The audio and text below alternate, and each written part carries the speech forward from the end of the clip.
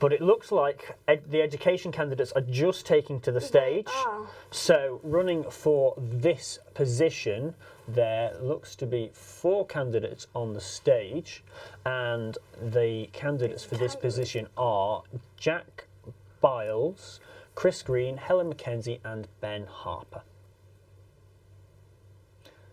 So if we just head on down to Barkhouse Farm now, we'll see how they do in their Husts.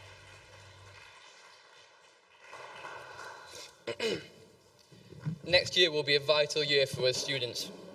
Lancaster University will be facing a Quality Assurance Agency review, and there will no doubt be a new government ready to take a bite out of higher education. It's a year Lancaster will need experience and ideas. I'm offering both. The 8 ideas I will pursue if I were to be elected are: number 1, to make lectures accessible. That means ensuring that resources are online before lectures, and a platform will be set up for students to voice grievances over violations to this policy.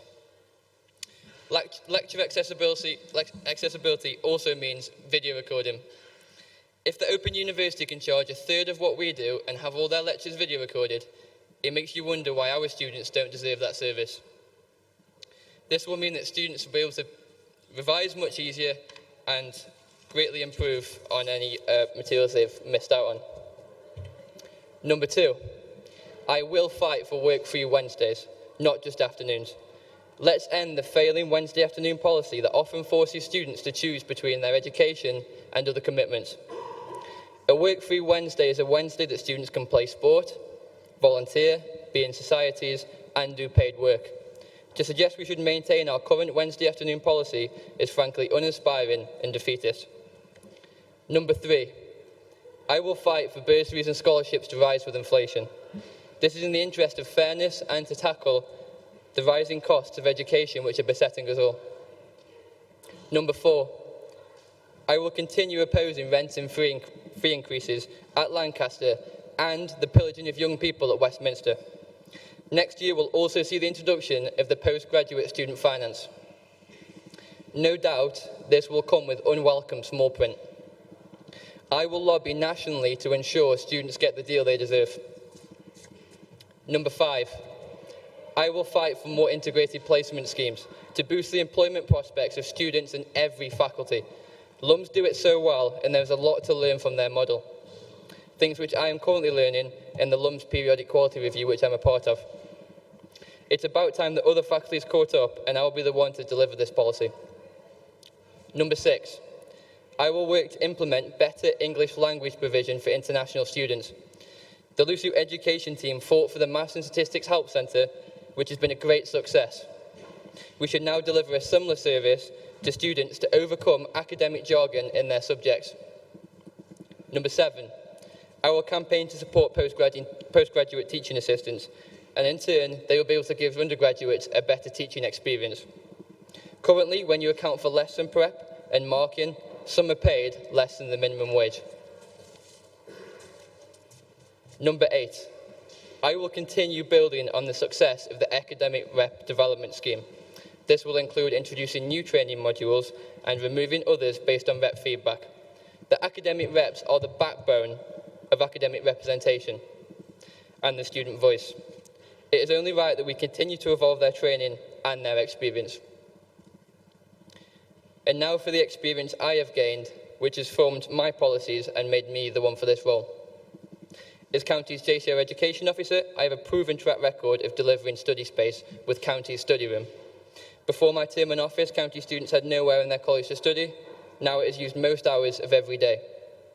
As CCU Education, I have lobbied Lancaster's MP, delivering him 333 letters from students calling for a better deal for students. I have helped implement the Academic Rep Development Scheme so students have better representation. Reps now receive thorough training and recognition of their hard work going on their interactive transcript.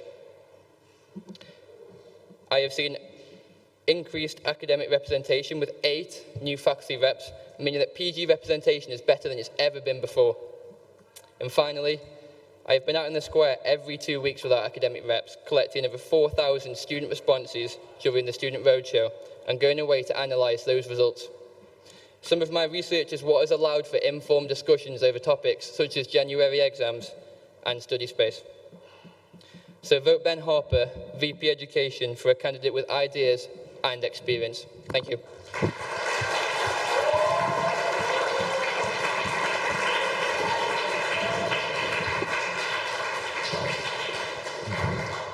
And the next candidate is Helen Mackenzie.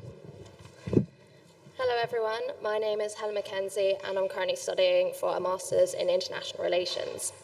At this point, I'd like to think I know a lot about the differences between undergraduate and postgraduate learning and the social life that goes along with each and how to balance all the different aspects and requirements that come into both. I'm still involved in a wide variety of activities beside my studies because I feel that I'm organised and dedicated enough to take on a number of responsibilities. I'm an academic rep in the PPR department and I'm also a Lucy counsellor. This year, I've been out volunteering with the Student Voice team to hear feedback from students about a range of issues, such as Part 1, January exams, and academic tutors.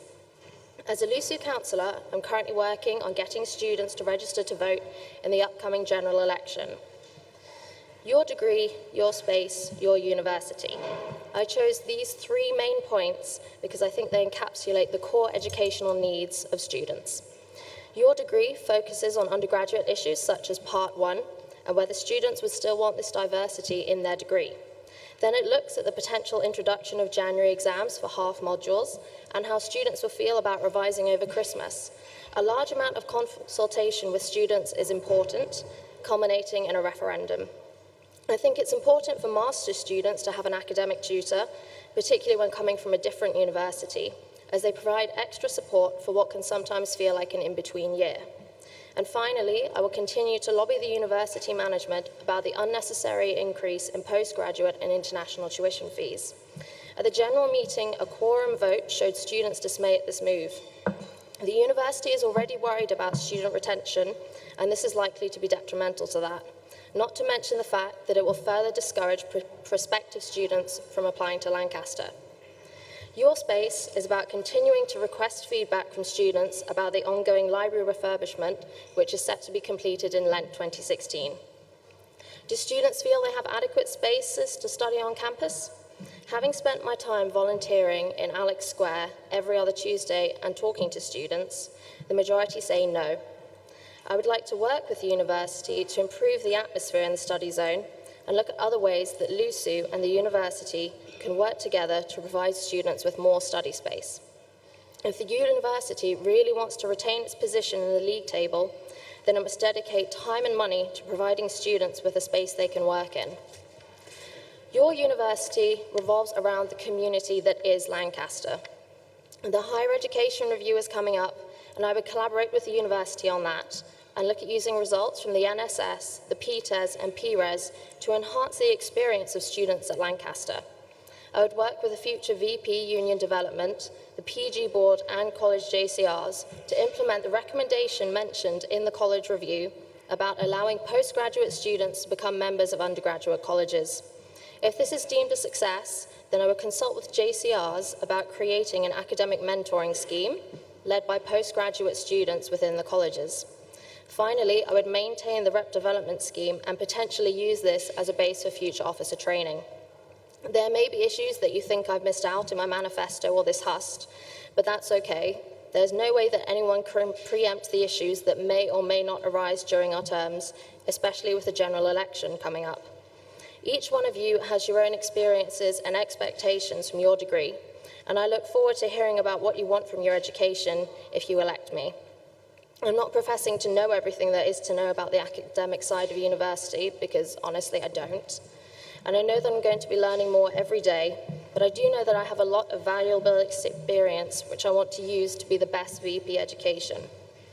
Lancaster is a fantastic university which has made its way into the UK top 10, and that's something that each and every one of you is responsible for.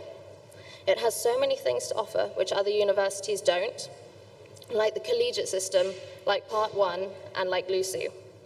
Sometimes I think we all forget that LUSU isn't only responsible for the social aspects of university, it plays a major role in the academic side of things too. Things like the library refurbishment, the rep development scheme, Assembly for Change, are all things that LUSU has had a major hand in. because Lucy was the voice of the students, and that voice has been heard. 30 seconds. The main purpose of coming to university is to work hard, earn a degree, and graduate into the world of work. University is the first choice we really get to use our voices and have a say in our education. You made a choice to come to university, and it's your choice as to how you use your newfound voice. I pledge myself to be a representative of that voice if you elect me as your VP Education. Thank you.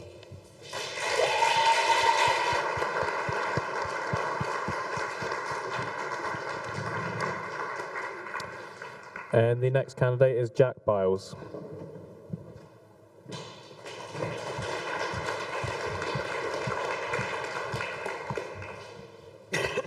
Brothers, sisters and comrades, I am Jack Biles and I am running to be your next VP of Education. And I'm afraid I'm not here to give you any fancy catchphrases or buzzwords, simply because I cannot think of any good ones, frankly.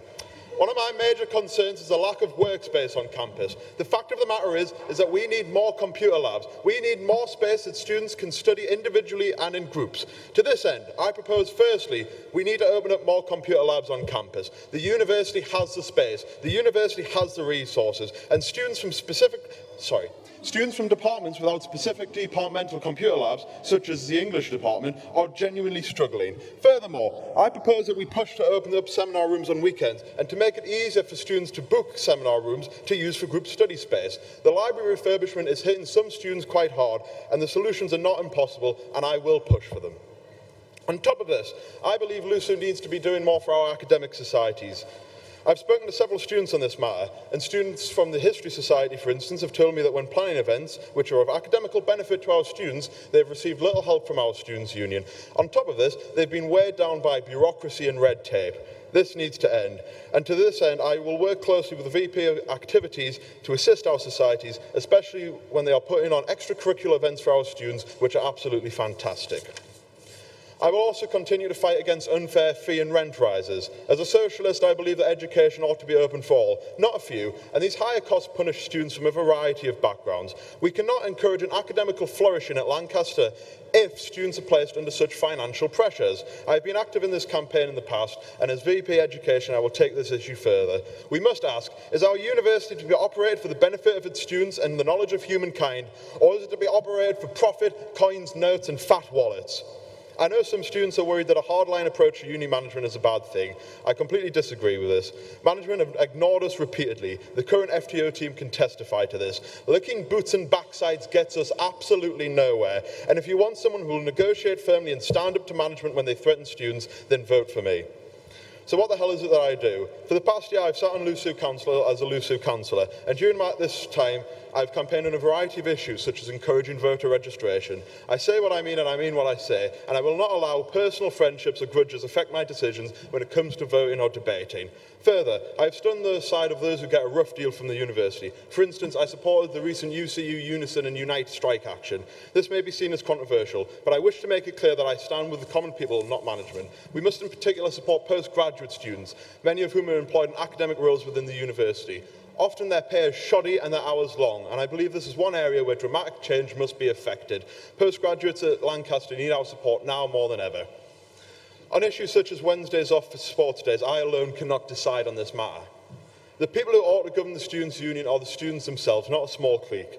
To achieve the best results, I believe we need to engage students as far as possible. If you want someone who will listen to your views on having Wednesdays off and other issues, then I am your person. I know it is an issue that divides many students, and we need a system that works for all. We need open debate, not closed arbitrary decisions.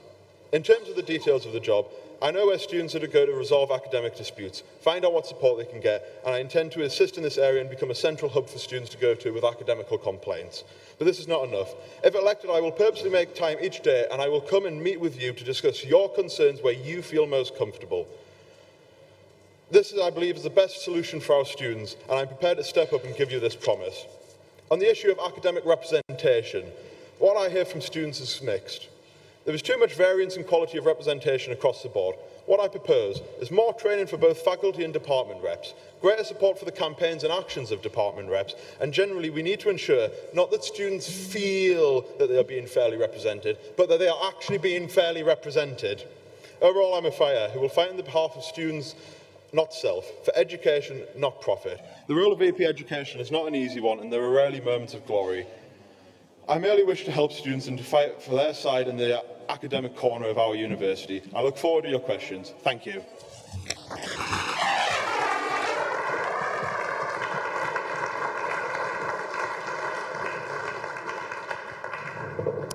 And the next candidate is Chris Green. Hi, I'm Chris Green and I'm running to be your Vice President of Education. So a little bit about me. I'm currently the Lancaster University Management School faculty rep, representing all undergraduate management school students on all academic issues. I've been on the executive board of 2 academic societies. I've been the Bolin Vice President, and I'm also currently a student ambassador for Lancaster University, and I'm hoping to be your next Vice President of Education. So what does the role of Vice President Education mean to me? It means fighting the corner of both postgraduate and undergraduate students on education issues and making sure they're treated fairly and get value for money from Lancaster University. The role is an extremely important one, as students come here first and foremost for an education, and students are increasingly facing bleak times in the form of rent and fee increases, £9,000 fees, crippling finances, frozen grants, extremely competitive job market with increasingly diminishing career prospects. It is the job of the Vice President Education to make sure student voices are being listened to and students are not marginalised and seen as dollar signs by the university. We are constantly reminded of academic excellence by the university. Why can't this be reflected in the way we are treated in the education we receive?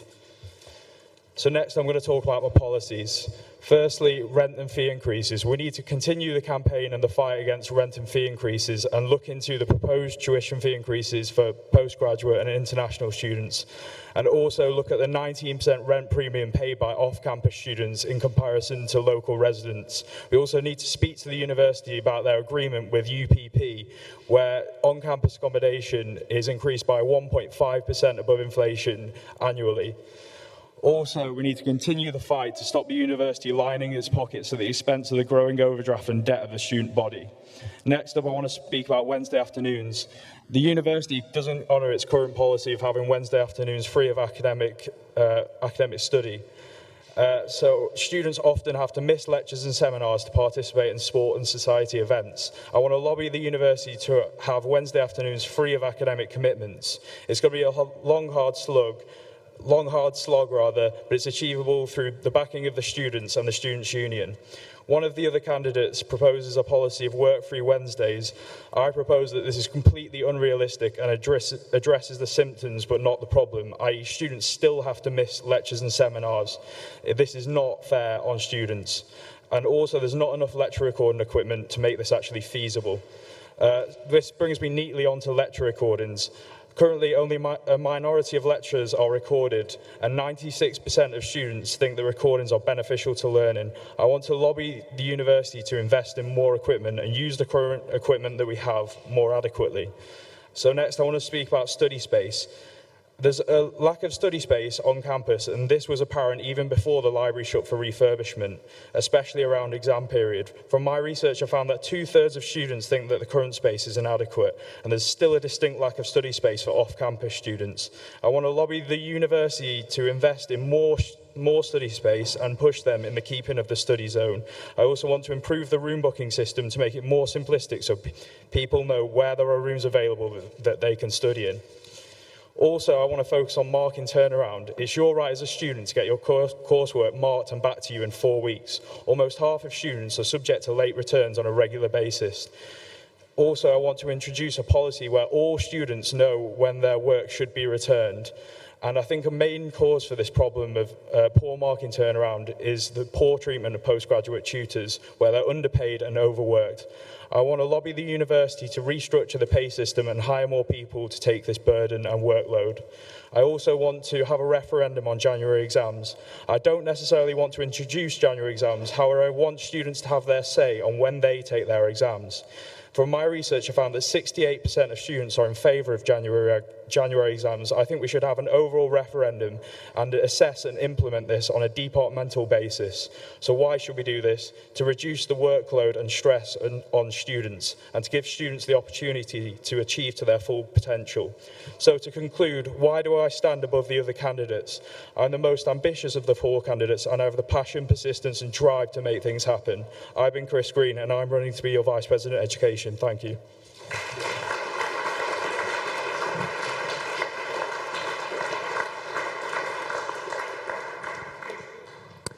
Any questions for the candidates?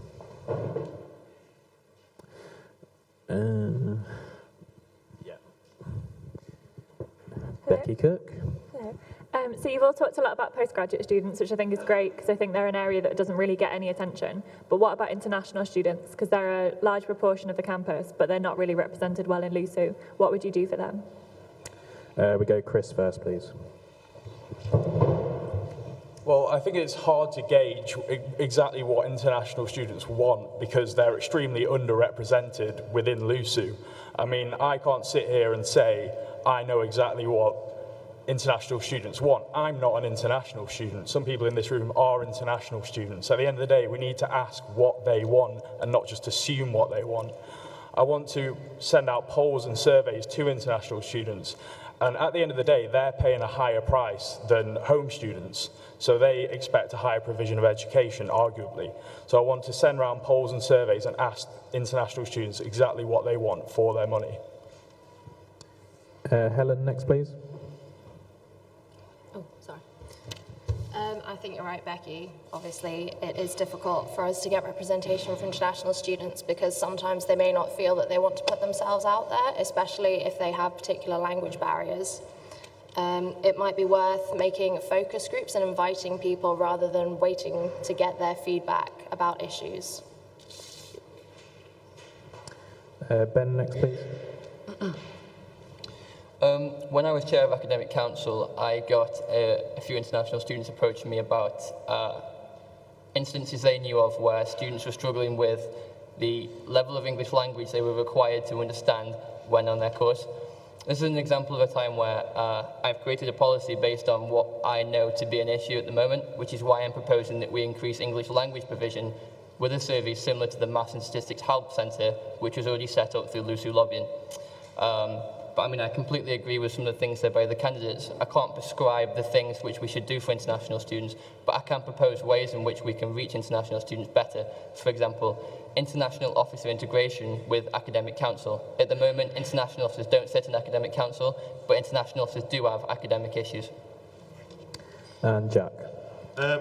More needs to be done for international students. I mean, for instance, I will carry on the fight against the rise in international tuition fees. In terms of their academic representation, I know in my own department in history, a lot of international students have been struggling with the kind of language levels used, kind of the terminology used, which they're not familiar with, and I think more needs to be done there. I think I agree with Helen's idea of setting up kind of focus groups, getting them into the Students' Union, getting them involved and finding out what their views are and what they need to be done. Next question. It's a question for Ben. Chris Green says how much he's opposed to Work Free Wednesdays being completely off.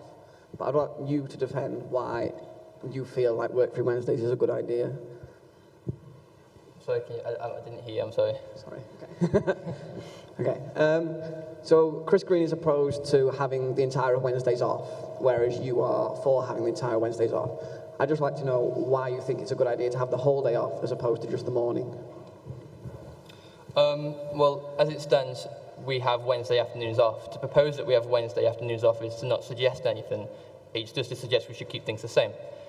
What I'm saying is that the current system fails students. Students still have lectures past the barrier, which I think is somewhere between 12 and 1. So at the moment, it's not working. We can also use a model similar to what Warwick uses. Warwick University gives students the option to opt out of their lectures or seminars when on Wednesdays. This will not affect contact hours. Contact hours will remain exactly the same.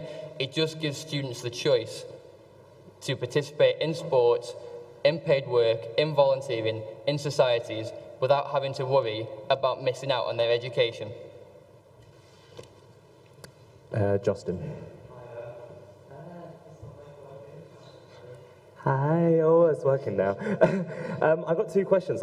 One's for Ben, and the other's just generally to everyone. For Ben, you said video recorded lectures, and given that we actually have to pay £9,000 now, I think a lot of students will want more contact hours and actually more humanly contact rather than, would you not think that would discourage students to turn up to lectures? Because personally, when I have a recorded lecture, I'm like, oh, I want to stay in bed, don't want to go. So that's the first question. Secondly, to all Justin, sorry. I don't know why I just went Ben, do you want to answer that question, then we'll go to the second part? Yeah, absolutely. Having lectures recorded doesn't mean that students don't have to go to their lectures. It's a choice which the students should still have the right to. Isn't that a privilege that we'd all like?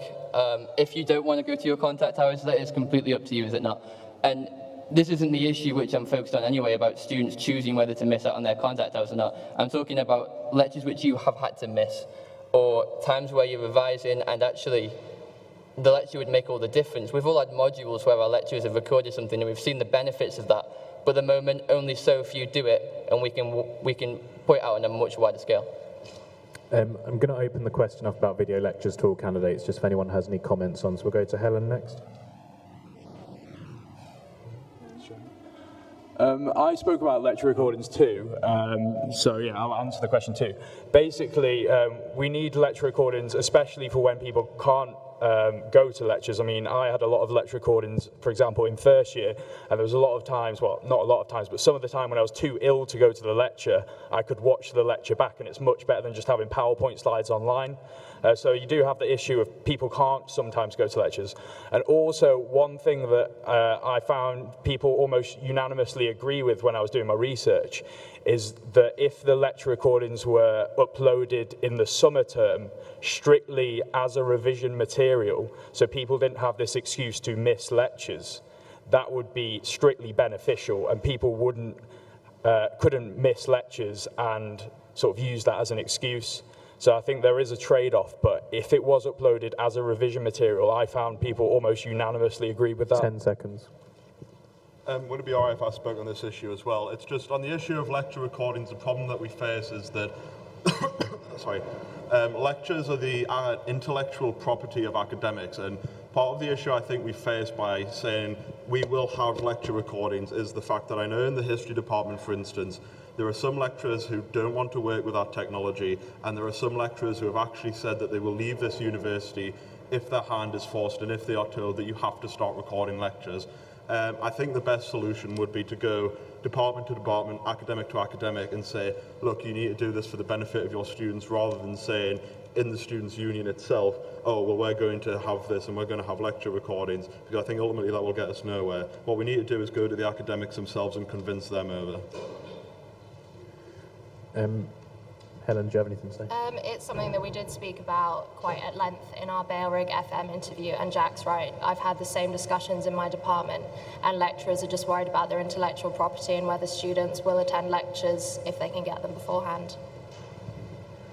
Justin, second part of the question. Sorry to be bombarding you guys with questions, but the second one, you guys mentioned international students, sort of fees and stuff, but I'm not sure if you're aware, but the post-study work visa for international students have been reduced to 4 months after April 2012 signed by the board Theresa May.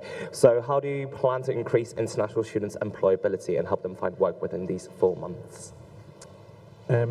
We'll go to Jack first, please. I know there are various government policies which limit the employability of international students. They're kind of held back. There's kind of this worry as well, I think, in politics at the moment that, well, we have to be careful around international students because who knows, maybe they're just coming here to steal our jobs, which I find is ridiculous.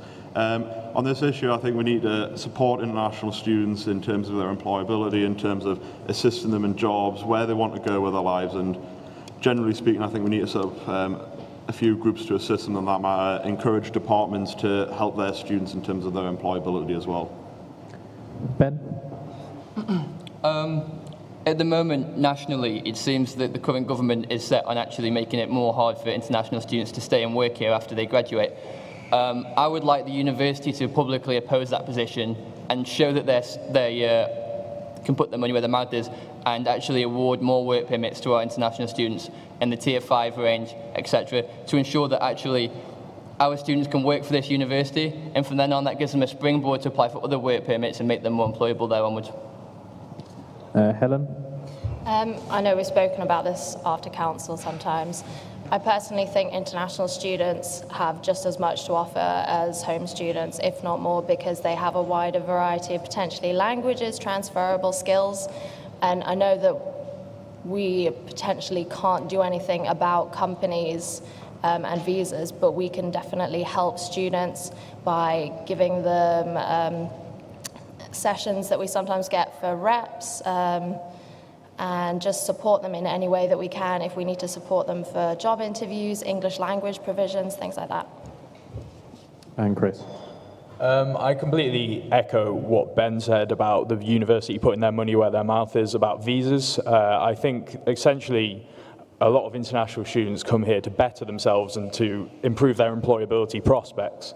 At the end of the day, the university knows this and the university profits off this massively. I mean, international students pay way higher fees than home students.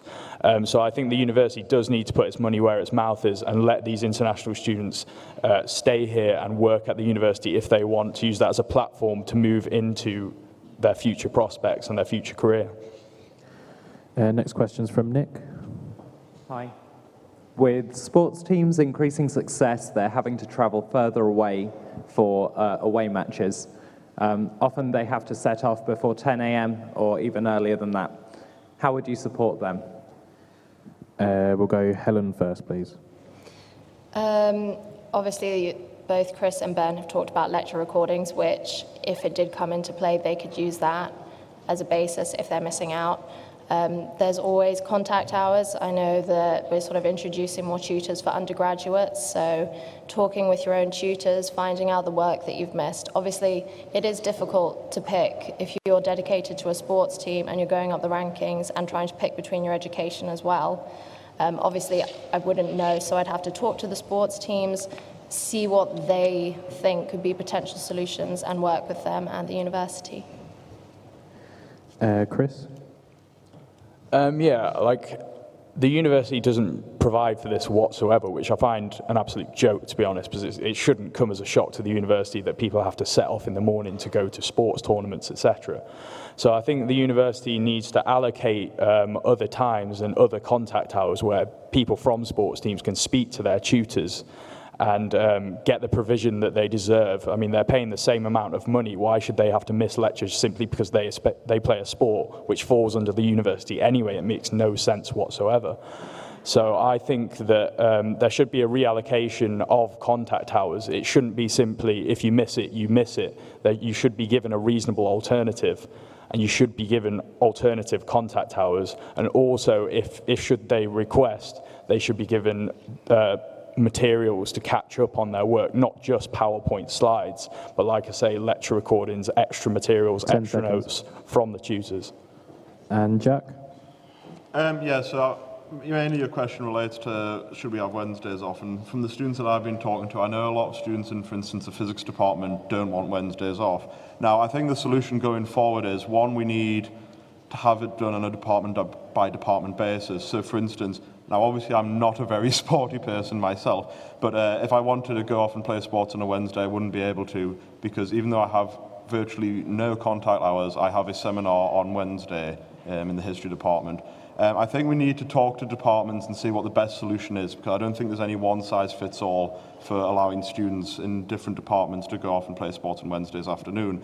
For instance, the physics department, which already has a huge workload for many third and second year students, it might be quite difficult to reallocate time there. So I think we need to go department to department, see what can be done. That would be my solution. And Ben? Work-free Wednesdays. I keep saying it, and I'll continue saying it again.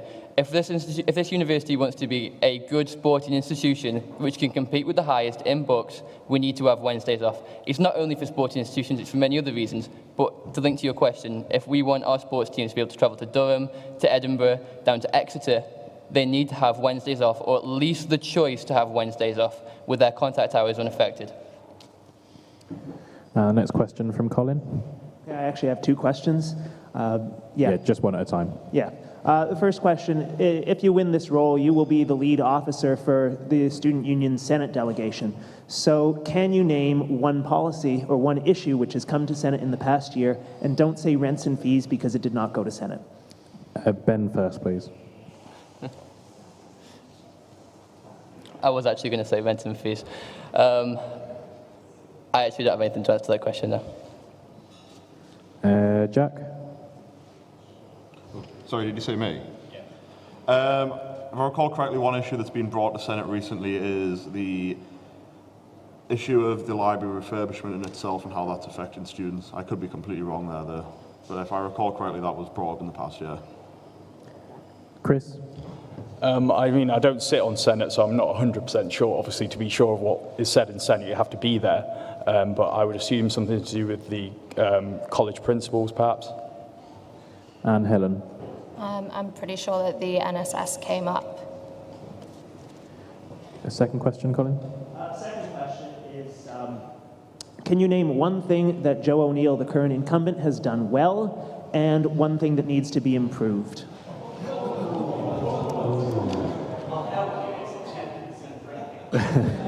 We'll take Chris first, please. Well, I think one thing that has been done well is that he's obviously facilitated and sat on the committee about the library refurbishment. Fortunately, I think it has been very well communicated. Students know what's going on generally with the library refurbishment, even though this is the negative point, which Joe obviously can't necessarily directly affect, but obviously is seen by students, is the very, very, and this is extremely harsh on Joe because he can't massively affect it, but the very awkward timing of the library refurbishment with the lack of resources that students now have and the lack of study space they have. Ben? Securing the study zone as an alternative study space during library refurbishment was something which I'm sure has helped many of us out. I mean, it's not the best space, it lacks plugs, it's pretty dark and dull in there, but yet without it, we would still be incredibly cramped in terms of the study space we have on this campus. Something which he could have improved is perhaps his relationship with the department reps and being closer to grassroots representation. I mean, we have a hierarchy structure in Lucy with how we represent students, and sometimes the top of the hierarchy can be quite distant from the bottom. Helen? I think Joe's work on the NSS, the PTES and the PRES to get the university ready for the higher education review is really commendable, and is not necessarily something that could have been done better, but maybe address the issues of printing payment earlier. And finally, Jack. Well, I think there's kind of two joint things that Joe's done well in his 2 years in this office. Firstly, his work on the library, I think, has been fantastic. You know, achieving the 24-hour library, communicating to students what's going on, etc. And also, I think, his phenomenal work in building the Assembly for Change that we had last term. In terms of the negatives, I think more work needs to be done around departmental reps, mainly relating to training and assisting them in the campaigns that they want to run. Next question from Ronnie, please. Yes, it's kind of an open question, really. I'm just interested to know what the candidates' opinions are on the three-part Part 1 for first years. Goes to Jack first. Could you repeat the question? Sorry, I didn't quite hear I just seek the candidates' opinions on the three-part Part 1 for undergraduate first years. This is when you study a major and, in many cases, two minor subjects. Well, personally, I think it's quite good. I like the fact that it gives undergraduate students a kind of flexibility in their first year. So, for instance, I did history, politics and philosophy in my first year. I was very tempted to change over to philosophy, and at the moment I think it's quite a good system that enables students to kind of explore different options in their first year as to what they want to study at university. I know that one problem with it that I've heard is that a lot of students don't want to do it. A lot of students, you know, supposing you come to university, you study politics, they don't really care about having to pick two minor subjects and they don't enjoy it. So I think one thing that we could perhaps work on is introducing more flexibility into Part 1 subjects, whereby if you want to pick minors, then you can, and if you don't, there are other options available to you. Helen, next, please. Personally, I think it's a really great idea, and if I'd known about it when I was applying to university, I probably would have looked at Lancaster. I know that when we've talked in the department, it's a particular issue for joint honours. Sometimes they feel they don't get enough options in one part one as opposed to another. And like Jack said, some people want to specialise instantaneously, and some people do like the diversity, especially if they do think that they want to change to another degree scheme. And Chris? I personally think it's extremely beneficial to all students because it gives you a huge amount of flexibility, not just in first year. People think that part one just applies to first year. It doesn't, because I know a lot of people where it applies to second and third year, in the way that, say, for example, if you don't like your subject, for example, I've known people that have done economics before, and by the end of first year, they absolutely hate economics. But when they've done their minors too, say they did their minors in management and marketing, for example, I've seen this example before, because they have done the sort of foundation modules in the other two subjects, they can actually change their degree to one of the minors.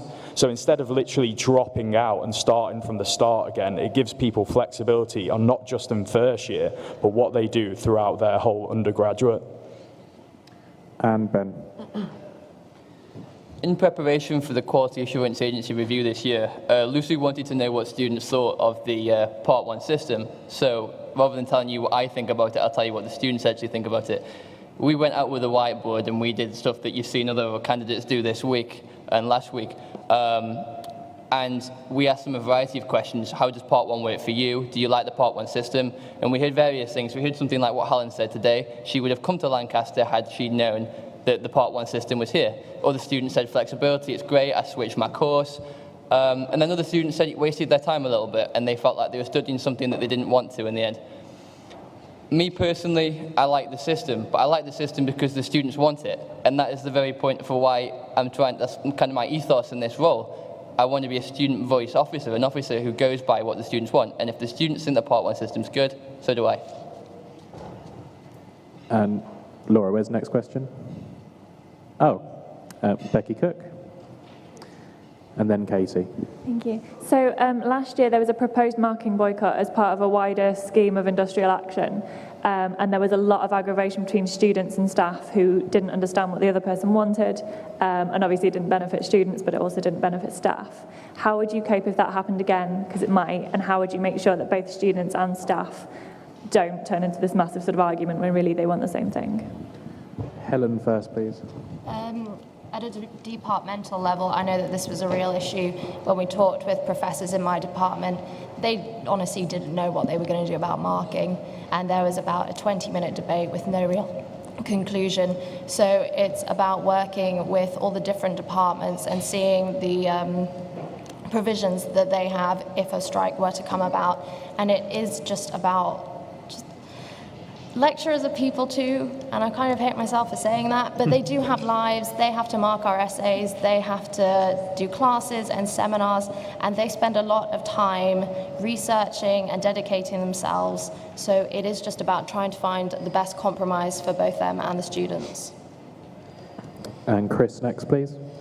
I don't think it's sort of it's seen as that the students and the sort of lecturers are two completely separate bodies, but I believe in this instance they both mainly wanted the same thing. I mean, most students would agree that, that the conditions were not right, but I think what caused them to split is there was a lack of communication between the two. Obviously, all of us here were subject to this potential marking boycott.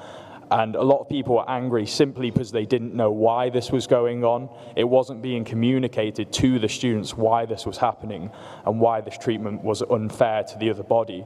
I think it's all about communication between the students and the lecturers and tutors to get them both on side, as the only people that didn't want it to go through, essentially, is university management. And Jack? Well, yeah. I kind of have to echo what Chris says. I think part of the problem was a lack of communication between the students on the one hand and the UCU union on the other.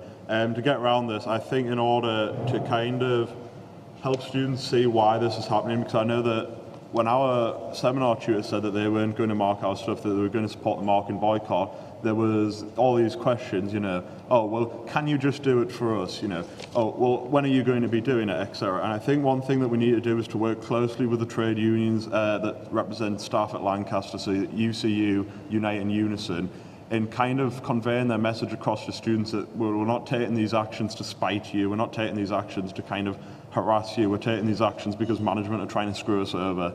So I would just like to make clear as well that I completely support UCU, Unison and Unite in their strike action. And Ben. I think most importantly, when there's a threat of a strike action or a marking boycott, the first question we have to ask ourselves is, will these students be badly affected by this? And in most recent cases of industrial action that's been proposed, the answer is no. The actual repercussions of strike action to students is actually we give you a grade which is perhaps inflated. If your actual grade is higher, then we will award you that grade. If your actual grade is lower, we will still give you the grade which we awarded you prior to your work being marked. The issue is communication, as most of the other candidates have said. I believe that any department who has staff who have agreed to do the marking boycott or a strike should explain to their students in an email, in a seminar, in whatever opportunity they can, why they are backing it and what it will mean for the students. So there's no speculation about what will happen to students about my grades or my work, or why these staff are doing it in the first place. If there's clarity between the two, the process can be much easier and we can actually support each other.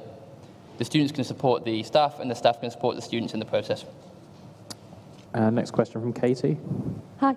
So a lot of you mentioned study spaces, but are you aware of any study spaces in South West? Because during your campaigns, I only saw one candidate actually integrate into South West.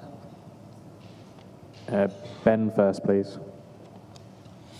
I don't actually have more study space as a policy because it's something that any candidate in this position should be aspiring to do. It would be like, well, no, I don't want more study space. You guys can have less. It wouldn't make sense to have it as a policy. It's something that we should be doing anyway. Did you say in reference to Southwest? Sorry. Well, I was down in Southwest, so I'm not sure whether you're making reference to me. In Southwest, I know there's common room areas that belong to grad college, but other than that, there's nothing that's as big as you will find near and around Alexander Square. And I think student opinion should be canvassed more in Southwest.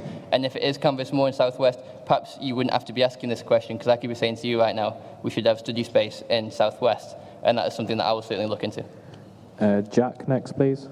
Yeah, in terms of actually getting study space for Southwest, if I'm elected, I'll look into seeing where exactly we can put it, what rooms are being used and not used, and generally where in Southwest we can help students in terms of the study space that they want. I mean, obviously, most of the study space at the moment is focused around Alexander Square, kind of the Berlin County area, and I think that if students who live on Southwest campus, particularly in grad college, want more study space, and that is something that we need to campaign on, but I'd have to look more into exactly the details of where we can put it, what we can do, etc. Chris? I think when you look at a map of campus, it's almost as though Southwest is sort of an afterthought, and I think this is reflected in the lack of study space that's there. It was almost sort of, the plans came out and it was just sort of done, and there wasn't really any thought of study space. Obviously, if you want to go and find the main sort of study spaces, either the library, the study zone, and the learning zone, you have to walk, a very long way. It's better just stay in your room. So I think, yeah, it is a huge problem, like many things in Southwest, that it's been completely overlooked. And I think there's a lot of space in Southwest that is just empty and it is not used properly. I don't think it would take very much time or much money to introduce some study space simply by using some empty space that is already in Southwest that is not used. And Helen, sorry. I know that the postgrad common room is undergoing refurbishment at the end of this March to provide greater room. As for finding other study space in Southwest, obviously Southwest was built afterwards, so there is going to be a higher concentration further up in main campus. So as to building new spaces, that might take a while and money, so it's all about not necessarily repurposing, but temporarily using other spaces like this. This is a great space. If Cartmel, and we consulted with the JCR, and they were okay for using this space at various times. It's about looking at what spaces we can use before building something else. Take another question from Twitter. Do the candidates know what the white curriculum is, and if so, what will they do to combat this instance of industrialised racism that disadvantages black students? We'll take Helen first, please. Can you repeat the question, Damon? Yep. Are you aware of what the white curriculum is, and if so, what will you do to help combat this instance of industrialised racism that disadvantages black students? I'm afraid I don't know anything about that, but if I were to be elected, and I'll look it up after this Husts to find out what it is and who exactly it's affecting. And Jack? Could you exactly, I still can't hear you very well, I'm afraid, David. Could you repeat exactly what the... Yeah. Sorry. Are the candidates aware of what the white curriculum is, and if so, what will they do to help combat this instance of industrialised racism that disadvantages black students? I've heard of it, but I don't know a great deal about it. I suppose I have to echo what Helen says. If I'm elected, I'll look far more into it and see what can be done to combat it. And Ben? I could speculate that the white curriculum may well be the ethnocentrism of Western culture, and the fact that when we give lectures, the main figures we talk about are white professors and doctors from history. I'm sure it's probably a big issue in FAST and STEM subjects. And rightly so, it is a big issue. And quite interestingly, it's not something I'd reflected upon before this question, but what I will say is it's something that I will campaign to go against, because we should be celebrating the culture of the people at this university. This university doesn't just teach white British people, it teaches people from all over the globe. We should be teaching them about people from all over the globe too. And Chris? Yeah, I mean, I can't say I've heard of that term specifically before, but I think any form of industrialised or non-industrialised form of racism is absolutely disgusting. And I would obviously find out exactly what is meant by this and work with the CCO Welfare and the CCO International to find what we can actually do about this, because I wouldn't want to intrude into other people's remits. But I think any form of racism, whether it be educational or non-educational, on campus or off campus, is absolutely disgusting, and I think we should do anything that we can do to sort of combat this. And I will take one final question for the candidates. Tom. Hi. This is Nam. Oh, wait. Okay, cool. This was actually for Ben specifically. You mentioned in your Husts that while you were on County JCI, you helped secure the new study space in County Main. And you referenced the fact that before that, County had no study space. Not to knock on the study space, it was really useful, especially for me when I was in County. But I just wanted to check you were aware that there's another huge study room right next to the Porter's office and the laundrette that's been there for as long as you've been here and as long as I've been here. I'm fairly sure what you just said, Tom, was that there was already a study space that existed prior to county study room, is that right? Yeah. Yeah. Are you referring to the county PC lab by any chance? I am, yeah. Yeah. Well, I mean, county PC lab is limited as county PC lab. Also, county PC lab takes lectures in the days, it takes seminars in the days. The space which I have implemented is a space which is constantly free for students to use, and you've got desk space as well, which you don't have in county PC lab. And thank you, candidates.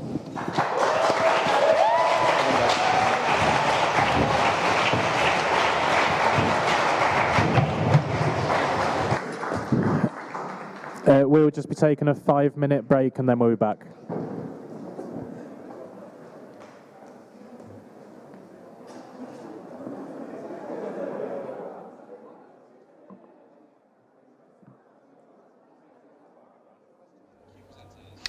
We've just seen the Husts there from the candidates for the VP Education position. We have. Now, they're all looking strong as well, weren't they? Yes, I think a couple of them did start at the Ben Harper looked a little bit nervous when he started, but he then got into the swing of things. Did. Chris Green seemed to know what he was talking about, but he didn't look up once, so you could tell he'd scripted it word for word. And although he said it right, he didn't engage with the audience. But good Husts. Yeah, and they had some very good answers, didn't they, as well? Yes, although, again, there was one question that stumped all of them. Unlike the last one, It was the question about if they could name a motion that's passed in yes. Senate, wasn't it? Any issue that had been brought to Senate, and they were told by Colin Mang, who asked the question, not to say rents and fees because it didn't go to Senate, and none of them really had an answer. No. A couple speculated, but again, I think that's it's quite an in-depth issue, and it's not one that your average student is going to be asking them about on the campaign trail. It's only in hustings they're going to need to know that stuff. Is it something that they should have been looking into, though? A bit of basic research would have been helpful, given that, as Colin said, the education officer is the lead officer on the Senate delegation from LUSU. They should have probably had a look at either a look at the minutes or a chat with the current education or other full-time officers who sit on the Senate and said, look, what sort of issues get brought to this body? And I think it's the same for any committee that they would sit on. These potential candidates, they should be going to the officers and saying, what bodies do you sit on? What issues are brought to each one? Yeah, I mean, even so, I can imagine that it was a huge relief to see that none of your other opponents actually knew the answer. Yes, to if you're gonna fall flat on your face on a question, at least you all go down together. You'd hope that everyone else would. Now, another big topic was the recorded lectures. Now, that came up quite a lot. There's concern for a lack of them, isn't there? Yes, now there seems to be two issues here. The first is to do with the students, and it's whether it's encouraging people to say, I don't want to go to my 9 o'clock lecture, I'm going to stay in bed, and then I'm going to get up at 12 o'clock and I'll have a look through the recording, which for lectures isn't great. It's not great if you've only got 10% of your people there because everyone else stays in bed and watches the... But Chris Green came up with a good fix to that almost. He suggested that like delayed releases, so maybe it should be released in the summer term for revision for exams. Yes, I think delayed release has a lot of potential, as you said. It would need to be a bit more flexible than that because some units are examined at the end of each half unit or whatever. Yeah. But if they were released later on as a revision tool, but it then doesn't help you if you're trying to write up your lecture notes and you missed a bit or you didn't quite understand what they're saying and you don't have the recording there. It seems a bit... To me, it seems a bit harsh to punish the students who were there. They can't. Yeah. I don't know. I mean, should it be the lecturer's decision, though? There are some lecturers who would like it, and there are some who wouldn't. I don't think it's a huge problem. There are the intellectual property issues and things like that. But at the end of the day, all of these lecturers are employed by the university to teach students, and I think as long as it's brought in sensitively and with negotiation with as Jack Biles said, that it should be done department by department, academic by academic. I think that was a good idea rather than rolling out a blanket. It definitely was. Another one of the big concerns that kept coming up in questions was the study spaces. Now, with the library refurbishments, I think everyone knows that there's almost a lack of room. They had some quite good ideas surrounding that. What the Southwest campus came up. Yes, Southwest campus and the lack of just about anything other than accommodation and bars down there has come up, ironically, given that they're actually in Southwest campus there. It does show that that some people certainly believe that the remoteness of Southwest compared to the rest of main campus and the fact that it's not like a university campus, it's a little village effectively because there's no departments, there's no academic life down there. So yeah, you've lived on Southwest, haven't down you? in Lonsdale. How did you find that?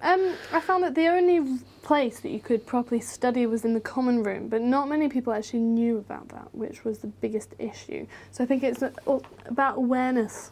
A bit more. But then if Lonsdale's common room isn't huge, and if they did know, catch-22 there, haven't you? It's very true. I think it's a very different feel to Southwest. I've lived down there for a number of years now, and I think that it appeals to some people, the fact that they can go home and get detached from campus, but still not have to get a bus in from town.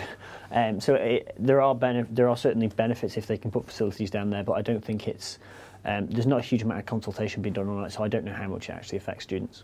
No, there hasn't. Now, another issue was the international students and hearing their voice and knowing what international students want from education. Now, a lot of them did touch upon this in their Husts, and I think it was very interesting to see that. Yes, and courtesy of Justin, of course, they had many a question on there. He's been bringing it up all day as international officer. There was one interesting point about the level of English required, because of course, for whatever degree you come here and do, you are going to need a basic level of English. But for some degrees, there is a more advanced level and terminology required. And the points that were made by some of the candidates sounded like it was these specific subjects where you need a more advanced level that there was no support for. They mentioned that a similar thing could be done to the maths and stats workshop that is run for people who do management degrees, which management economics things that need an advanced level of maths but aren't actually taught maths. And I think there's potential for something to be done there that would benefit international students. Now, some of the candidates have previous experience, like Ben Harper, if I understood correctly, he was cross-campus officer for education at one point. Do you think this will advantage them in any way? I think a lot of these candidates, in fact, Helen Mackenzie is the only one here who doesn't seem to have a great amount of previous experience, because Chris Green, of course, was on Bowland JCR. Jack Biles has sat on LUSU Council for a while now. So I think they've all got, apart from Helen, who has only actually been here a few months, she's not got the experience of doing an entire undergrad degree here like the rest of the candidates. So I think the other three are at an advantage that they've seen LUSU politics through whatever angle they've seen it through, and that gives them more idea of how to operate within LUSU. I don't know how much it helps on the campaign front, because as I said earlier with the Senate question, knowing how LUSU works is very useful for hustings, because the LUSU political elite, for want of a better word, will question you on it.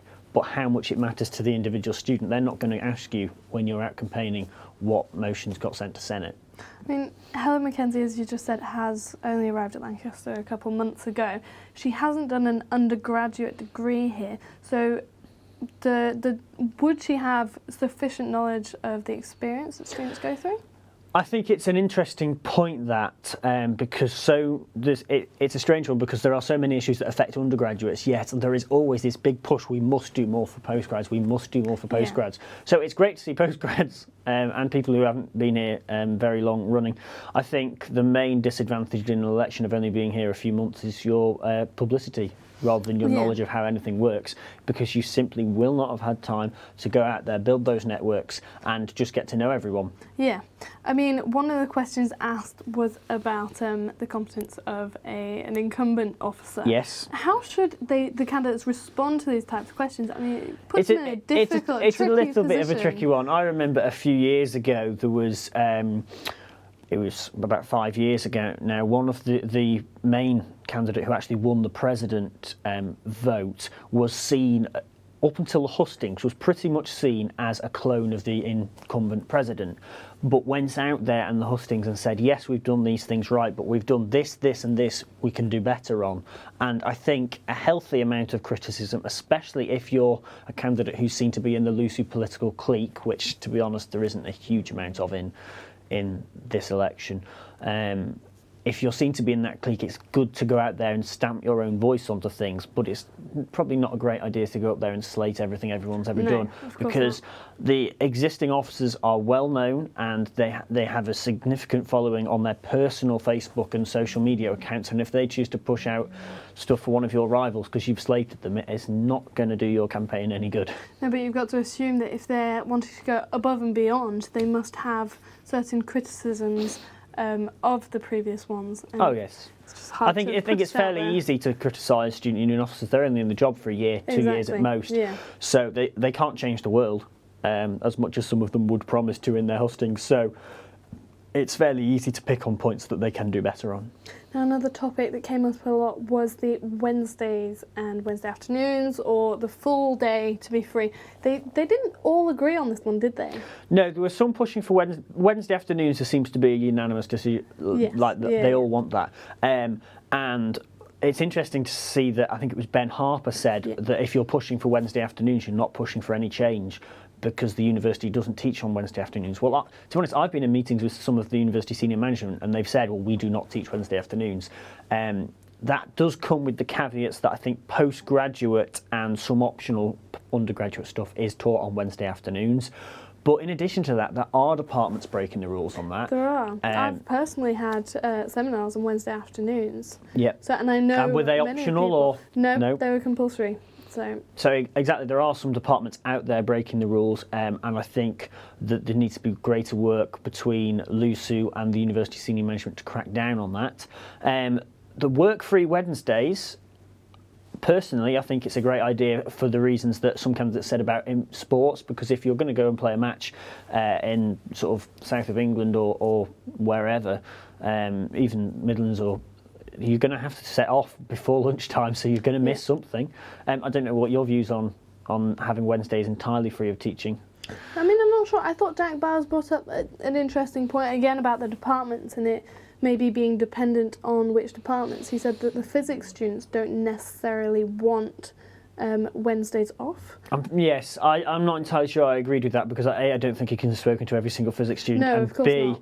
that I don't think it works, because if you play in a sports team, no matter what, like, you're not just going to form a football team out of people from everyone other than physicists. And I think that there needs to be a university-wide policy on this. And if they are indeed pushing for sport as much as they are for this year's Roses to try and win, get that elusive away win, I think it's the logical next step is to improve our books performance, which this will do. Yeah, I mean, do we know what other universities are doing currently? The Wednesday afternoon, it entirely depends how serious they are about sport. Yeah. Wednesday afternoon off is fairly traditional and is fairly common. Work-free Wednesdays is a bit more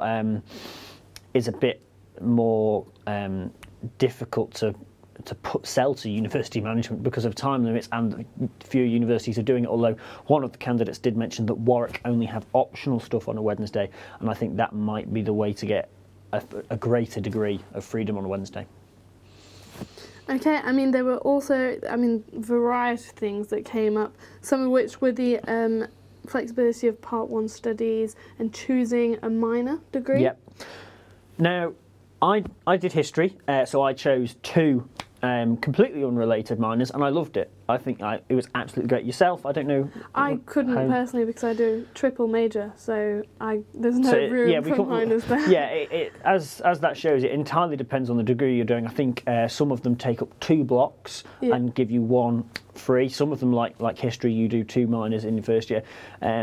It's something that Lancaster certainly used to really push, that you can continue your studies.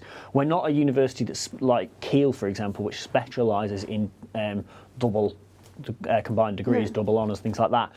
But I think it's great to be able to study something completely different. Yes, of course. Like if you're doing maths, you could go and do a language or something like that in your first year. But all students have the choice whether or not to pick these extra sort of... should it be optional? Well, yeah, it's very difficult to make it optional, because then you've basically got to make it, if you're going to do that, so that your core elements you have to do, but then you could expand with additional ones that won't disadvantage those who don't do them when you go into your second year, because the entire aim of first year at university is to make sure everyone's at the same level and they can proceed with part 2. So it's very difficult to make sure that is suitable. If you can manage it, brilliant, but as you said, with some degrees like your own degree, it's not possible because you've already got 3 subjects. So it's never going to be available to everyone. No, but I do, as the candidates were all saying, it is beneficial, isn't it? It's a good sort of advantage to studying at Lancaster. Yes, and it gives you it gives you a more rounded education as well. Now, they talked about the marking boycotts and marking turnaround as well, and how there should be more discussion between, more communication between maybe the students and the lecturers. Yes, there was sort of 2 issues here. There was no surprise that Jack Biles was saying we should be working with the trade unions, given his personal political background.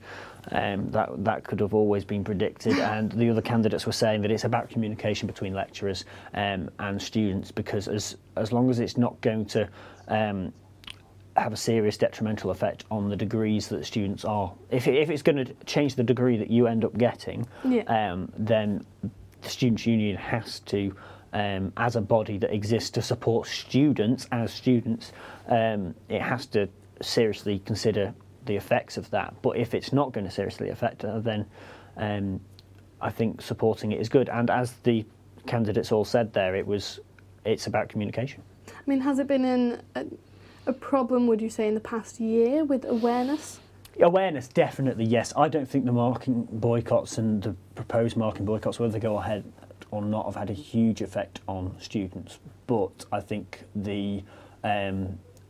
university management, there's three sides in this: university management, lecturers and students, and I think communication between students and lecturers needs to improve, or university management can sort of set one off against the other.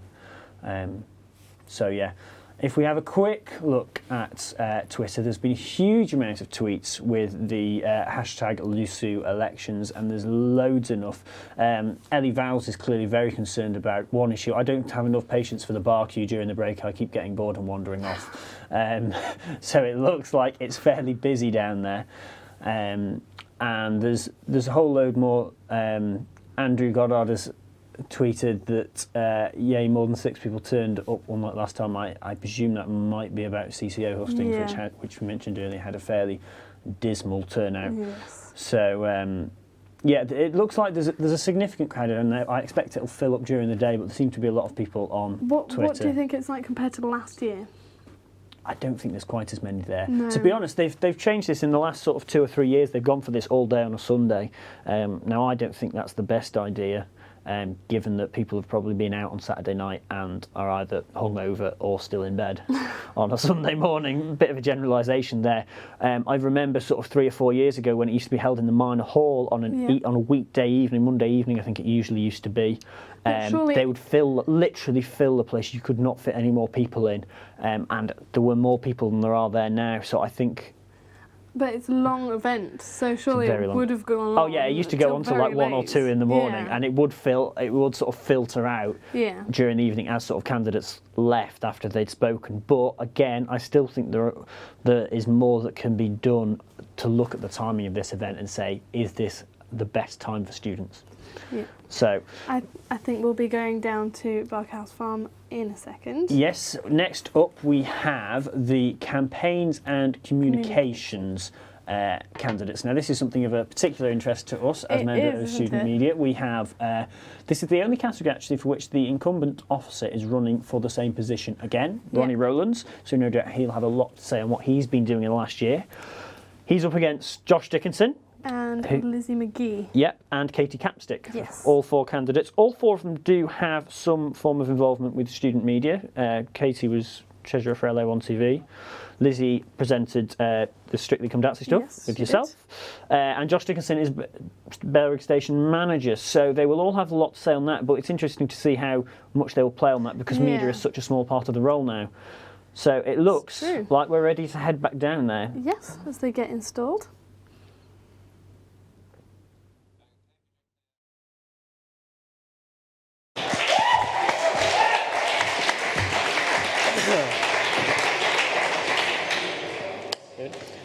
Hello everyone, thanks for coming down today and thank you to everyone watching at home. I'm Josh, but thanks to Josh Sinclair, I'm running under the name Vote Dickinson, which I know is rife with sexual innuendo. I'm a 3rd year psychology student. I sit on Union Council, I work in photography and image editing, I host the news debate show Campus Correspondent, and I'm the current stage manager of Berwick FM. Through my experiences, I'm looking to bring my creativity into real solutions for problems both big and small. One thing you'll likely hear all candidates today talk about is rent prices, but I prefer to focus on the term the cost of living crisis. For all that's been talked about, I don't think enough help has begun. If I were to be elected, I will tackle 3 main things: rent, finance and information. In the past 3 years, I've seen my accommodation rise from £95 a week to £105. I'm amazed that this has taken so long to get action. It's fantastic we're in discussions with the university, and I'm confident to lead these, but we also need to do more. In 2003, the university entered a contract with the UPP to refurbish accommodation and increase rent year on year. We need to start collecting signatures and delivering them to UPP directly. We need to start telling them that we can't deal with higher and higher rents. We need to start lobbying UPP so they are finally held accountable. In terms of finance, I would love to push for bursaries to have the option to be split over the terms to cover rent. And I'd also love to talk to the university to discuss ways in which students can be more flexible with rent payments for those who struggle. There's so much more we also need to do in terms of information. I would love to work with welfare and community to create non-condescending help and guidance for students struggling with finance. We also need to start creating much more knowledge about the problems faced by the middle set of students whose parents don't earn enough to pay for them, but earn enough income so that student finance does not give them enough money. I'm an incredibly creative individual, and I love finding unique solutions to different campaigns. I'm ready to begin working with other FTOs and students to hear what campaigns we need to work on and create campaigns that work for students, reaching people like my first-year self who hardly took the time to find out what was going on at the university. Now, the media is, of course, something that I'm deeply passionate about. As the current station manager of Beowulf, I'm in love with our joint media. I've been at the forefront of making it much stronger and have extensive knowledge of all of them. I was one of the strongest voices for Scan's independence. I know LO1 also loves its independence from LUSU, and I'm there to protect this. Beowulf is currently undergoing massive engineering work and needs an FTO that knows and can help this. Finally, I want to help Take Two Cinema more than ever, helping promote screenings and making timetables much easier to find. Event promotion is something I wish to make LUSU much stronger at. For a start, we'll be having a Home Roses next year, and having already led Beowulf's coverage for the 50th anniversary, I'm in an amazing position to give us the best and most innovative coverage, and I want to work with the media to harvest creation and ambition in how we report this. Similarly, I also want to install permanent internet access to the sports pitches to allow the media to report on games and events like Legends, Patriots and Founders live as they happen. I will make it much easier to find sports societies, events and match times by creating a simplified timetable that can be hosted on the LUSU website, iLancaster, and maybe even the student portal. We can make finding out what's going on at the university so much easier. We need to make it as easy as possible to find what you're interested in, whether that's American football games, art exhibitions, comedy gigs, whatever. It's small things like this that improve our day-to-day lives. It's small things like this that really matter. I've had amazing feedback from sports societies throughout campus on this, but I'm also aware that one already exists on iLancaster. However, it's been completely neglected through this year, only displaying union events, and it's currently cumbersome to use. We need to do so much more than just promote this current system. The app needs reprioritising and a way to filter through specific sections of match times, cultural events, nightlife and so on. We need to engage with clubs and societies more and create a relationship with them that can help promotion. We need an FTO who can see what small positive things like this can improve our lives throughout the university. We need an FTO who knows the students and what they care about beyond just the big issues. We need an FTO with creativity and drive to make the small things that matter. Thank you so much for listening to me. There are even more things that I don't have enough time to talk to you about, and you can find it all at facebook.com/Vote Dickinson. Thank you ever so much. Please vote me number 1. Thank you.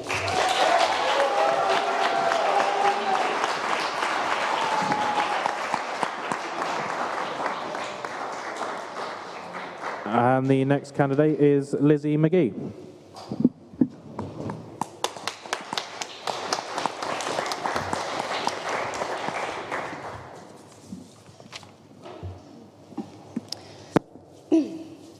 A couple of weeks ago, I told my housemates that I was running for an FTO position.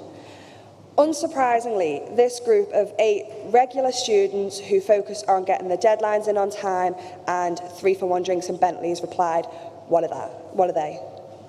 I then had to tell them that the FTOs were the people that they defaced on the poster that we got given in Freshers Week. And surprisingly, Ronnie, you actually do suit a monocle. But, but this is one of the things that I'd like to challenge if elected as FTO, this relationship with LUSU. I don't think that the current situation is strong enough and the work that the current FTOs do are not recognised. To do this, I think you need a person who is likeable, who is approachable, easy to talk to, and is proven to negotiate and get the job done. I believe I am this person, and I think to do this role as it should be means constantly communicating with our students, not just at the beginning of the year, going to societies saying, "Vote for me, please can I have a cheeky picture," and then that be done with it. This means year-round communication with liaison with students, talking to them, talking to societies, and more importantly, talking with the JCR. The JCR people are the beanox on this place. They know what goes on. They know who the students are, and they know what they want. And I don't know why we don't work with them in more and stop making LUSU a boundary rather than a platform that the JCRs can use. If elected into the role of campaigns communications, there's a few things that I would like to implement. Firstly, it is a cliche, but let's have less lectures and more of a conversation.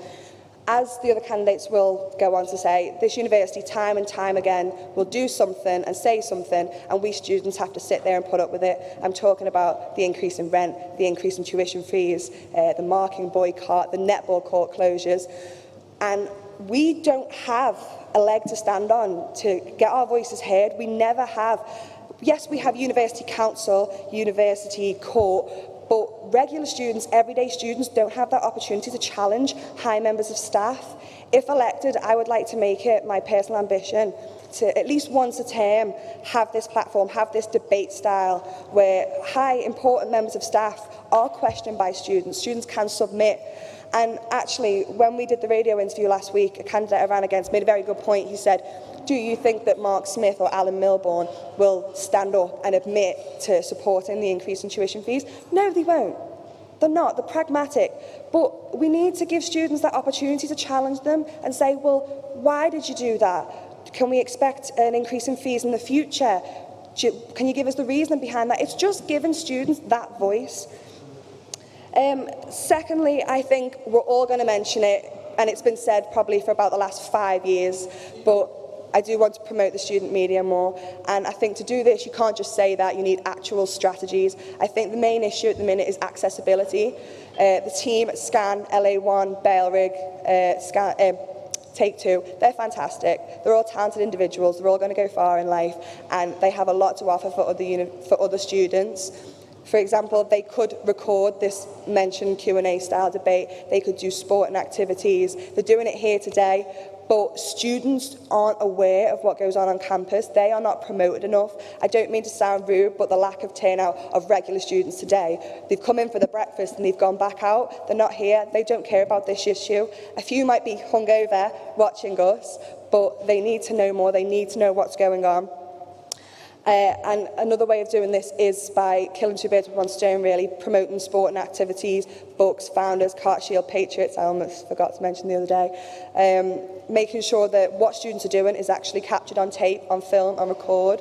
So let's not just show the students here what we can do, but the locals as well. And one of the things I'd like to do is get outside businesses involved. I've actually been speaking to someone who we want to approach Stagecoach and actually get Scan newspaper on Stagecoach.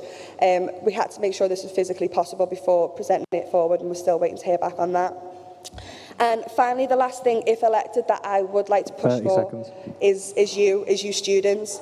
This role of campaigns communications, we are the student voice. We are here not to tell you what you need to do and what's going on. It's for you to tell us what you want, and together we can make it happen. Together, if there's something you want to campaign for, communicate for, we can work on this. I think just from this last week speaking to societies, some of the things people have told me is they want equal representation, they want the buses to be on time and not have to pay for a bus pass if they lose it. These are simple things, but together we can make it happen. That's time. Thank you.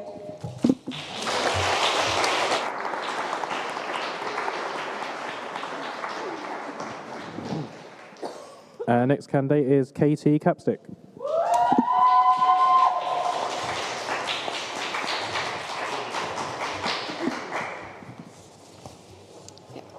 Hi everyone, I'm Katie Capstick and I want to be your next VP Campaigns and Communications. I'm currently studying media at postgraduate level, and I'm also consistently campaigning for social justice, which I feel embodies the purpose of a students' union. I believe that these core values are essential for anyone wanting to be a full-time officer. The reason why I'm running for this position is because I know I could bring a fresh perspective to the role, and I have a strong vision as to what it could encompass. Throughout my 4 years at Lancaster University, I believe the variety of activities and projects I have been involved in have given me invaluable experience for this position.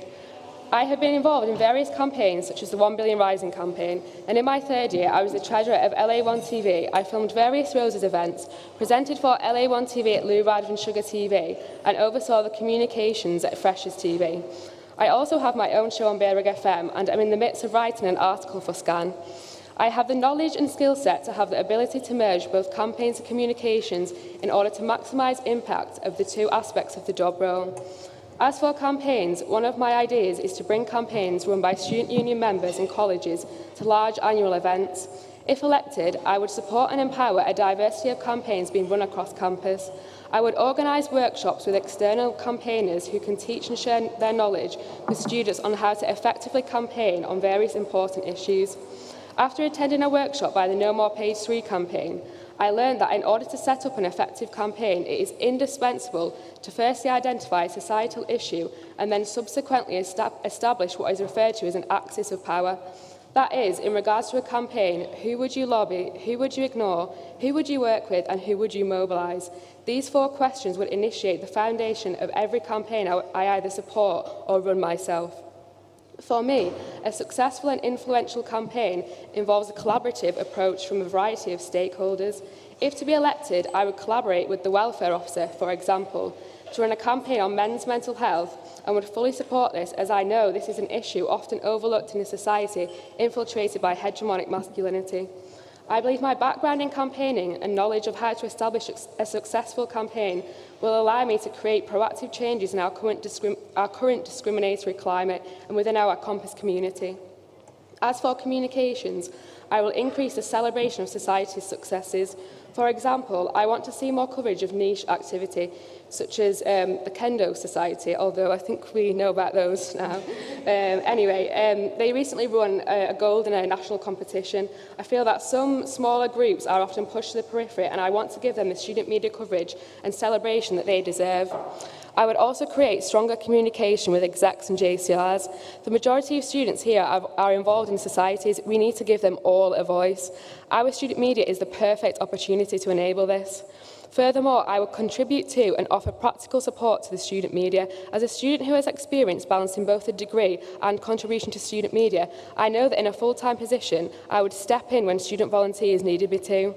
I would also want to have my own fortnightly column in Scan, for example, to increase awareness to the student body of the university's current affairs. In order to guarantee transparency, I aim to keep the website updated with all information. However, I want to increase transparency further by publicising such updates on social media platforms, especially new popular and proliferating platforms such as Instagram and Snapchat. To increase transparency, I will also continue with the National Our SU Day campaign, which was run in January, whereby LUSU regularly tweeted about daily events. If to be elected, I would ensure this campaign continued throughout the academic year rather than just a selective period of time. This would improve students' knowledge of the day-to-day workings of LUSU. Finally, I would like to stress the importance of women in leadership. When I first watched the documentary Misrepresentation, the phrase, "you can't be what you can't see," really struck a chord with me. I wouldn't be stood on this stage today if it wasn't for previous full-time officers such as Libby Martin, Emily Pollitt, Mia Scott and Laura Clayson inspiring me to have the confidence to do this. Also, as I have experienced both undergraduate and postgraduate life at Lancaster University, I know I would bring an informed perspective of both types of these student experiences. Graduate college is one which is often overlooked by both LUSU and the university. I will change this. A vote for me means a vote for utmost equality, stronger transparency, increased representation and a passion for social justice, because these are my core values and these core values will be reflected in my job role. I genuinely care about students' university experiences and will bring authenticity and freshness to the role, which is why you should vote me number 1. I am your next VP Campaigns and Communications. Thank you.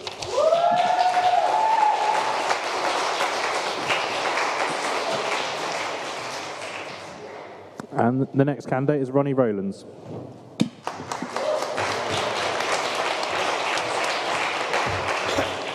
Yes, me again.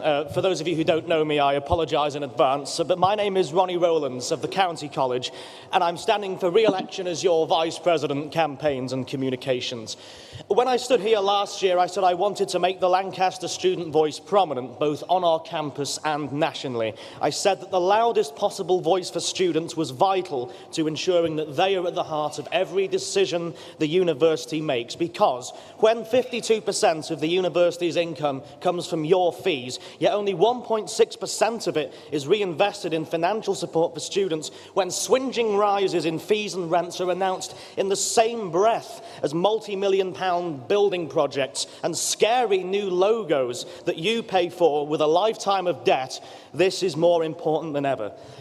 This year I was responsible for breaking the news of the fee and rent increases in Scan. Subsequently, students spoke out and stood their ground. LUSU held a general meeting. The national press picked up on it. We secured a major win by convincing the largest body of stakeholders in the university to take our side. And we are now one of the only unions in the country actively campaigning for a fairer deal for students locally and winning.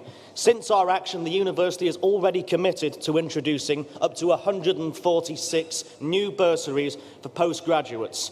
And all of these things we were told we'd never be able to do, and we did, because that's what you can achieve when you continue to campaign. And continuing to campaign is what I'm about, and that is why I'm standing for one more year, because I started the fight, and here's how I want to finish it. If re-elected, I will lobby the university to absorb any on-campus rent increases until we see a national rise in student funding, because there's far too much emphasis placed on quality, but none on affordability. And I believe that if on-campus rents are competitive with those in the city, then this will have a knock-on effect on off-campus rents. I will continue to lobby for an increase in undergraduate bursaries, with the option to receive them in 3 instalments. I proposed that a month ago, meaning that you don't end up having to take out an overdraft in your first week after you've paid your rent and bought your books. But I also think it's unfair that many students do not receive the February bursary because their parents earn slightly too much for them to qualify. And I will fight for the threshold to widen so that parents do not have to have financial pressures displaced onto them. I'll ensure greater career opportunities in the media. This year already I've funded from my personal budget conference places for student media members, and at present I'm in the process of organising a media careers conference to take place in May. I've got radio DJs, journalists, TV producers and one of the writers of Charlie Brooker's Weekly Wipe secured, if anyone wants to come. And I'll arrange the same for next year and ensure that media opportunities have a place on university careers fairs. Many students have been empowered to run their own campaigns this year, but I also recognise that we need to support them practically, and to that end, I will ensure that web and design training is made available to all JCR and Society media and comms officers. Unique ways of combating exam stress have been brought up today, and I'd like to chip in. I will support Take Two in setting up an outdoor cinema in the summer evenings so you all can unwind after a hard day buried in your books. And most importantly, if re-elected, I will campaign for that dress to be formally recognised as gold and white. I've had 5 years of campaigning experience. I'm currently the longest-serving host on Belrig FM and the longest-serving contributor to Scan, having had a column for over 2 years and broken several stories on issues that students care about, empowering them to speak up. LUSU's campaign to save the arts, I led that and in doing so secured the best possible settlement available for music students. I was instrumental in a campaign which successfully halted a business process review, saving over 200 jobs in the process. I've served 3 terms on University Senate, during which time I've ensured that the student voice is as loud and meaningful in debate and policy setting as can be. And the media has this year been more informative than ever on issues that affect students, and I intend to continue to encourage this. I know how the university works inside out and have the most experience of standing up to the university. And I believe this role is about ensuring that the student voice is heard not just locally, but nationally as well. And it's about making sure that we as a community are taken seriously. And that requires strong representation within the union. 30 seconds. And that's exactly what I intend to continue to provide.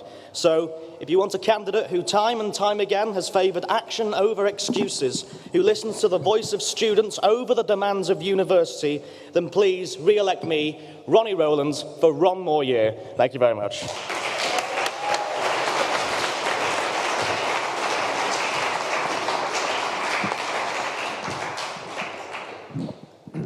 Are there any questions for the candidates?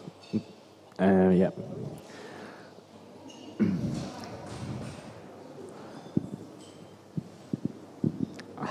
Hello? Yeah, good. I was too quiet before. It's a basic question about communication. Coming to university and being at university, students receive a ridiculous amount of information. This includes emails from the department, it includes pamphlets, flyers, it includes information from Facebook. I've found in my experience, and speaking as an alumni as well, just to confuse things, I get alumni emails. I've found probably about 80% of that's irrelevant information, invitations to things in London, for example, that aren't to do with my course. As a LUSU communications officer, how would you make sure that the important information gets to students, and equally importantly, that students read the information and take it on board? Did you all get that? Ronnie first, please. In terms of alumni and departmental emails, I've no control over that, sadly. And yes, I understand that one finds swathes and swathes of information that goes immediately into the junk folder. In terms of being selective with information and ensuring the right information gets out, it's about targeting it.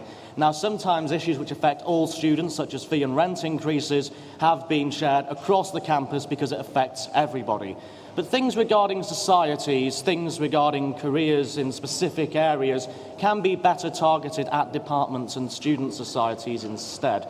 So I think that being more selective with who you actually send the information to, and not just telling someone in the English language department that there's a marketing conference going on in Lincoln next week, I think is a good way to go. Katie, next, please.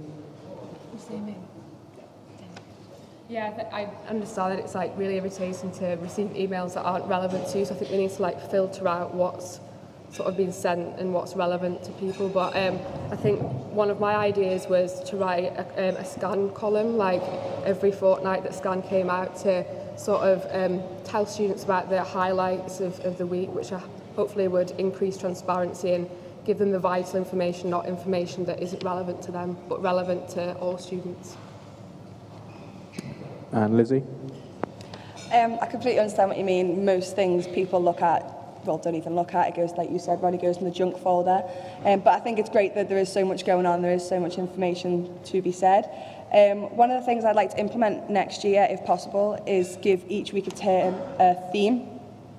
These could be broad themes, it could be sports themes, they could be alternative eating style themes, safe sex themes, and that way each society or each student who thinks that they're related in some way can either set up their own stall or campaign, and really it would give students a timetable of what's going on in the activities before the year, because like you said, in Freshers Week you have so much to take in, and if you don't see a society in the Freshers Fair and you don't take their card, you'll forget about them. And I think promoting the media is also important, because we need to have them accessible for them to tell people this is what's going on in society and university. And Josh? Yeah, anyone in Grisdale will be familiar with Barbara Glass and her amount of emails, and it's certainly something I'm familiar with. I'd like to encourage administrators to send less but more in one email. I know it's quite tempting just to forward all every single time they get an email through. So that would be one thing I'd love to look at. Of course, I've talked about my event timetable plans before, so being able to find societies and sports events and matches much easier. That will also reduce the amount of information having to come directly through emails and relying on Facebook events and such things like that. And also, of course, there's been a real breakdown between LUSU and the student media this year.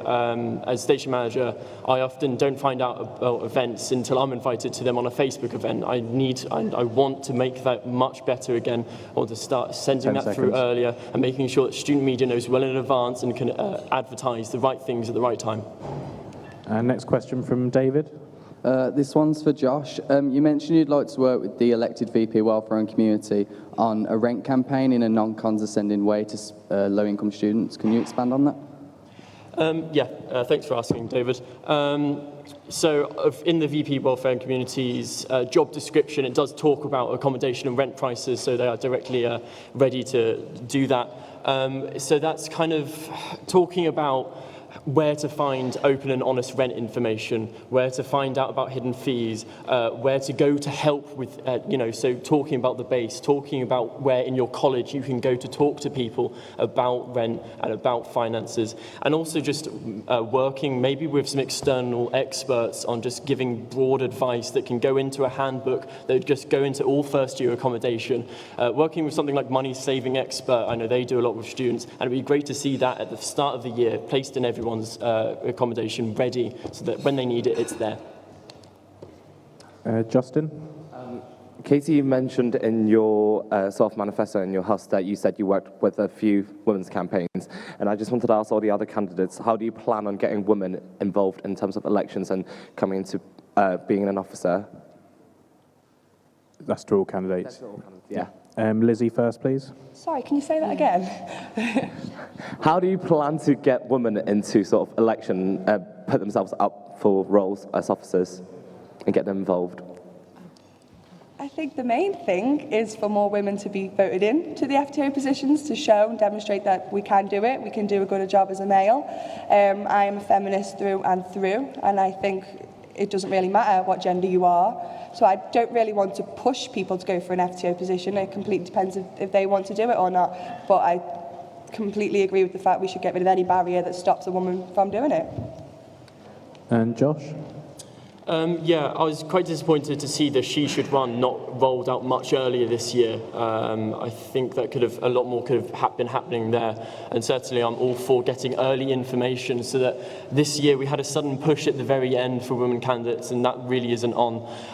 Beyond that also, as an openly gay man and the other issues around that as well, I was really scared running for this position, and we need to focus more also on the other issues that people face. It's not just about women. It's about gay candidates, about ethnic minorities, it's about disabled students. We need to look at a wide range of people who can run, and we need to encourage them right from the start of the year. Ronnie? Yes. As a white male, I certainly wouldn't want to lead any campaign to get women to run. That would be highly disingenuous of me. However, we've seen some great initiatives over the last year. There was the She Should Run campaign, which people took it upon themselves to undertake. And I think that actually, because it was done by the Women in Leadership group and not centrally by LUSU, there was a lot of implementation of resources that perhaps weren't offered in that instance. So certainly in future, I think actually giving the resource and the empowerment to individuals who wish to encourage women to run is the way to go. And I'm pleased to see 2 women running for this position as well. And Katie? Yeah, it's like when I said in my speech, like, you can't be what you can't see. So like when I was in my first year, I seen like Libby Martin run, and I was like, she's so brave to do that, because there's usually a lot of male candidates up here. The same the year after with Emily, and then I seen Mia and Laura, and I was like, it's so amazing to see like, you know, like a bigger diversity of people running, because at the end of the day, you know, women make up half the population, so we need half of the candidates being women, because then it represents a wider range of people. And yeah. Sorry. And Colin, please, for next question.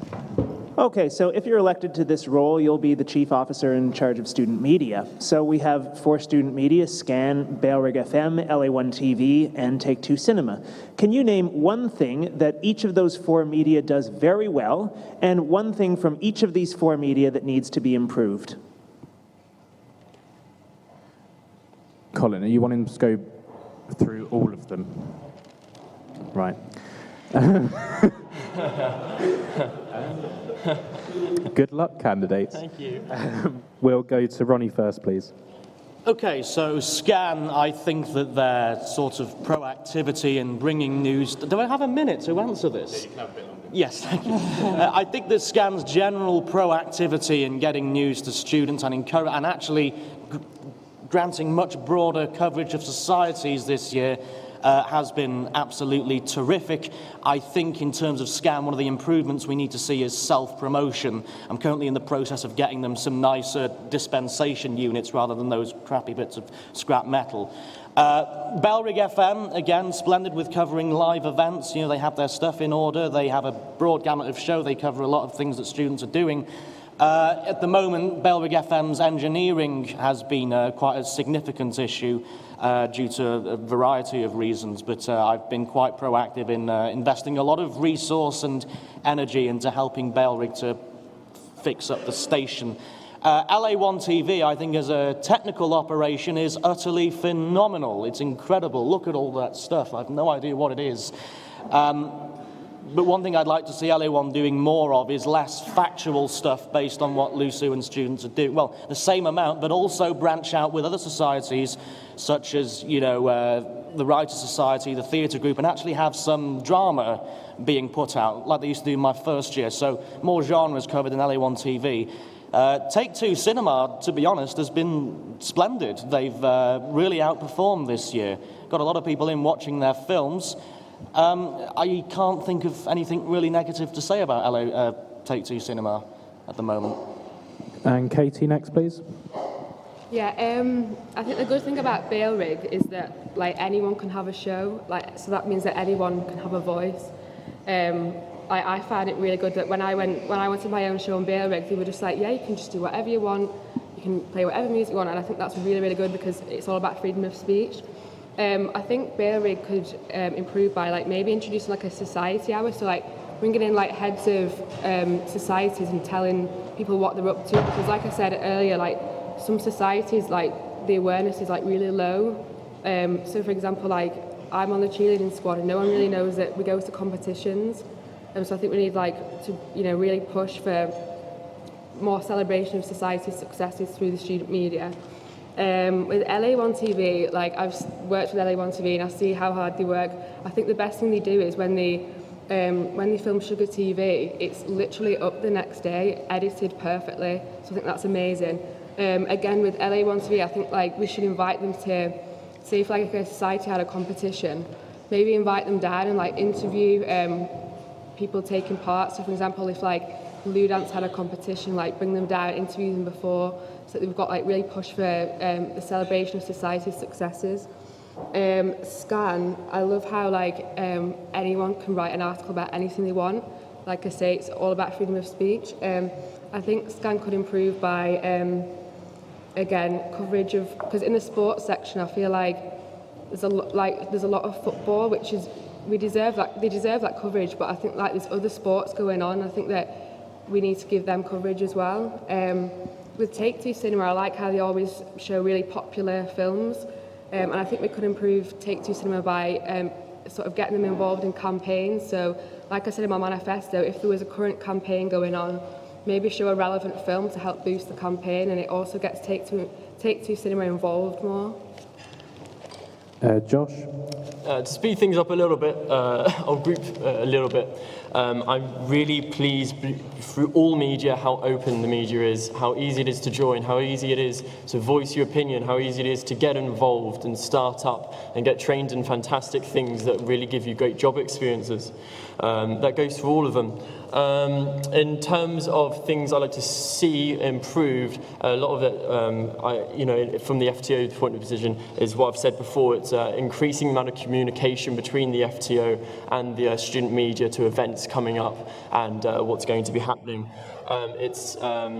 In Take Two also, I think they suffer a little bit with, it's actually quite hard to find out how you become a projectionist or how you become get onto the exec.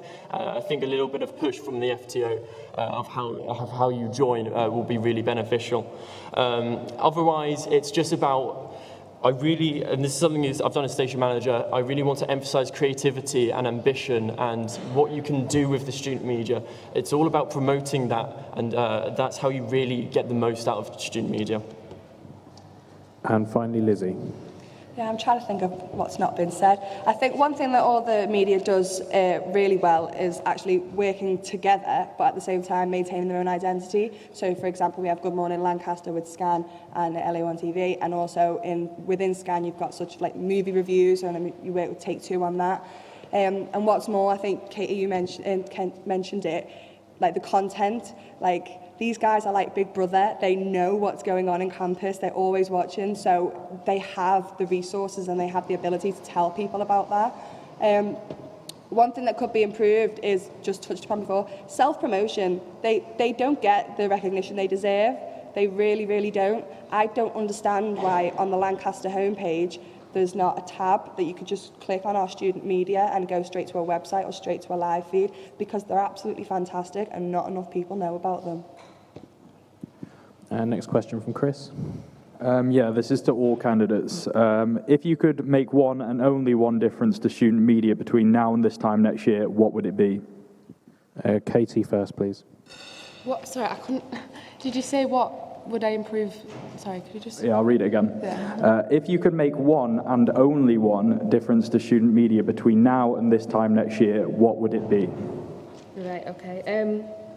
I'd just suggest more joint approach. So for example, say if there was a campaign going on, maybe like have all the student media join up so you can really boost a campaign, especially when it's something that the student body care about.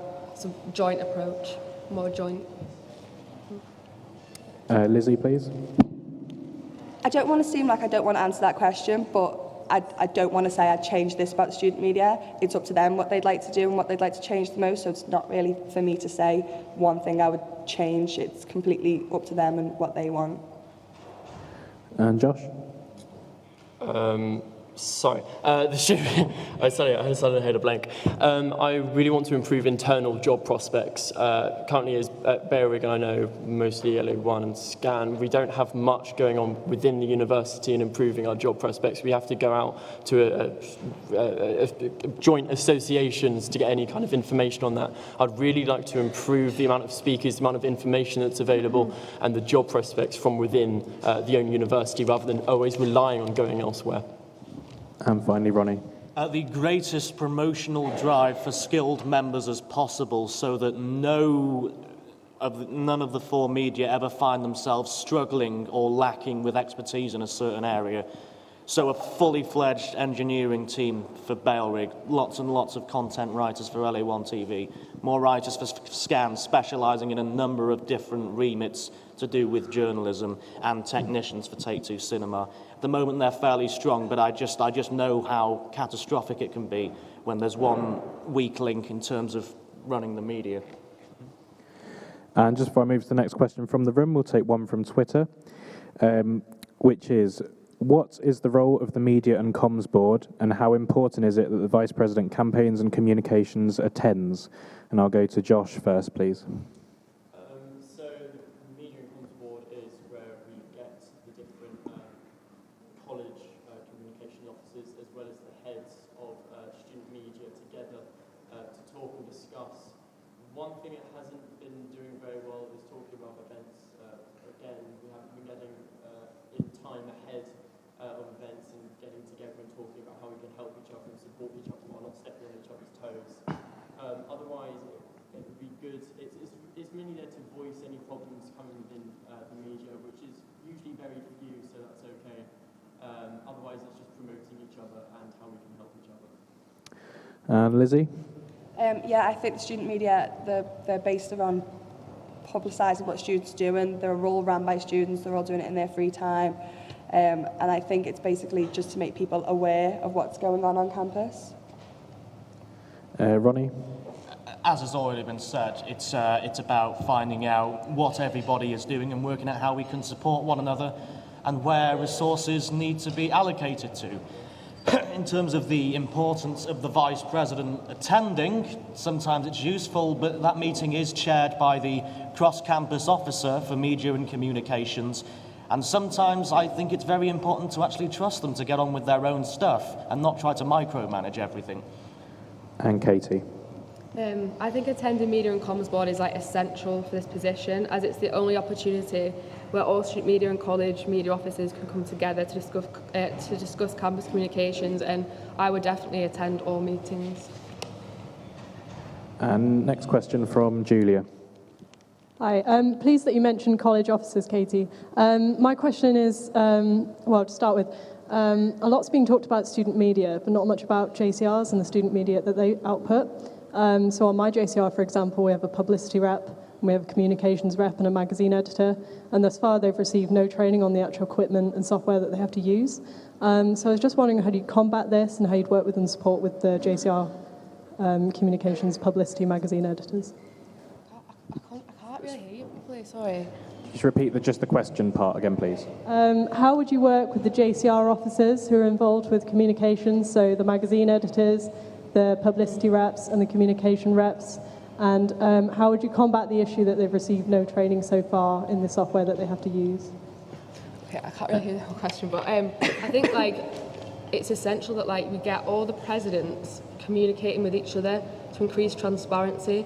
So I'd want to set up maybe well, if you're not on Facebook, an email, but a Facebook group with all the presidents that we could communicate better to increase transparency. Ronnie?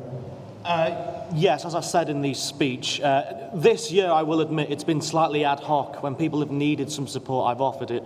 But as I've said, I will implement into officer training, web and design training for all society and JCR comms officers. I also, the CCO Media and Communications, Ben Freck, has been quite adamant that we need to get Photoshop licenses for all of the comms and promotional and magazine editors, people who fall within that remit. So yes, strengthening the training, rolling it out, making it open for everyone on the same day and any other time as well. Graphic training, web training, that's the way to go. Lizzie? Yes, as I mentioned in my speech before, I think the JCRs are real powerhouses on university. They know what's going on. As the role of VP Campaigns Communications, I would see it vital to be in communication with the JCR presidents and their team every week, speaking to them what's going on, what's happening, and then finding out that information and saying, well, can we work with the media? Can we work with certain societies to promote that issue? Because I think at the minute, communication across university is a real problem. There's too many people speaking and not enough listening, so it's time we have more people sat down in the room and have a conversation.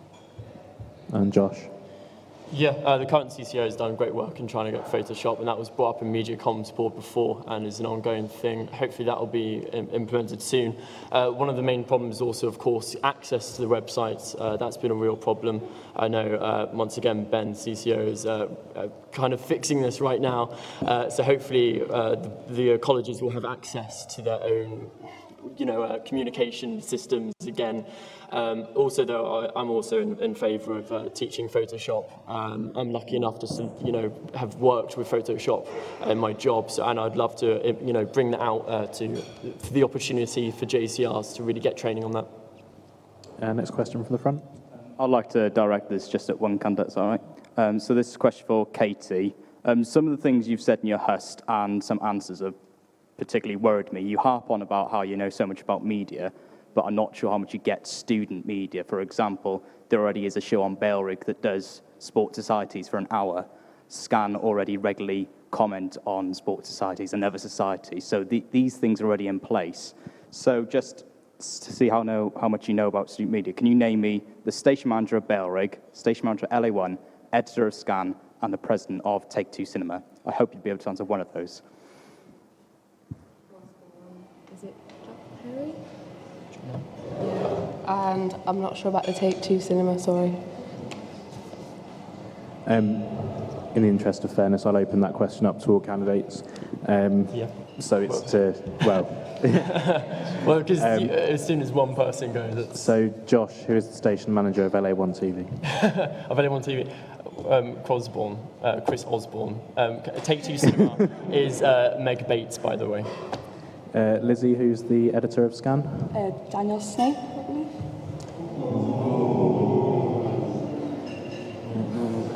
Ronnie, who is the manager of Bailrig? That would, of course, be Fidel Castro. Sorry, I mean Josh Dickinson. We'll go to the next question, which is from the front here. My question's for Lizzie. You mentioned in the radio debate this week that when you turned on to listen to Bailrig that there was white noise. I'm quite concerned and baffled that for someone who's running for campaigns and communications, you hadn't bothered to find out that the technical difficulties that we've had this year are ongoing issues that were out of our control. Why didn't your research into the station go any further than turning on the radio, hearing nothing? Why didn't you come down to the station? You said that it might be a lack of shows. That isn't an issue. Why didn't you come down? Yes, in the radio debate, I did ask. I said it was a lack of shows, and you made it perfectly clear that there was a technical error. My point is, well, that's such a shame, and there is a lack of communication then for a problem with you guys to not be told to the students. I, as a regular student, tried to listen in. I couldn't. I'm sure a lot of other students couldn't. And I understand your point, why didn't I come down? But I think it's a lot of effort for me to listen to a radio show, to come down to you guys and say, oh, what's happening here? Because... Excuse me, sorry, no more follow-up from the floor while candidates speak. I would hope that the current FTO or any FTO that gets in this position would say there is a problem, would know about it, would be in complete contact with you guys and can tell the students that. I came in from a student perspective and I didn't know what was happening or when it was going to be fixed. Next question from... Yeah. Just to come back on that, in terms of not being able to listen to Bellrig, if until about a week ago you tried to tune in on an FM radio, you would have had static. But I'm not aware of it ever having completely gone offline in terms of the web. If you press listen live in the top right-hand corner of the Bellrig FM website, you can hear lots of things, such as the Bellrig Effectiveness Review at 8 o'clock on Fridays. Does any other candidate have any comments on that? No. What's that? Does any other candidate have any comments on that? Yeah. A lack of shows does not mean there's static. We had problems because of the library refurbishment. That is where our FM aerial is. So that just means there was disruption to that. Ofcom was notified, and as we say, we've got engineering work done, and it's back up on FM now. Yeah, we'll go to the next question. Polly? Hi. My question's on the campaign side of things, because I think we've had a lot on comms. Obviously, this year, like as you've all mentioned, we've had an awful lot of student campaigning surrounding the fees and the rent rises. And I was wondering, what are your positions on the students' actions that have been taken this year, for example, protests, occupations, and that sort of thing? And how, as FTOs, would you hope to support or not support these actions? Lizzie's go first, please. I think what you're doing is your absolute human right, and I think it's absolutely fantastic that students don't just, like us, a bit hypocritical, don't just stick posters out and don't just do a demonstration in Alexandra Square. Sometimes you do things that get students' attention. I think as the FTO campaigns communications, we are there, as long as it's not offending anybody, just completely support that and get as much promotion for your cause. For example, there was an amnesty sleep out just near Alexandra Square, and I only really knew about that when I walked past it, and not many people did. That should have been promoted heavily. That should have had some sort of highlight things so people could, if they wanted to, join in. Josh, next, please.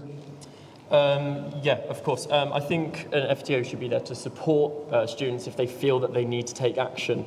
It's not saying to students, oh, we should go out and storm University House. It's if some people are saying, we want to, do this, then the FTO is there to kind of help and support them as they're needed. Otherwise, I think there could have been a few more student-led action taken on that. There was obviously that one incident, not much beyond that. I'm glad Lizzie talked about Amnesty International. I went and talked to Amnesty International this week, and that's one of the things I'd really like to be able to see on kind of the timetable I keep harping on about. But it's being able to find easy access to these kind of things as well. Ronnie, next. Me, sorry. Yes, in terms of supporting any direct action students wish to take, I'll let you in on something. When the occupation happened, the university were absolutely desperate for us to denounce them all as crazy people who weren't representative of students. Unfortunately, they were taking direct action on a matter that was important and salient to them, and that is the reason that we supported them in doing that. There's also been a lot of other student-led campaigns, such as the recent protest in the square over ethical investment policies, which we also have supported heavily. I would not, under any circumstances, wish to cast aside somebody's campaign unless it was something ridiculous like, something that involved violence or vandalism and what have you. We need to stand behind them fully, and I'm pleased to say that this year we've seen more direct action on campus than we have in the last half a decade, and I'm pleased to have supported all of it. And Katie, please.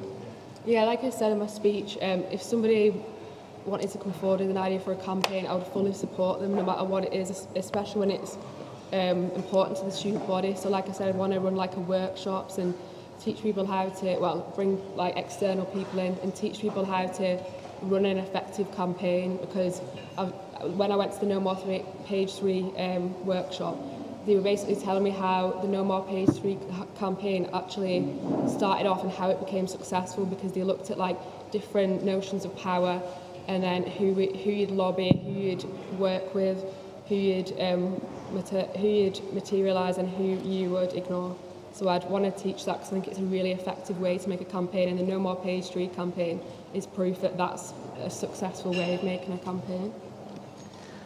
I'll be taking 2 more questions, and they'll be the people that currently have the microphones. So Mia next, please.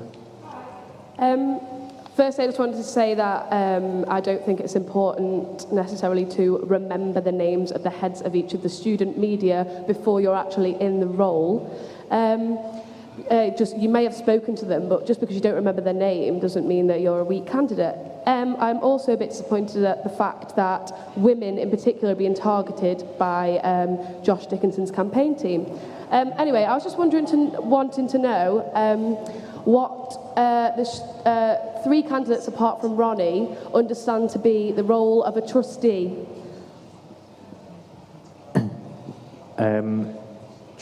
Josh first, please. Sorry, can you repeat that? What do you understand to be the role of a trustee? So when you get elected to a full-time office, you will be a trustee of YouTube. I'd love to learn. Thank you. Katie next, please. You say Katie, huh? From what I understand, the trustees are the highest body of the union, as they are legally responsible for overseeing the finance and governance of LUSU as laid out by charity law. Ronnie? No, she said apart from me. All right. Lizzie? I think in its very purest form, a trustee needs to be the middleman between the university and students. We're there to be what you need us to be. We need to work together and make sure that the student voice is heard. It's simple, but I think that's what it is. Who's got the other microphone? Me. Hi. I'd just like to ask all the candidates what their plans would be, as in notable actions, that they would take in order to improve the memberships of all of the student media. So you mentioned that there's a lack of dramatical content around, for example, LA1. How would you improve how many members they get? How would you do that? Lizzie first, please. I don't want to repeat myself, but I'll just, for example, the drop-down menu in the Lancaster website, I think you need to promote the media more to get more membership. And secondly, I think you guys do a good recruitment as it is. I actually joined LA1 this year for personal reasons and then realised just how fantastic it was when I actually started working with them. If I'm elected and can implement my theme for each week of term, hopefully we can have more promotional stands, more recruitment fairs for all 3 medias, so people don't just forget about them after Freshers Week. And Ronnie?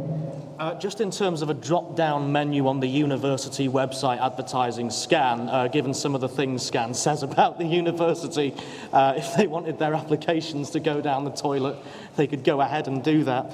In terms of improving membership drive for free media, one of the issues is we have academic media degrees, we don't have any actual practical ones. So really, there's not really enough support, as I've said, in terms of people who want a career in the media, which is why I want to see it greatly emphasised at our careers fairs, and it's why I'm running the conference this year, bringing these people together.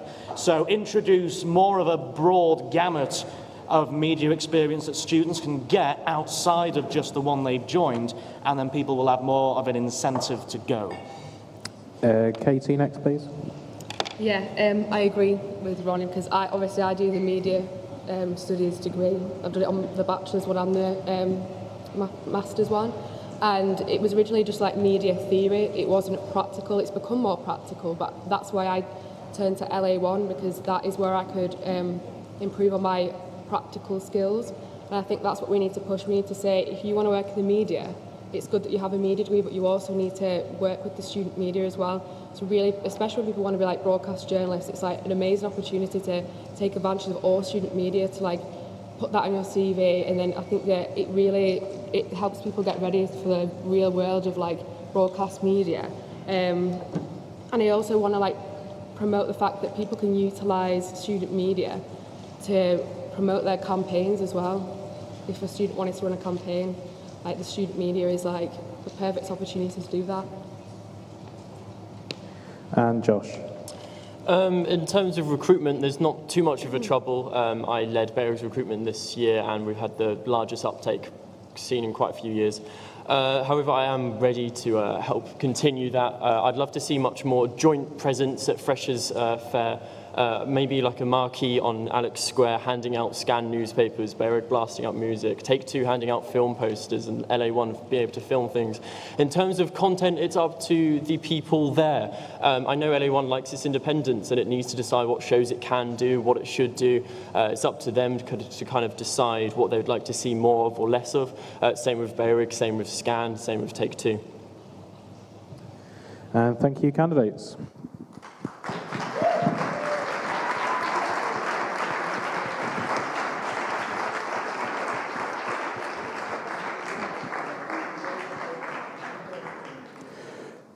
Just to say at this point, it is incredibly difficult being a candidate and putting yourself on this stage. So by all means, please hold the candidates to account, but can we just do so in a courteous manner, remembering we are all members of LUSU and friends.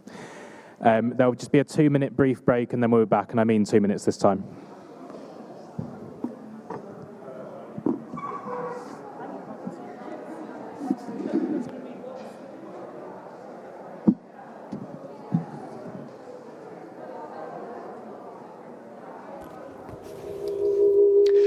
And you've just heard there the candidates for the media and communications position, campaigns and communications there, talking a lot about media, talking a lot about campaigns. How do you think that went, Jess? I think it went really well. I mean, they all had very different views on it. And yeah, it was very contentious. Who do you think, did anyone stand out? It's difficult. They all did well up there, but if you look at the candidates, you can see that some of them were more prepared than others, and some of them weren't. If you look at the trustee question, for example, Katie was bang on that question. It looked like she had a written answer for that. It did, didn't it? I suspect she's had briefing from her campaign team on what to answer for that question, but it came across very well, whereas it did absolutely stumped Lizzie. She got that completely wrong. The role of a trustee is to oversee LUSU to make sure it essentially is financially stable and doesn't break the law. That's what trustee boards are there on student union charities. Are candidates allowed to set up questions? So they're allowed to ask their friends to ask all of... Very much so. Your campaign team, all of your campaign team can sit in hustings asking questions all day. And if you've got answers for them, it's good preparation. And you'll see that some of the more organised campaign teams, especially those who have experienced officers on their campaign teams, will do that. I think that's the one for which we've seen the most support, I'd say, for the individual candidates. You could hear definitely different sides within the audience. Yes. They've all got their own groups in there. If you look at them, Josh Dickinson obviously has a strong bail rig vote as station manager. He's well known and well liked. Ronnie has his own supporters, although as a controversial character, he divides the room. Katie obviously had her own supporters in there, and Lizzie did as well. So it's good to see that they have organised campaign teams, they have organised sets of supporters. But I will say that I think all of those candidates got tripped up, or there were questions that are difficult for them to answer. If you look at Josh, he's in charge of bail rig. There was a lot of comments about the difficulties that bail rig is currently having. Yeah. Now, he says you need an FTO to oversee that knows what they're doing, but the questions have to be asked. Why is this still not sorted after this refurbishment's been going on for 18 months now? Why is it still not sorted? Is having someone who's been in charge of a radio station like that moving into LUSU going to be suitable? If you look at Katie... But then again, you say that, but Ronnie was the full-time officer. True, yeah. Well, exactly. Okay, let's move on to Ronnie next. Yeah. He has overseen bail rig and it hasn't been fixed. And he is a very controversial character. Yeah. Sometimes his reputation can do good things and galvanising support on issues, whereas sometimes it can do bad things. And if he latches onto an issue, sometimes his voice is not the best to speak with in terms of negotiation. No. If you then look at Katie, she's very strong on her campaigns, especially on feminist issues. and she has been a member of all three of the joint media memberships, Scan, Belrig and LA1, but she doesn't have the depth of knowledge in any of them. She struggled on the questions on that, naming station manager and stuff. And on campaigns, she has to be very careful that she doesn't say so much about the passion and drive she has for feminist issues that she gets viewed as a one-trick pony. Because if you say that to the exclusion of other campaigns, you've only got a limited amount of time on that stage, and you've got to be careful. With Lizzie, again, it's the depth of knowledge. She does not have that depth of knowledge. She doesn't have the experience of being an officer in Union Council or in student media execs or JCR comms officer roles to know enough to answer some of the questions, and it showed. I mean, Ronnie's a bit of a different candidate to all the others, as you said, because he's the... he's running for re-election, yes. So surely his last year speaks for itself almost. Yes, it does. It's always a little bit easier for unless you've had a disastrous year, which I don't think Ronnie has had. Your name is out there, and it's across the country. You'll see officers rerunning often win by much larger margins. It's interesting. He's the only one rerunning for the same position here this year, but it's the fact that they're well known.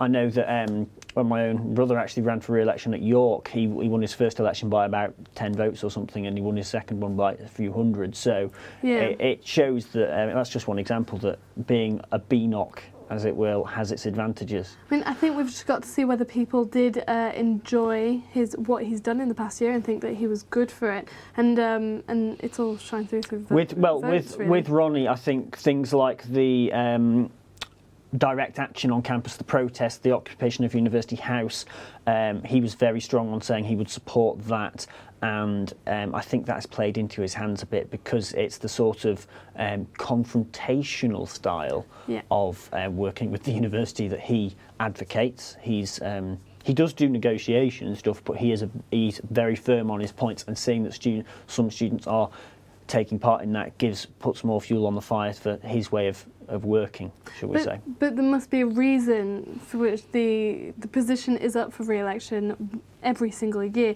Is it because you need a breath of fresh air? No, it's actually they're all it's partly for democratic reasons is why they're always up for re-election, and partly there's legal reasons as well. You're only allowed to actually serve, I believe it's 2 terms as a full-time officer in a students' union.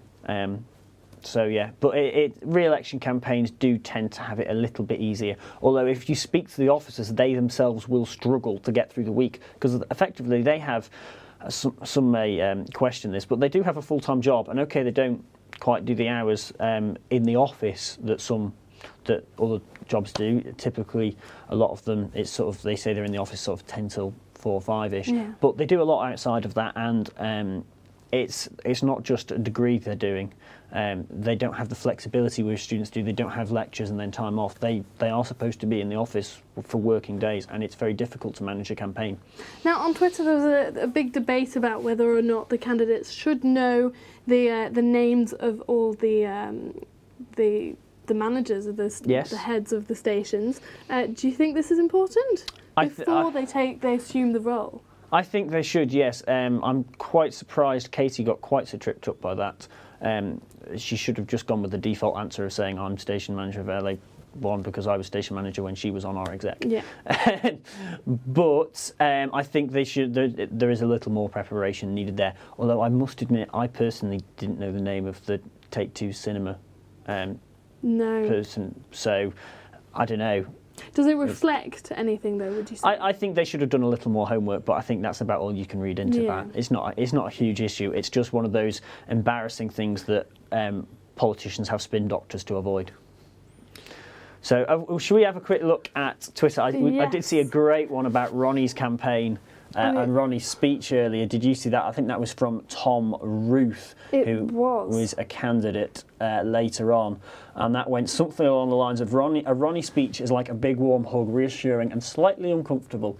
As I said, a divisive figure there. I mean, you could see the tensions on Twitter, couldn't you? Between the different sides and almost accusatory tweets. I'm not going to read any specific ones out that sort of point fingers at any of the candidates, but you could definitely see divides, and it was really interesting that this position was the one which brought up the most contention almost. Yes, Damon's point there about we are all still friends, please be nice to the candidates, was needed much more after this one than it was after any of the others. Definitely. Because on Twitter there's a bit of a storm going on, because they do seem to have organised campaign teams and organised groups of supporters who are basically slinging mud at each other on Twitter.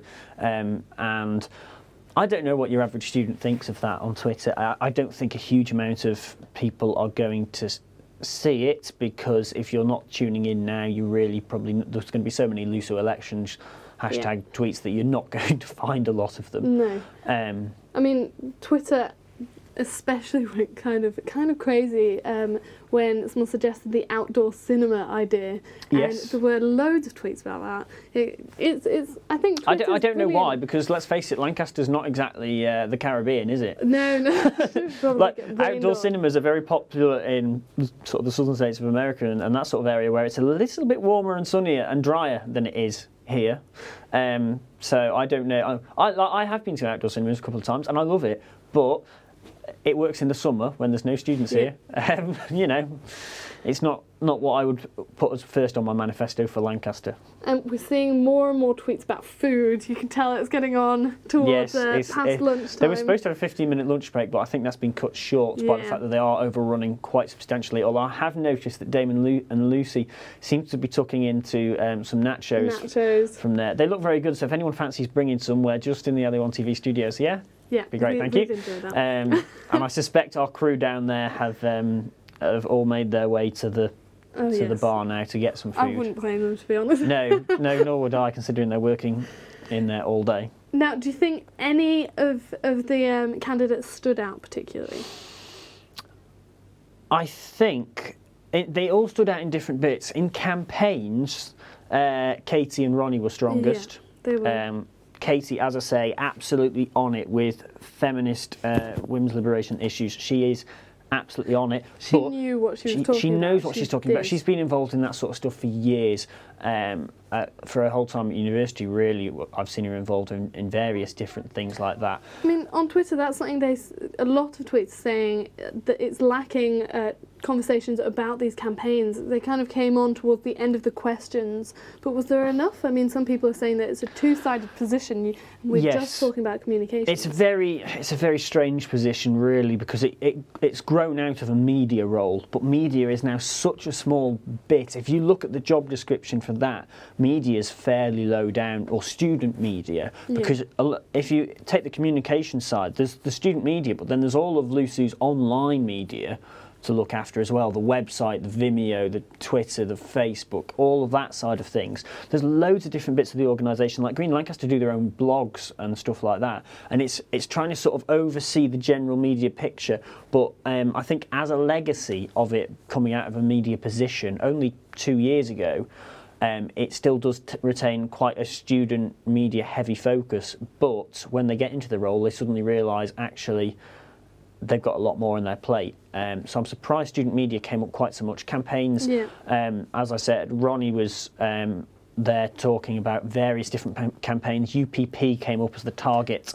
I think Josh mentioned that. And Ronnie did as well. UPP is in the firing line because of their agreement with the university to rise rents. I think it's about 1% above inflation each year, which is only going to price students out of accommodation on campus. And that's been very controversial so far. It looks like Damon and Lucy haven't finished their nachos. No, they're still but they are back there, and it looks like they're just getting ready for the candidates to take to the stage. So, do you want to run us through who we've got coming up next, just before they start? Now, the next Husts will be coming from, well, it will be for the Vice President activities. Vice President activities. Should we go down there and see what they're saying? See how they're going. Okay, first I'd like to apologise. I'm a bit under the weather, so if I have a coughing fit halfway through, I am sorry, but in the spirit of all sports people, I'll just power through and get on with it. So, whilst my 3 years at Lancaster feel as though they've flown by, I'm starting to realise just how much I've really learned, particularly through real engagement with LUSU through sports and societies. I've been an active member of the University Netball Club for each of my 3 years here, been elected president in my second year and holding the position of captain this year, as well as gaining a place on the Roses Executive Committee.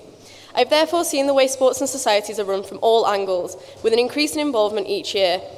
Whilst I'm working towards moving the role of VP activities forward, one thing I don't want to do is bulldoze current ideas and ethics. Instead, I want to build on them, as I myself have seen big changes being made towards the management of sports and societies in the past 3 years alone, the development plan and the Just Play scheme being just 2 of those big success stories. This shows the promise for the future of sports and societies and that we are already working in the right direction. I wish to be part of the team achieving these types of goals next year, and whilst I have seen these successes, I've also been able to identify key areas which need further development. Using the knowledge I have gained during my 3 years, I have come up with a manifesto that is ambitious yet honest, realistic and achievable at the same time.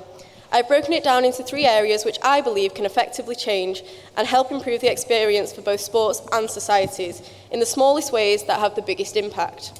As I said earlier this week, I believe tackling these issues requires evolution, not revolution. My campaign is based around 3 key strategies: promotion, participation and progression. First of all, I want every student coming to Lancaster to really feel that sense of pride and Team Lancaster spirit from day one. We all know that coming to university is one of the most exciting yet daunting experiences. We all worry that we won't fit in or won't get on with our flatmates, but through bigger and better promotion of all aspects of sports and societies, from home team fixtures, match results, upcoming society events and their following successes, we can make every student feel part of Lancaster Bubble and let those specifically involved in clubs and societies feel proud of what they've really achieved. I wish to do this through the introduction of a weekly fixtures and events timetable that is accessible to all students every single week, so they know everything that's going on. Because when I've asked students this week why they don't attend some sporting fixtures and events, I was given answers such as they didn't know they could and they didn't know how to find out when and where things were actually happening. This can also be achieved through continued use of the LUSU Activities email, engagement with the student media, and through social media, where LUSU can actually promote fixtures and events on behalf of students, rather than relying on the clubs and societies themselves to promote their own events, which subsequently sometimes only ever reaches their own Facebook friends. I also wish to promote better communication between clubs, society, and college captains and presidents to allow for better recognition of these students and to create a platform for easier communication between them. This will make the arrangement of joint events much easier. I will use an accessible online document, continued use of the Team Lancaster Facebook group, and development of an annual social event to praise the hard work of all those involved. I want to push the use of a live countdown to the university's major events, such as Campus Fest, Grad Ball, and Roses, again through the use of emails, but again student media and social media, starting right from the start with Freshers Week. This way we can engage as many students as possible from day one. On top of this, I want to push better promotion of college sports, including Patriots, Founders and Legends, which highlight the success of our collegiate system and build college spirit, in the hope that we can maintain this team spirit throughout the campus all year round and carry it through to Roses, where we all come together as one big team. Next, we move on to my second main point, participation. By increasing the levels of promotion, we will engage a wider audience, and this will have a knock-on effect on participation levels. If more people are attending events and watching home sports fixtures, which is ultimately what we all desire, then they are more likely to want to get involved.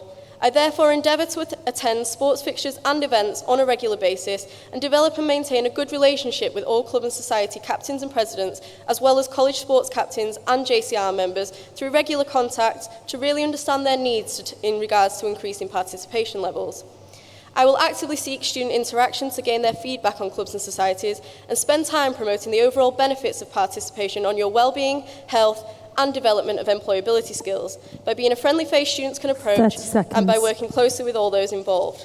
We're now nearing a total of 250 clubs and societies, and this can continue to increase each year. In order for us to allow for this, we need to progress in terms of funding, maintaining good relationship with the Vice-Chancellor and working closely to free up Wednesday afternoons for undergraduates and postgraduates. So if you want someone with the knowledge and drive to take this role to the next level, then vote NAT number 1 VP Activities. Thank you. We're in a total of 250 clubs and societies, and this can continue to increase each year. In order for us to allow for this, we need to progress in terms of funding, maintaining good relationship with the Vice-Chancellor and working closely to free up Wednesday afternoons for undergraduates and postgraduates. So if you want someone with the knowledge and drive to take this role to the next level, then vote NAT number 1 VP Activities. Thank you.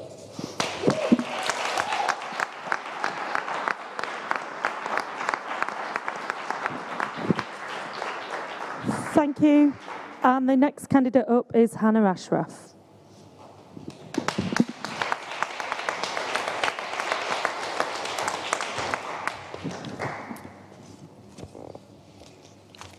Hi, my name is Hannah Ashraf, and I'm running to be your next VP Activities.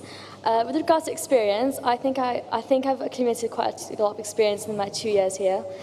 Second year studying business economics, and I am part of my college JCR, tournament secretary for Roses, and I've been involved with youth events like the Christmas markets and Campus Fest. My manifesto focuses on three main things: recognition, involvement, and funding. So first of all, with regards to recognition, I think more societies across the board should be recognised for all their hard work and achievements. So I'd like to install an award scheme with 3 stages, bronze, silver and gold, each with a set of criteria that would reward the execs of each society for all they do for the local student community and the wider local community. Next, I'd like to talk about involvement. I'd like to increase student involvement in campus events such as Grad Ball, Christmas markets, Campus Fest and Roses. And I'd like to do that by perhaps promoting it better. So rather than having it just on the websites, I'd promote it through, I don't know, using the Lucy Cow outside the office.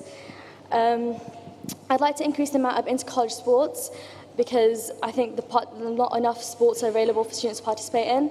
So I'd look towards the SCRs for funding for that.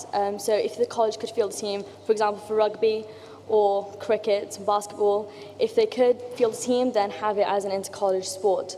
Also, I'd look to have an events calendar on the iLancaster app and more readily available on the website and on Facebook, so more students can be aware and participate in these events. Wednesday afternoons, I'd look to keep the afternoons free across the degree disciplines and have the morning lectures recorded and seminars available to change. This will allow more students to participate in their respective activities. So if you're competing in a sport, you could travel to an away fixture because your morning lecture would be recorded and you wouldn't have to miss out on your course. It would also free up space for societies to be able to book them to host for rehearsals, events, meetings, or whatever event they want to do. Next, I'd like to talk about funding. The Sports Development Fund, I'd like to see that continued and increased so that more sports teams can benefit from it. So they can have better access to training, personal trainer sessions, strength and conditioning, more access to physios and such things. I'd like activities. I'd like to see an increase in the activities funding available and make it more clear to all societies what they are entitled to by perhaps sending them a brief at the beginning of the year, showing each society what they can apply for. Because from talking to societies during the past week, I've realised that people don't know what they can access. International societies, some of them don't actually know they can access the Internationalisation Fund, so that's something I'd like to rectify. If the college sports, after the review of this scheme, the current scheme in place, if it's successful, I'd like to discuss with college bar management to increase that. So the subs can be decreased for the college sports at the moment, or it can just include more sports if we're looking to increase it into college sports. I'd also like to go further with the Just Play campaign that's going on at the moment. It's a great way to engage students, and I think more sports should be involved in it. Lastly, I'd like to talk about campaigns. I want to go further with Out in Sports campaign, where I'd like to see it more prominent in all sporting events on campus. So I want to see it it was done amazingly at Roses last year. I want to see it even better in our 52nd Roses. I'd like to see it in Legends, Patriots, Founders, Carter Shield events. And I think it's really important because if you keep campaigns like this at the forefront of people's minds, stigma will be reduced eventually. And I'd like to go further with This Girl Can, promoting and celebrating and encouraging women in sports. More participation in the Just Play scheme, I think, is the way forward for this. And I'd like to see the 52nd Roses open with a women's sport this time, rather than a male sport as usual. We have some amazing women's teams, and I'd like to see them showcased. Thank you for listening. Vote Hannah for #1 VP Activities. Thank you.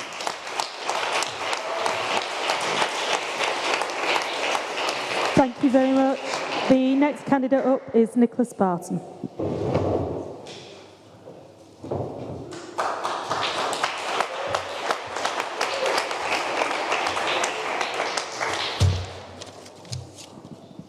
Hello everyone, I'm Nicholas Barton and I'm standing to be your next Vice President Activities. Firstly, I'll give you a bit about myself and my relevant experience. I've been involved in clubs and societies since starting at Lancaster. I've been involved with the Physics Society on the Executive Committee, organised lectures, got in guest speakers, as well as now I'm president of a running club. So I've had both the sports clubs and societies background. Specifically within the running club, I've had experience of setting up new events. This year, for example, we created a large multi-sports competition between the running club and athletics club, which was a big success. I've also helped develop Inter-College Table Tennis League, which is now played, and I'm a member of a Furness team. Represent. I've been a Just Play activator, and also I'm on activities exec and work with new societies to help them get up and running, as well as allocating funding for all groups. I have 4 key manifesto points about representation, funding, facilities, and college sport. My first is representation. There are 7,000 plus students involved in clubs and societies, and currently they're represented by 2 officers in LUSU and students in Union Council. That's nowhere near enough. That's terrible representation at the moment. We need to double that by increasing.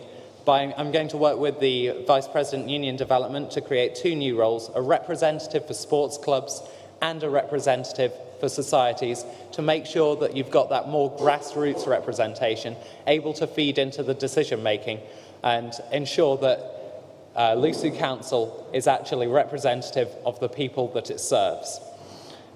This will also allow the conversation to be steered into important areas. Things like Wednesday afternoons have already been discussed significantly, but it rarely sees the light of day at council due to the lack of representation on that council. My second issue, which I want to talk about, is funding. Rose's funding was introduced last year with the intent to beat York away for the first time. That was £60,000 from the university and a further £10,000 from the sports centre. And it's gone into things like coaching, as you said, physios and more strength and conditioning sessions to make sure that we're better prepared than ever to take on York and win. Now, what I want to do is I want to make sure that this happens again. I want to secure that funding, and I want to work with these groups to make sure that they remain competitive and get better and better. We're aiming to be a top 10 sporting institution. It's not going to be an easy job to do that, but it's something which we need to start now and we need to continue throughout. Other things with an example, of where this has already been working is in men's fencing. Men's fencing received, for example, money towards coaching before Rose's funding started as part of a sports development package, and they're now in the Northern Premier League, the top they can be pretty much. So it obviously works well. Having said all of that, I want to review how funding is divided between sports and societies. You have sports clubs, you have societies. Currently, the funding for each is somewhere over here. If you're on Bailrig, I've now got my hand very close towards the sports end of the scale.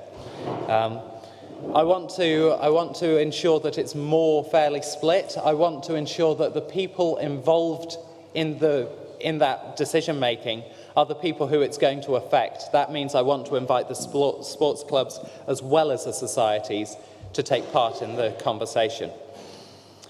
My third point is about facilities. The 3G pitch is great. Oh, gosh. Sorry. The 3G pitch is really good, but we need to work with the university to develop more space. There's a lot of stuff. We need bigger sports hall, for example. It's not an overnight solution, but it's something that we need to really develop. Finally, college sport. I said I'm in the table tennis team. I also want to develop more leagues. Things like basketball has been talked about. Obviously, there's a space issue, which is why I'm wanting to work with the university to improve that. Sorry, don't hate Finally, me. No. I want to also set up a chess. No.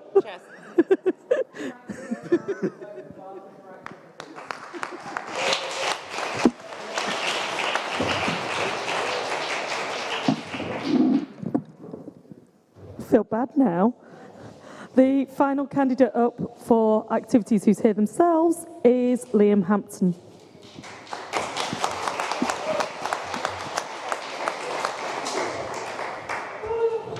All right. Over the past week or so, I've had to think, why do I want this role? And really, it's just because I generally love this place. I mean, not Baker House Farm in general, but like, I just love being at uni. I love everything that comes with it, and sports and societies has been a massive part of that. I mean, and I want everybody else to have as good a time here as I have, basically. And I reckon I've got a couple of ideas which hopefully can help that. The first one being increasing books funding. Everybody goes on about it, but it's more than likely to go up next year. But it's not about just getting the money, it's about what you spend it on. So it's about spending it on coaching, because I know some teams in the past have had to pay out of their own pocket to pay for coaches instead of getting the funding. For extra space, so everybody has enough time to train and prepare for these competitions.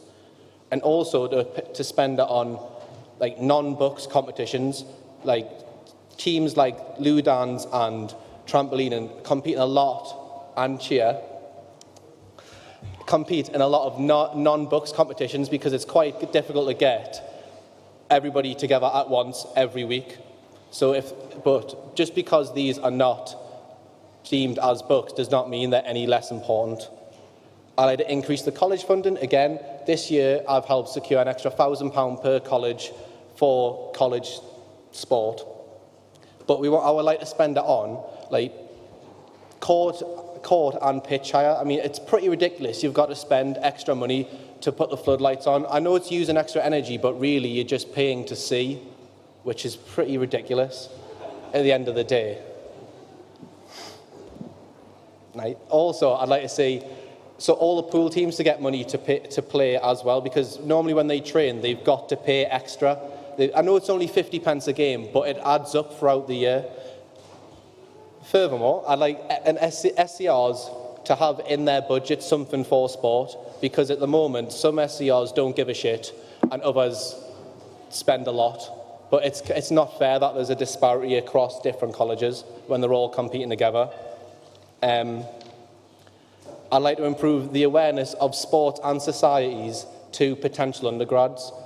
The biggest selling point in this uni is the college system, and they've got about a sentence per college, and no one knows what it is until they turn up. And if they don't advertise their biggest selling point, then they're not going to do much else. Like before I came here, I looked at the basketball team and found a website that was last updated in 2008, and so I had no idea what was going on. And I'd like to think that potential undergrads would like to know what they're getting into when they come here, and if they want to do something, if it's catered for when they get here. I know lecture recording has been mentioned a lot already, but it is worth mentioning that we already have the software in place to record lectures.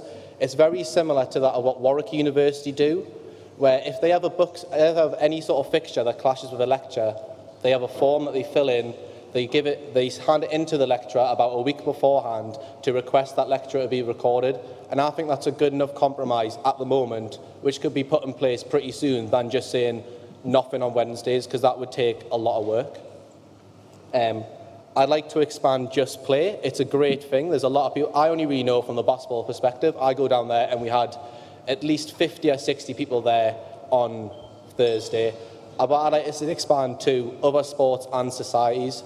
It's just as little as just doing one open session a month for people who maybe can't afford for the year, or just can't commit because of other things, mostly studies, because we're here to get a degree at the end of the day. I'd also like to decorate the sports hall. It sounds a bit weird, but like I had an away game at Chester University, and as soon as you walked in, there was massive posters on the walls of their sports captains. And even though the sports hall was pretty bad and nothing in the quality of ours, as soon as you walked in, you knew you were playing Chester. Like, I know you had the bus journey, but you knew that they were just staring at, these people on the walls were just staring at you. And to be honest, I was pretty intimidated, and it didn't help because we lost. And finally, I'd like to change the Lucid Constitution in regards to sports officers.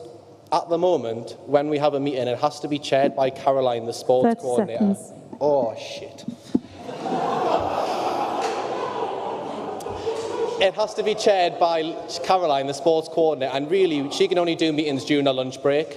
And students, if we change it so students can chair it and minute it so it's official, then we can do a lot more times. We can even meet on Saturday or Sunday if we really wanted to. I've got to end it there, haven't I? So just remember, it's Geordie for sure. Cheers.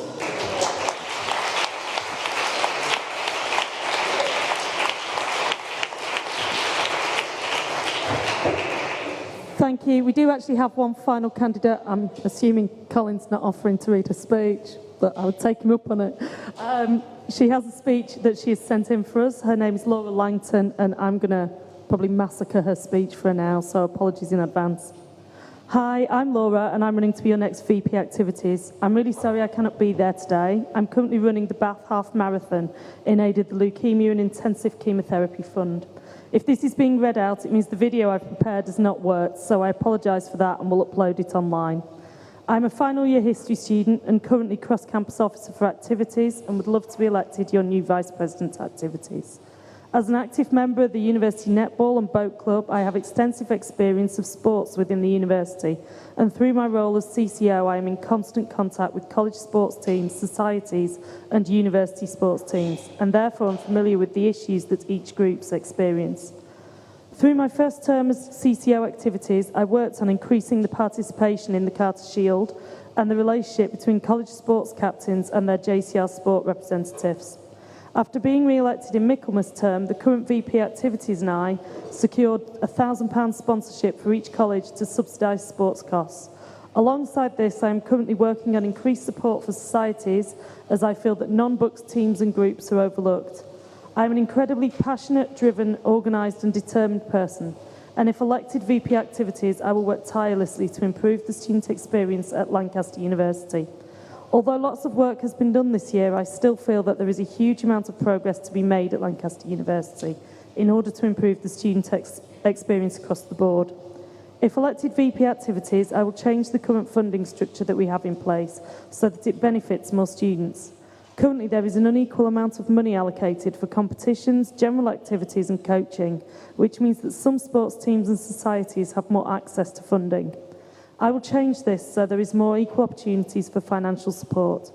Alongside this, I would like to publicise the funding system more because I feel that it's not accessible enough and execs do not realise the extent of the support that is available to them and how to apply for it.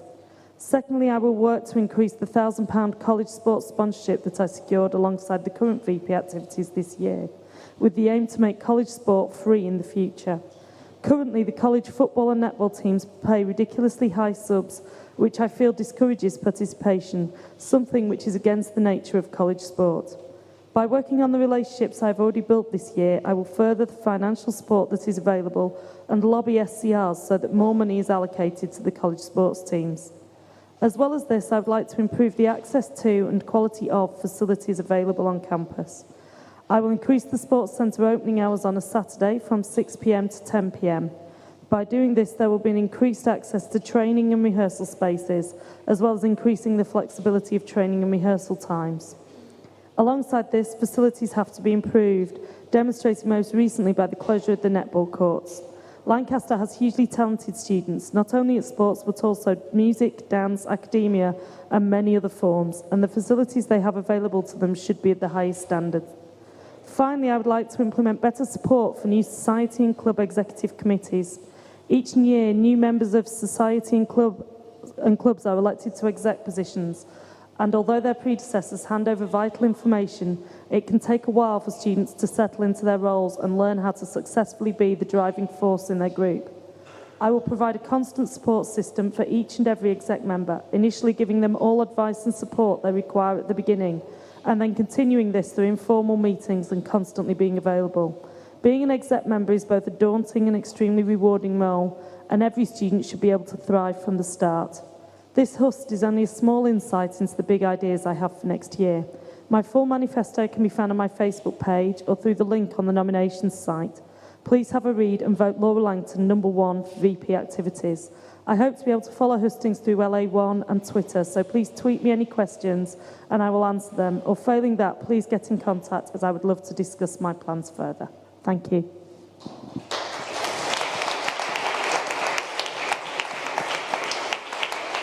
Any questions? And I think we have Colin. Oh no, are we having Becky first? Who is it? Polly. Thank you. Hey, so we will come back to you. I noticed that you all focused a lot on sports in your Husts, which is great. But, you know, personally, it's not something that I'm involved in because I am terrible at sport. There's a reason I stewarded LURAB instead of running it. So I was wondering, firstly, what would you do for sort of social justice concerned societies? And secondly, how would you help us to connect with sports teams in terms of campaigns like Consent Week, I Heart Consent workshops, and the Out in Sport campaign? We will take that one to Hannah first, please.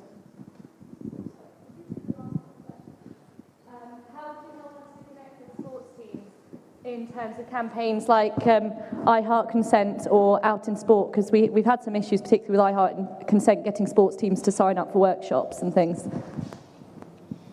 Well, firstly, with social justice groups and stuff, I think that they're really important and should be promoted more. And I want to set up a forum, at least once a term, where the presidents of societies and sports clubs meet and discuss what they've been doing throughout the term and what their plans are for the next term. So I assume through something like that, we could create better connections between the presidents and captains of sporting societies and other societies. And with a better relationship, you could help get the campaigns across better to the sports teams. I hope that answers the question. And next up is Nick. I think there are some things which we can definitely do. I think the Out in Sport campaign at Roses last year was very successful. Using these big events, using things like patriots, founders, legends, you can get a lot of people who are involved in clubs and societies who are there, who will be able to see more about the social justice campaigns at those events. Thanks. And Liam? I just reckon you'd use the VP activities as like a middleman, because the VP activities is always in contact with the presidents of each of the sports societies.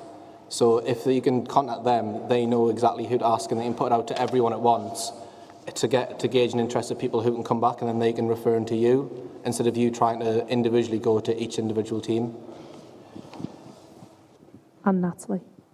Mine's all about communication. That's why I'm really trying to push for this platform so that it's easy to contact the presidents and captains, because at the moment it's really difficult. And ultimately, just because those people play sport doesn't mean they're not affected by these issues. So I'm sure you would find hundreds of people that are engaged with these sports teams that would love to help. But I think the best way for you to be able to tackle that is knowing who to contact. And I know at the moment that's really difficult, because as a captain myself, I reckon half the people at the university wouldn't have a clue how to get hold of me or who I am. So really trying to make an accessible document of who's who at the university, not just as full-time officers, but as the students that represent all our clubs and societies. Is it Tom with the next question? Yep. Yeah, I've kind of got two questions, one specifically for Hannah and one's for all the candidates. So to Hannah, you mentioned Out in Sports in your manifesto. A lot of people have mentioned Out in Sport in their manifesto, and you're the only one who's actually come to us to talk about it, so thank you for that. I just wondered if you had any specific ideas to Out in Sport that you'd use to push it to make it better than it was last year. At the moment, I don't have maybe specific ideas, but what I really want to do is push it in all the sporting events on campus, so make sure there is a massive, like an even bigger presence than it was at the last Roses. I remember the stall there, and it was fantastic, and lots of people came and saw it, and it was incredible. But I want to make it even bigger presence at the next Roses, and I want to make sure that there's a presence for it, and the sports teams in all the sporting competitions across campus all take part in it. So at Legends, Patriots, Founders, Carter Shield, which is every 2 weeks, just make sure that it's there and it's regular and it's kept at the forefront of people's minds. With regards to exactly how I do that, I'd probably try and work alongside the VP Welfare and try and get that as best across as I can. Thank you. And your second part of your question? Hello? Oh, there we go. Yeah, to all candidates, You talk about sport an awful lot, but there are plenty of other groups out there that aren't sports groups that need the support of the VP activities. As somebody who's been on the LERPS exec for the last year, and I'm now the president-elect for LERPS, I've been, asked to ask, basically, what will you do to support these groups that incur heavy costs and need the support of the VP, but are not sports teams at all? And we'll take Nick first with that one, please. Yeah, so as I said, I want to make sure that everybody's involved. We're currently going through a major review of how funding's allocated. I want to make sure that the people who are going to be affected, and that's both sports clubs and societies, are in the room helping making that decision. Liam? Well, I spoke for sports because that's my background. I don't know that much about society, so what I do is I just listen to them, because there's so many of them, I can't generalise them all into certain points. They all want different things, so if they want something, they can come to me if I'm elected, and I'll listen to what they want and see I can do whatever I can to help. Natalie? Yeah, unfortunately I couldn't get to the point in my speech about societies because I wrote far too much, but one policy I really want to push is giving that equal provision into both, because ultimately, as much as it seems easy to give sports teams help because you can just give them money for equipment, societies need just as much help, and at the end of the day, a lot of the events that are carried throughout the campus are society-led, not sport-led, so I do think we need to give a lot more emphasis there. And that, in terms of doing that, would just be connecting with them, knowing who to talk to, talking to them on a regular basis, make sure that we're not just pushing for an away Roses win, but focusing on the big events like Campus Fest and Grad Ball, which are more society-based than sport-based. I think that's it. And Hannah? Well, with regards to societies, I think a lot of campaigns they run are really incredible across campus, and I really want to see the funding increase for that. And I want to see that all societies they know exactly what funding they are entitled to at the beginning of the year. So when the new exec comes in, tell them exactly what they are entitled to, so they can get the funding they need for that. Also, part of my manifesto, I want to install an award scheme for these societies. It's not focused on sports societies; it's all on activities. Mainly because I think you get recognition when you do play a sport because you win a fixture or something like that. But with other societies, there's no proper scheme for it. So I want to look at the societies and create categories for it and have them work through bronze, silver, and gold awards. It'll be kind of like the Student Rep Award, Lancaster Award, Duke of Edinburgh, kind of, but for societies. And at each stage there'll be a different reward for the society. It could become really simple for the first stage and second stage, but then have the last stage maybe a certain amount of funding going towards it. Obviously the specifics can't be discussed now because I don't know exactly what it is, but hope that answers it. Thank you. And the next question, Colin. Okay, so you've talked a lot about sports societies, that stuff, but one of the biggest aspects of this job is planning Christmas markets and planning grad ball, and you all seem to have ignored those issues. So what are your plans for Christmas market next year, and what are your plans for grad ball? I'll start with Liam this time. Continuing doing what we do. They run well already, and there's not massive. I can't say anything for grad ball. I haven't graduated yet, so I haven't been. But from what I've heard, they run well already. There's no point changing something drastically if it works well already. So, but that's why we talk about sports, because there is a lot that can change to help it already. If that makes sense. Does that answer your question? Basically, you're not going to do anything. Well, I'm obviously going to have to organise them, aren't I? But I'd ask the student body what they want, because there's no point me just doing it by myself, because then it's just catered to me. Natalie? Yeah, I admire the events. I've attended Christmas markets, Campus Fest, year in, year out, and ultimately I don't at this stage know how much involvement I am supposed to have. I know I arrange them, but I think the true spirit behind those events is how much we get the societies and clubs involved, and that's why I really want to push getting early engagement with the people that are actively involved, knowing who they are, knowing what they want, really getting that student participation and involvement so they get their ideas in early and it's not just us kind of leading those events, and making sure that we get early management of those. I have arranged big events in the past and I'd like to put my input into those, but with the student body, not just my own ideas. Hannah? Well, with regards to Christmas markets and grad ball, I was involved in organising Christmas markets this year, and from that experience, I think that they should be organised earlier and have more student input into it. So I think we really should promote, like, advertise it better to students. I know a lot of people that didn't know they could get involved in that. So by basically just increasing the publicity beforehand, like way before the event, saying that, you know, you could have your say. What would you like to change? How would you like to make an impact on your university events? And really try and get basically the student opinion. With regards to grad ball, I have not attended it. I have not been part of the organisation process as of yet. But I would really like to see how this year's grad ball goes, and I can only hope to make it better and improve on what feedback comes from that. Thanks. Nick? Yep, similarly to the others, really. I know that I had a chat with current Vice President Activities, and I know that you're in charge of the sort of direction of it, but the actual physical organisation is largely done by permanent staff within LUSU. So what I would want to be doing is consulting with students, making sure that they're involved. Also with Christmas markets, I know that we had more club and society involvement. Lots of stuff like the performance societies taking part. We had Lou Dance, etc. And I want to make that one of the key things that we can showcase our students. So yeah, that's probably my main point. Next question from Chris. So obviously a lot of stances across the board are reasonably homogenous. So what differentiates you as a candidate from your competition? Why should people vote for you over the 3 candidates sat next to you? I will start with Natalie. Don't want it to turn into a bragging fest, but I feel like it's not about telling you what I've done and what positions I've held, but what I've learned from them. Obviously, I've partaken in the netball club through my 3 years. I've tried to engage with as many societies as I can by attending such events such as Campus Fest and Christmas markets. So ultimately, it's the leadership skills I've learned from being captain, the organisation skills I've learned as being president, my constant communication with LUSU and the student body to find out what it is that is working well and what isn't.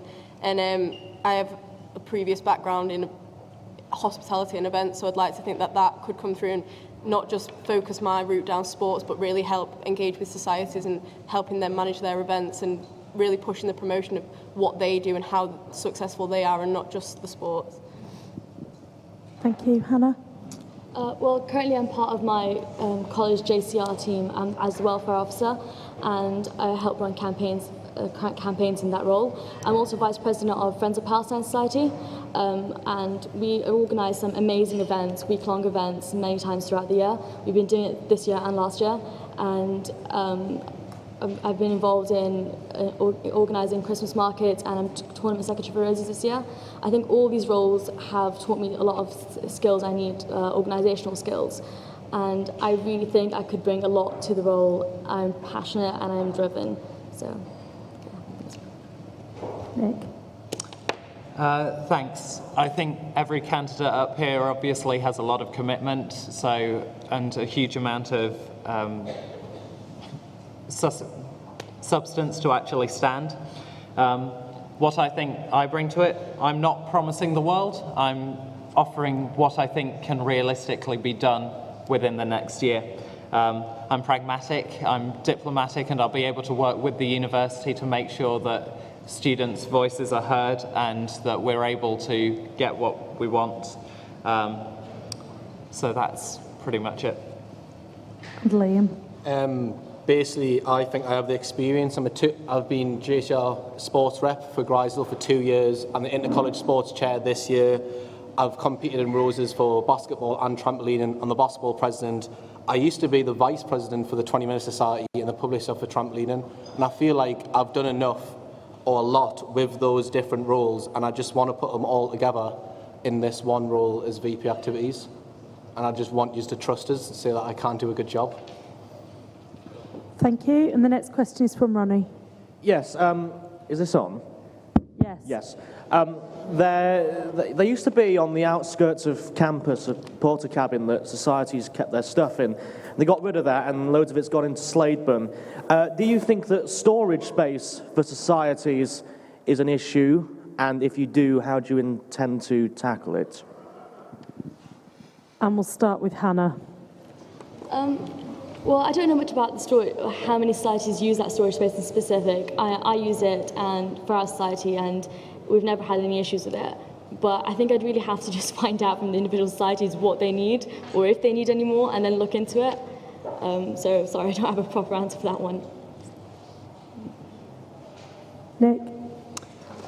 So, yes, there are sometimes issues with storage space. I was speaking with Theatre Group earlier this week, who said that their storage space is often gone and packed full of stuff which is meant from other societies. Also, you have a lot of problems in terms of sport, in terms of the sports cupboard in the sports centre, which is so higgledy-piggledy that no one can make any sense of it. I'd like to try and just get these more organised and make sure that people know what's going on with them.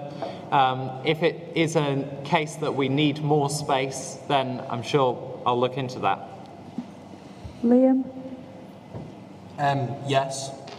I don't know personally, because the only storage struggles I have with the basketball team is that they don't let us keep the basketballs in the sports hall, so we have to take them home.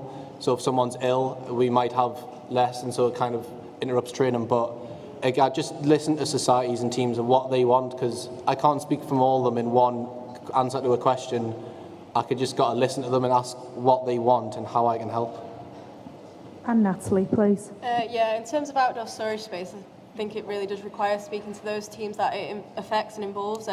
Speaking to a few of them this week, they've said that the storage space is adequate, it's just the way it's managed. So some teams are kind of throwing their equipment in there, some are putting it away neatly. It's the same for the indoors. The space is there, it's just how it's managed and organised. And I think at the moment the problem is that the sports and societies don't know whether it's down to them or down to the sports hall staff themselves. So I think we really need to improve communication between both of those in terms of putting up equipment and taking it down and then putting it away effectively.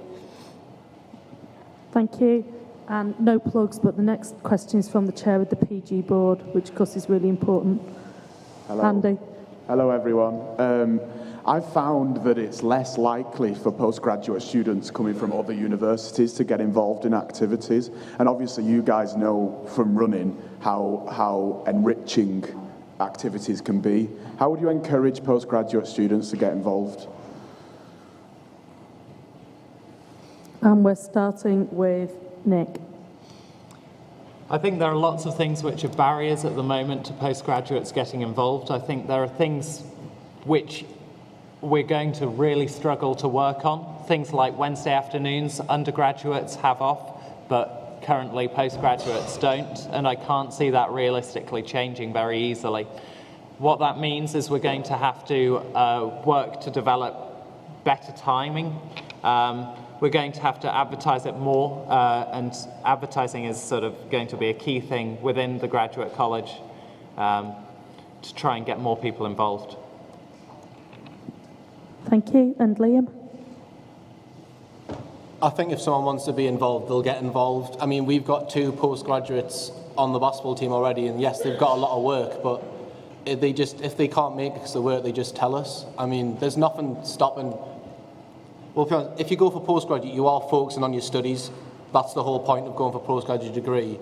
But if you want to get involved, you just do. There's nothing like on the door of any society saying no postgrad allowed.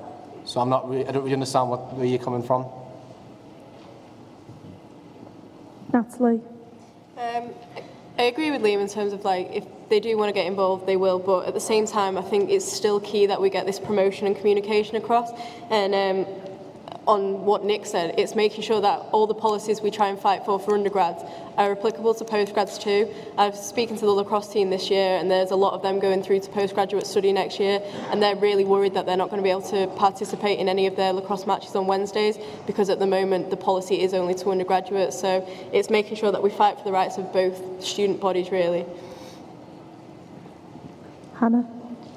I think People that have gone through the undergraduate scheme here at Lancaster are more aware of what's available out there when they go into a postgraduate degree. So I know people that are on the lacrosse team, as you said, that have gone through the undergraduate scheme and now continue to play lacrosse. But I think when you have people coming in, students coming in for 1 year at a time, I think what we have to do is advertise it better, showcase exactly what we do have available, so they know what they can and can't participate in. By having better fixtures and timetables, we'd like more readily available. They'll be able to work around those timetables better. So even though they have a heavy workload, they'll still be able to participate. But I think on our part, it's more promotion and better communication with grad college, because I know people that have said that they don't actually know what's going on because it's not been communicated to them well. So basically, just building better connections with grad college and the board that runs it. And the final question is from Anna Lee. I don't think it is.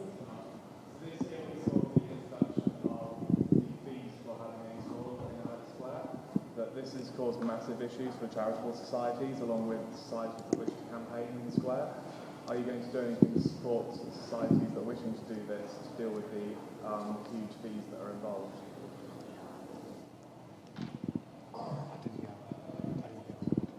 Can we try the other mic, Laura? Yes.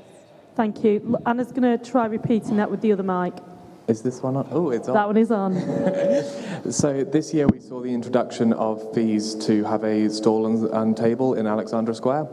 That this has put up huge barriers for societies that wish to campaign in the square, along with charitable societies raising money. What are you going to do to help those societies which their activity has been massively impeded by this? And we start with Liam this time. Personally, I'd like to make it free to use that, because it's just stupid how much you've got to pay for when you come to university, because everything's got a charge in it, and you shouldn't be charged to try and promote your society or event, and I'd like to see that just abolished, to be honest.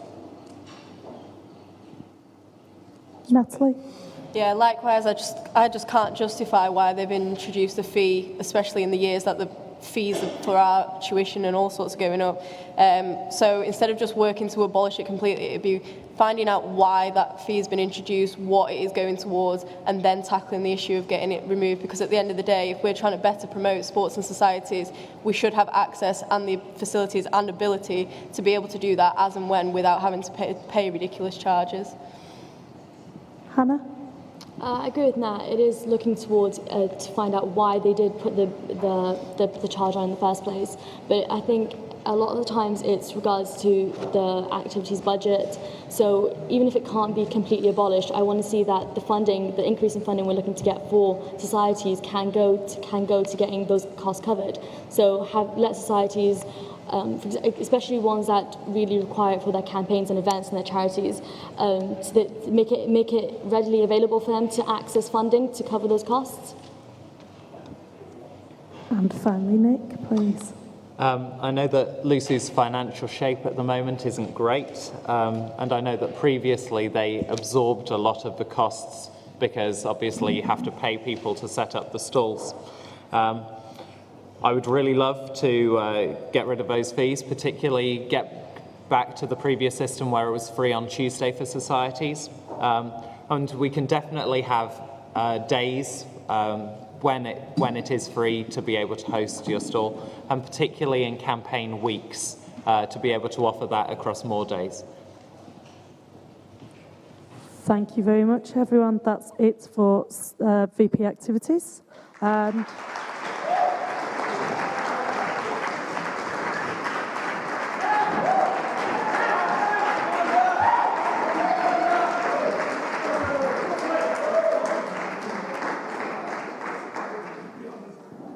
we've just had a debate about the length of the break and have compromised on 2 minutes, so be quick, people.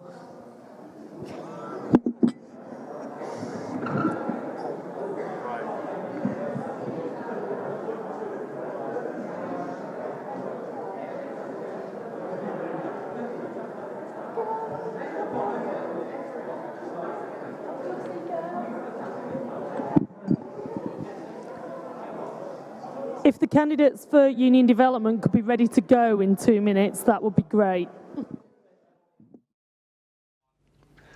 And there we've just seen the Husts from the candidates for Vice President activities. It was a bit of a varied set of candidates there, a lot of different backgrounds, a lot of different points to make in their speeches. I think that with a position like activities, you are bound to get different characters. I mean, what falls under the remit of activities full-time officer? It's a vague term, but essentially there's events, societies, sports, are your three key pillars, but if you break events down, you've got grad ball, which was mentioned, and then you've got Roses, Campus Fest and Christmas Market are the three other big ones, and they're events which cost thousands of pounds to run, and as one of the candidates said, the hands-on stuff is generally done by full-time staff, but the guidance and the shaping of the event is done by the officer, so that's a huge part. In small bursts when those events are being planned. And then you've got societies and sports. Now, there's a huge amount of funding available. Activities eats up an absolutely massive amount of money for because of its vast scale. So there's all of the deciding where money's going to be allocated to all of those, planning funding for that sort of thing. But then there's all of the sports stuff. They have all the books clubs. And supporting them and then getting them ready for Roses and trying to provide a strategy to get that home Roses or that away Roses win, which is even more elusive this year. For these ones, it'll be a home Roses, which gives them more to do on the events, but probably a slightly higher chance of winning Roses. All the society stuff, which can be a bit vague, it often depends on their background to how they choose to interact with societies. Emily Pollitt, one of the previous Vice President activities, was a former dance society president, so she did a fair amount with the performing arts and that side of things because it was her background, and that's really where you're going to see the difference in these candidates, is they have different backgrounds, and it's the society side of things really, I think, where they sort of differ. There was a question there about charity societies, and it's something that none of them really mentioned. No, in their Husts we didn't hear much about it. No. I think surely after hearing that, they've got to be one of the busiest full-time officers. Yes, there were comments when this role was created, because societies were until the last sort of restructuring of the full-time officer team, societies were under a different remit, and then they just bunged it all in together. Societies and events were one thing, and sports was another, and they gradually just brought them together. And there were comments saying this is too much for one person, either that they're going to overwork themselves, or they're just not going to be able to cover it. And I think you will see that activities officers do take stands on particular issues, and it varies year to year. Now, it's got to be a lot of pressure and responsibility for the candidates. Do you think they've shown that they can handle with it? I think so, yes. They did good Husts up there. They seemed fairly confident talking. Some of them went for the more planned approach, and whereas others went for the more informal, communicative approach. I think they all did fairly well there, actually. There's a vast difference in styles of presenting between them, but I think they all did themselves a good service on the stage there. So yeah, I think it went fairly well. Yeah. Surely it's also the full-time officer position, which it affects the students a lot, and the students often know this person quite well, or have heard of them especially. Because it's something that really everyone knows about, all these big events, Christmas markets, Roses. It's a big responsibility. Yeah, they used to say about 5 years ago in Lucy that was less than a third of students were involved in societies or sports. That's not true anymore. I think you would struggle to find a student who isn't involved in any society, sports club or charity group, or hasn't been to any single event, even if they just happen to wander through the square when Christmas market's on or whatever. They will have affected it. Now, the time that they become a public face really is Roses. They are the captain leading Lancaster's teams, which is why you tend to get a fair amount of sports people applying for this. You have Natalie from, I think, netball. Liam was saying about basketball. And Laura, of course, is activities CCO at the moment, and she's come from a sporting background there. Do you think that's put her in good standing then? Yes, I was very surprised actually to see that she was the one who mentioned the arts in her. I think Nicholas did a little bit as well, but she mentioned that, and that got a great response on Twitter, which she comes from a sporting background, and when and that's one of her things, but it's great to see the officers showing, or potential officers showing that wider remit, because this role is just so big that you can't really hope to go into detail and everything, certainly not in your husting. So it's good to see that, and it shows that it got a good response because it was different, and she actually, even though she wasn't actually here to read that speech, it was read out for her, it went down well, and that's quite surprising that it's the one whose speech wasn't here that caused the most positive feedback on Twitter. It just goes to show that it's not always a disadvantage, is it? I mean, there's a lot of talk about how much they should get involved in societies, whether they should, how much they should help societies publicise their events. I mean, what's the appropriate amount, would you say? The problem with this role is you're one person. Yeah. And you cannot go and publicise everything. And to be honest, even if you were on Facebook posting every single event, you'd post so much that people would just hide your notifications. Yeah. So there's no point in doing but then that. Where do the priorities lie between societies? That's the difficult part. Yeah, I think the key to this role is making sure you use LUSU's existing systems and staff, and make sure that all societies know you need to be contacting this person if you want to publicise your stuff. This is the comms team, this is who to contact, and this is who to contact in the university as well, because they can publicise events as well. And I think that's the way you could make a difference in this role, is saying making sure that all of those student groups know what resources are available to them.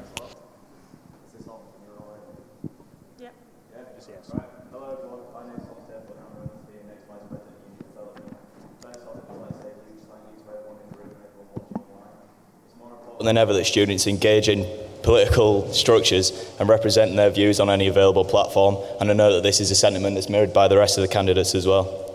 So what have I done to qualify myself for the role, and why should you care? Over the past 2 years I've been Cartmel Social Secretary and President, and have regularly held officers and myself to account, ensuring that all steps taken will ultimately benefit the student body. I've sat on a union council, organised a Freshers Week and an Extrav, and chaired more meetings than I care to count, and I believe that this prior experience makes me the perfect candidate for the role. So union development is a pretty confusing concept to most, which is why I've broken it down into 3 key areas, which are commercial services, socials, and democracy and engagement. There are a few things I'd like to go through from each, and I'd focus on them if elected, so I'll start that now. First up, we've got commercial services. Currently, students are subjected to a 19% rent premium for off-campus accommodation, meaning that the average student pays around an extra £20 a week compared to a non-student. This accommodation is often inconsistent and plagued by inadequacy. I've spoken to students who have been left without heating, without water, without electricity, and most importantly, without any support. Students are paying a premium for this kind of service, and this desperately needs to be addressed to ensure that all our students are getting the best possible value for money for a superior service. It's also become clear that the Sugar House events have grown repetitive and stagnant. The Sugar House isn't even accessible to certain students, and absolutely no provision has been made for this. I've been speaking to students all week who have the most amazing and innovative ideas. By collating these ideas, we can create a Sugar House experience that is created by and tailored to our students. I also want to increase promotion of the Purple Card. On campus, promotion of the Purple Card really excels, but it's a completely different story off campus. The entire catalogue of Purple offers is currently lost in the labyrinth that is the LUSU website. Lancaster has a range of media outlets that could publicise all these amazing offers in order to promote sales of the Purple Card and ultimately make students' money stretch further. In terms of socials, I want to focus more on cross-campus socials. JCR's organised the most amazing cross-campus events I've seen, like Patriots, Legends, Founders, the 50th anniversary event, and the list goes on. From personal experience, I can confidently say that LUSU often do not support or encourage these events unless they've been hounded by JCRs. These events are celebrations of the college system that Lancaster was founded on, and should be given more time and more priority. The big night out is also in danger. The previous big night out was poorly organised and poorly executed. We can no longer rely on the complacency of this event, especially when we have such a diverse range of ideas coming in from our own students and our own JCRs. It's important that we ask students what they want from their next big night out, instead of going with the same generic formula of charging students £5 for a t-shirt and a below average night out. By changing this formula, we can promote engagement and participation and breathe life into these tired events. So lastly, I'll go through democracy and engagement. There's a huge general election coming up, and no matter which party gets into power, the political landscape is going to change drastically. In the wake of this, it will be more important than ever that the students are proactively represented, both locally and nationally. For too long, students have been underrepresented politically when we are actually one of the most powerful groups in society. For too long, we have been overlooked, and this needs to change, and it needs to change soon. To this end, I want to foster a politically engaged and politically aware campus. Campaigns like 333 are amazing at making students realise the potential and the political power they have, and campaigns along this vein need to continue.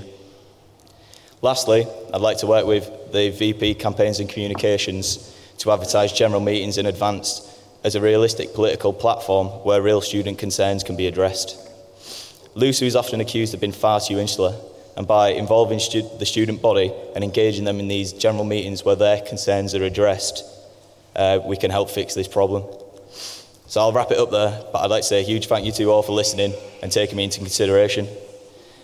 Everyone on this stage would make a great VP Union Development, but it would mean the absolute world to me if you'd put your trust in Tom, number one choice for Union Development. Thanks very much.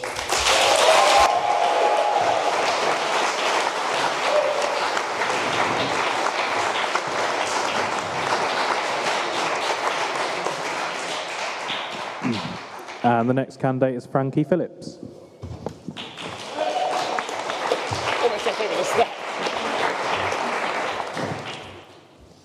Hi everybody, I'm Frankie Phillips and I hope to be your next Vice President for Union Development. So firstly, I'd very quickly just like to go over my previous experience with LUSU. I was first a chairperson in 2014 and I'm currently serving as CCO Democracy.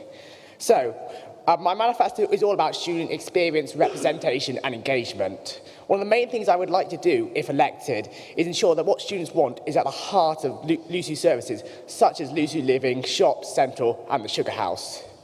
Most people I've spoken to have said that they have never been asked what they want from these services. Therefore, if elected, I will commit to using online and social media to get student feedback to help improve these services. I'd also like to set up regular focus groups with students throughout the year in order to discuss ideas and improvements which could be made. You know, just meet with groups of students, just ask them things like, how was United Sugar last night? What was good? What was bad? What could we improve? While campaigning, I've had some great discussions with students about these services. There are some really good ideas there, and I really want to provide a platform just to enable them to be heard and acted upon.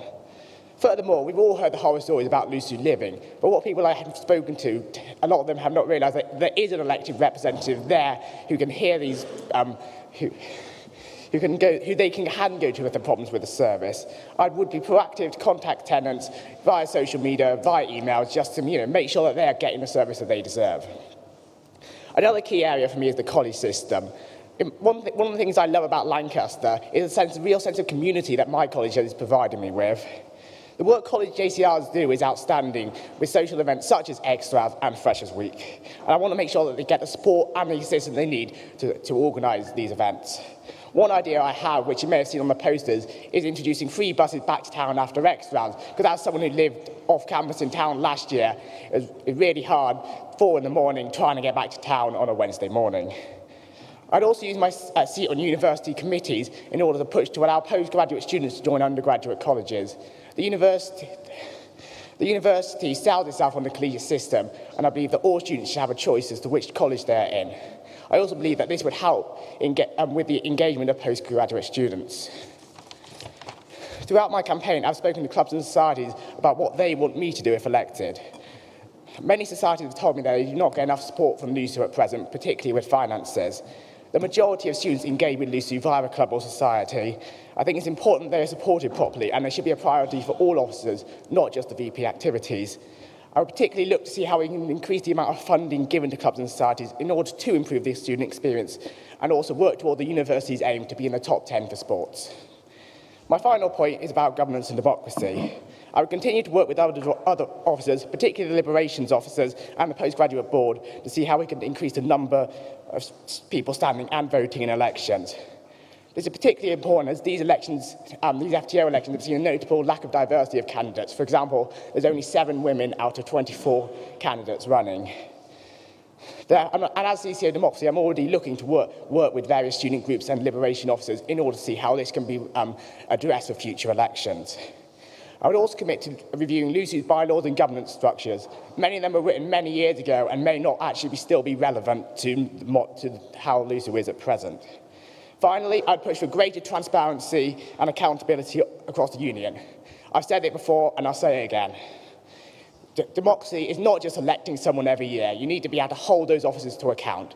And this is something I would really push for if elected. So thank you for listening to me. I look forward to taking your questions. And please vote Frankie Phillips, number 1, for Vice President, Union Development.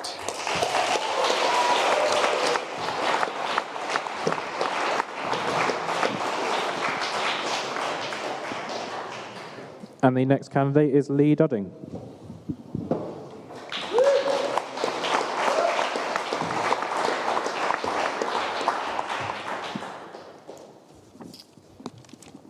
Hi everyone, my name's Lee Dudding and I'm running to be your next LUSU Vice President for Union Development.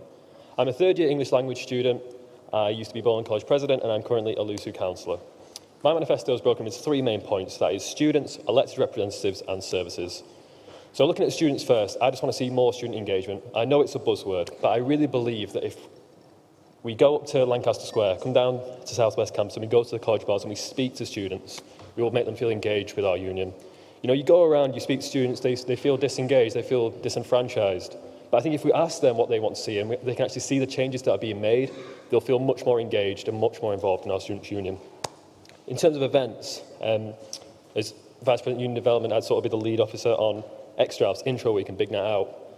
For Extrav, you know, we've seen a recent increase in the ticket price, and I'm really keen to ensure that the JCRs have the support available to ensure that the ticket price increase is matched by an increase in student experience.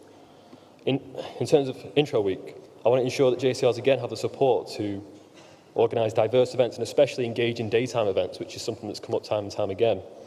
I want to ensure that students' experience is prioritised over getting students through as many pub and club doors as possible on things like the Big Night Out and the cross-campus bar crawl during Freshers Week. Also, the Big Night Out, it seems to me that it's the same mistakes every year. I want to consult with JCRs to see what the main problems are and whether or not we should be continuing with the Big Night Out or actually it should see a facelift or at least a change in how it's organised. Moving on to elected representatives, I want to see increased support and training throughout the year. Instead of the current structure, which sees 2 days of training at the start of the year and then students left to their own devices for 12 months, I want to introduce dynamic training and drop-it sessions with senior officers and staff. Because at present, officers are elected at this time of year or just before summer, and they don't get any particular training, especially in summer when JCRs may hold by-elections and then their first assignment is intro, which is a big task. I also want to organise workshops for elected representatives to promote on their CVs or on their job applications the incredible work they actually do.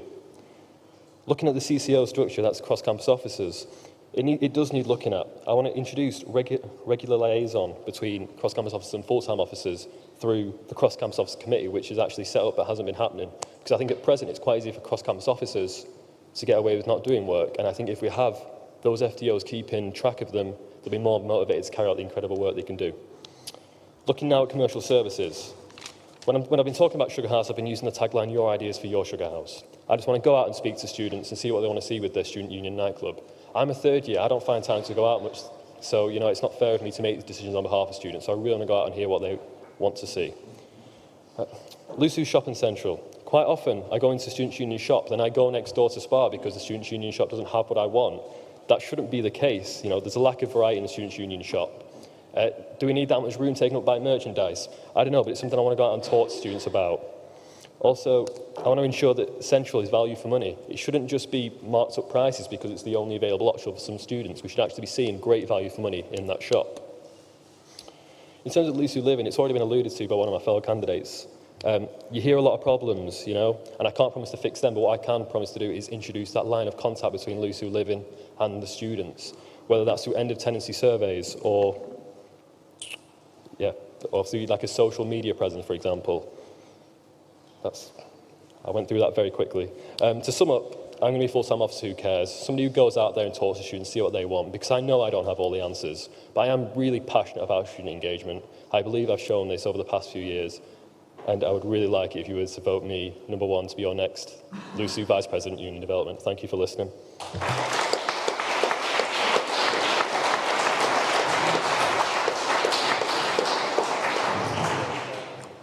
And the final candidate, Josh Sinclair.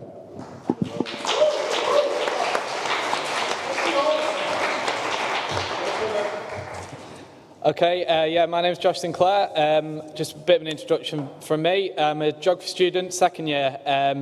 I've been on Grisdale JSR for 2 years, first as social sec, secondly as VP events. I've pretty much done anything I can to avoid the library. I've joined club societies, had a radio show. My manifesto is split into 3, much like everyone else, not to sound repetitive. 3 main points: sugar and socials, commercial services, and engagement in democracy. Just to start with sugar and socials. Sugar House this year was revamped on a Wednesday. I feel like that's worked really well, but I'd like to see it took further. I'd like to see more diverse acts on a Saturday. This takeover idea is a great idea, but I don't feel like it's been executed in the best way possible. Secondly, I'd like to expand sugar free. Currently 200 students were given the option to buy a free entry sugar pass for £37. Whether it be a small increase in price, but I'd like to see it expanded so that more first years, second and third years can all access that. Secondly, cross-college socials. Just so happens that this week it's been a perfect example. There was 2 trips to Preston on 2 separate days by 2 separate colleges. My question for that is why? Why did 2 colleges go on separate days on the same week? Why didn't they go together? Why didn't they work together as a team? SEG, which is a social events group, which I've sat on for almost 2 years, works on things like this, but why wasn't it brought up? I'd like to make sure that SEG is good. The communication between colleges at SEG is strong, but also that colleges feel like they're given the support they need and deserve. Second point is commercial services. As you may have seen on my campaign page, I don't believe that Central and Lucy shop are good value for money. Yesterday I went in, picked 10 items at random, and there was a 30% premium compared to Asda and Sainsbury's. I would like to ideally price match Central and Lucy's shop to its major competitors in town, and also, as my other candidates said, you shouldn't be paying a premium just because you're on campus. Secondly, Lucy Living. I think that Lucy Living does a great job in providing affordable housing in town for students, but sometimes the houses aren't up to standard. Call-out times, such as 24 hours response on electrical and gas problems, aren't always honoured, and I feel like students should be given a bigger, stronger voice to complain about issues they face. As part of that, I'd like the VP Union Development and the VP Welfare's contact details to go up in each Lucy Living house, so that if students aren't honoured by their contract, they can call or email or get in contact with people at Lucy who can sort of push that forward. Third one is college bars. I think this year the college bars have been a lot busier. I think the way that they work is changing. There's more of an emphasis on food at different times of the day.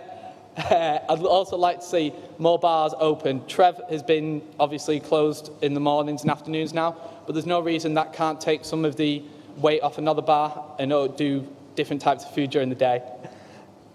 Finally, my student engagement and democracy. The She Should Run campaign has done a great job in encouraging more women to stand for election. However, I don't believe that this should just be a She Should Run campaign. I believe it should be a You Should Run campaign. It should be a campaign to encourage every single student to run for different positions across JCRs, CCOs and FTO elections. Hopefully, if more people run, more people are going to vote. Most people only get involved in Lucy elections because their friend or their flatmate or a friend of a friend is involved. If you get more people to run, more people are going to get involved and vote. Secondly, I'd like the winter officer training to be expanded, not just for JCRs, but for PG boards and CCOs. I feel like some of the workshops need to be more aimed at practical sessions, working on finance. I'd also like to see refresher training, especially for comms officers and sports officers, because these aren't always elected at the same time and don't always attend what week at the start of their work. Finally, as I've already mentioned, I'd like to reform SEG. I'd like to make the Lucy website more accessible and easy to use. Sometimes, even when you know what you're looking for, you get lost in the maze. All the bright colours, all the different links, you just get 30 lost. seconds. And I'd like to make it more accessible, everything to be open, and to provide a brief description of each bylaw and manifesto point. So yeah, please vote Josh.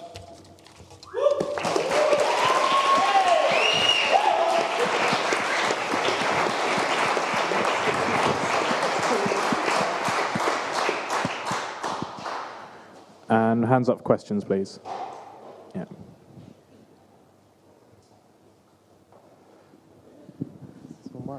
Yep, I've got 2 questions, if that's all right. Yeah, just one at a time, though. So all of you have either mentioned in your manifesto or in your Hust about holding officers to account. When was the last time you held anyone to account within Lucy? Take Josh first, please. Okay, so when I've held someone to account as a role just at university? In Lucy, In generally. Lucy. Honestly, I probably haven't done it. I probably have turned a blind eye to things like sober duty when I've done events, and I probably should have held people to account for things which have gone wrong. This is something which I do need to build on. I do need to be able to turn around to people and say, look, you've done this wrong, but I've never had the experience and never really had the requirement to do it so far. And Lee? Earlier this week, we were in a meeting when there was a proposed sort of document that was supposed to be circulated and there wasn't, so I asked when we could expect that document. So I guess that's it. Frankie? Yes. I mean, I can't think of, off the top of my head, I can't think of one specific example, although I will just put out, I'll just say this, I mean, I know I'm a blunt person, if I feel something isn't being done properly, I will, I'll make it known. That's all I can say. And that's what I've been doing throughout my year and a half nearly that I've been on LUSU. And Tom? Yeah, it's a good question. It was on Friday, the day of Patriots. The current VP activities promised Cartmel JCR a few things. I bumped into him on the day and managed to get it sorted. And your second question, Aaron? And my second question is that Lucy's been looking at doing constitutional review for quite some time, and that falls within this remit. What are your views on the current FTO positions, and do you want to increase the number or keep them just the same or change them in any way? Frankie first, please. Yeah, I mean, I know this is something I've actually spoken to a lot of people about, and I did say I would like to hold a constitutional review. I personally believe that I would like to personally increase the number of FTOs by 1 or 2, because I feel at the moment some FTOs are really overworked in their jobs. And I know that another idea which has been floated around, sound quite radical, is possibly completely shaking up the FTO positions. I mean, one thing that's possibly put out there is, do we need a union president? No offence to Laura, you've done a great job, but do we need this president, or should we, have 7 or however many officers that are, equal standing? Tom? Yeah, it's something I've talked to some of the FTOs about quite frequently. So, for example, the Vice President activities represents thousands upon thousands of students, both competitive and non-competitive. Is it feasible that only one person can represent the views of thousands of students? That's not particularly my decision to make. If I were to increase the number of FTOs, I'd definitely take it to the students and not just dictate that we need to increase the numbers to make representation better. I don't think that's how it really works. But Josh? Yeah, I agree. There needs to be a review of positions. I think especially the welfare and community position, it's 2 massive burdens, and I feel like that could be something which could be broke up. One side of welfare, one side community, because FTOs and LUSU do get slated a lot of the time for not fulfilling certain criteria and not doing certain things, and perhaps people claim that they have put more effort into certain things than others. That's just because they don't have the time to put effort into everything. I think especially welfare and community. That's a really important role which I think could be split up. And Lee? I think I'd be cautious of making too many changes, because I am very aware that we've only just recently changed the structure, and I also believe that when it comes to officer positions, it's actually very dependent on the person instead of the role sometimes. So yeah, I think it'd be something I'd like to be in post before I actually started thinking about, but I do agree a constitutional review is needed. And next question from Chris. Yeah, I did unfortunately miss a lot of the Husts, but this is from extensively reading through your manifestos. This question is for Josh. It's quite long-winded, so I'll repeat it if you want. You make a point of price matching products available in LUSU shops to prices in town. Do you believe that this is economically viable given differences in pricing structures and the current financial state of LUSU? Yeah, I genuinely think it is. From speaking to people this week, they would say if they knew that Central, LUSU shop and everything was price matching, Asda, Sainsbury's, Morrison's, whatever, they wouldn't call and do an online delivery to Asda. Just because prices are higher doesn't necessarily mean that profits are going to be higher. If you reduce prices and encourage more people to use it, not just to pop in and buy a pint of milk, but to do their full weekly shop and perhaps do orders online, which can be picked up. I feel like there's still the room to make the profit there, and I just feel like it gives a better option to students, more diverse. I think I went in yesterday and for 200 grams of coffee, it was £7.29, which is just absolutely absurd. You could get a flight to Brazil, pick your own coffee, put it in a jar and come back for that. David? This question's to all candidates. The cleaning service in Lucy Living carries a pretty big drain on financial resources, with most students finding it lacklustre at best. Would you consider reforming this in some way? We'll take Lee first. Yeah, from my own experience and from speaking to other people, it almost does seem redundant because they always say they're not going to clean unless it's a clean house. So I think it is worth looking at and seeing if we actually need it. Tom? Yeah, I'd agree with that. It's ridiculous that they come in. They don't do an adequate job of cleaning. I've lived in a Lucy Living house. But when I lived in the house, we had a student service who did it, and they did a perfectly fine job. And I think that's a good way of encouraging student business at the same time as cleaning houses and making sure they're acceptable for people to be housed in. Frankie? All I can really do is echo what the other candidates said. I think, yes, I've actually never lived in a Lucy Living house, I will confess, so I can't really speak from personal experience. But obviously, like everything else, I think it's something that can be looked at, and if it's redundant, then sure, abolish it, spend the money on better things, like societies. And Josh? I completely agree. From living in a Lucy Living house, the cleaning isn't the biggest problem. It's mould on the walls when they just come and wipe it off and repaint the wall. They don't fix the problems. I feel like cleaning is something which, by the time you're in town, you're probably second year, you've been used to working with your house, being able to clean. I don't feel it's something which needs to be done. I feel like other candidates have said, the financial resources could be better used in ensuring that the houses are good value for money and problems are fixed in time. And next question from Ben. You've all mentioned that you want to improve commercial services in some way, whether it's the Sugar House or Lucy Living. For example, there could be 25-minute queues at the Sugar House, or just ridiculous response times for things that are classed as a housing emergency in living. Could you give me some examples of how you intend to do that, but then balance the deteriorating financial situation of Lucy, because obviously, they're two conflicting tasks? We'll take Tom first. Yeah, sure. It's a good question. For example, let's take the diversity of the events at the Sugar House. It's the same thing week in, week out. To change that up, it doesn't require that you throw heaps and heaps of money at it.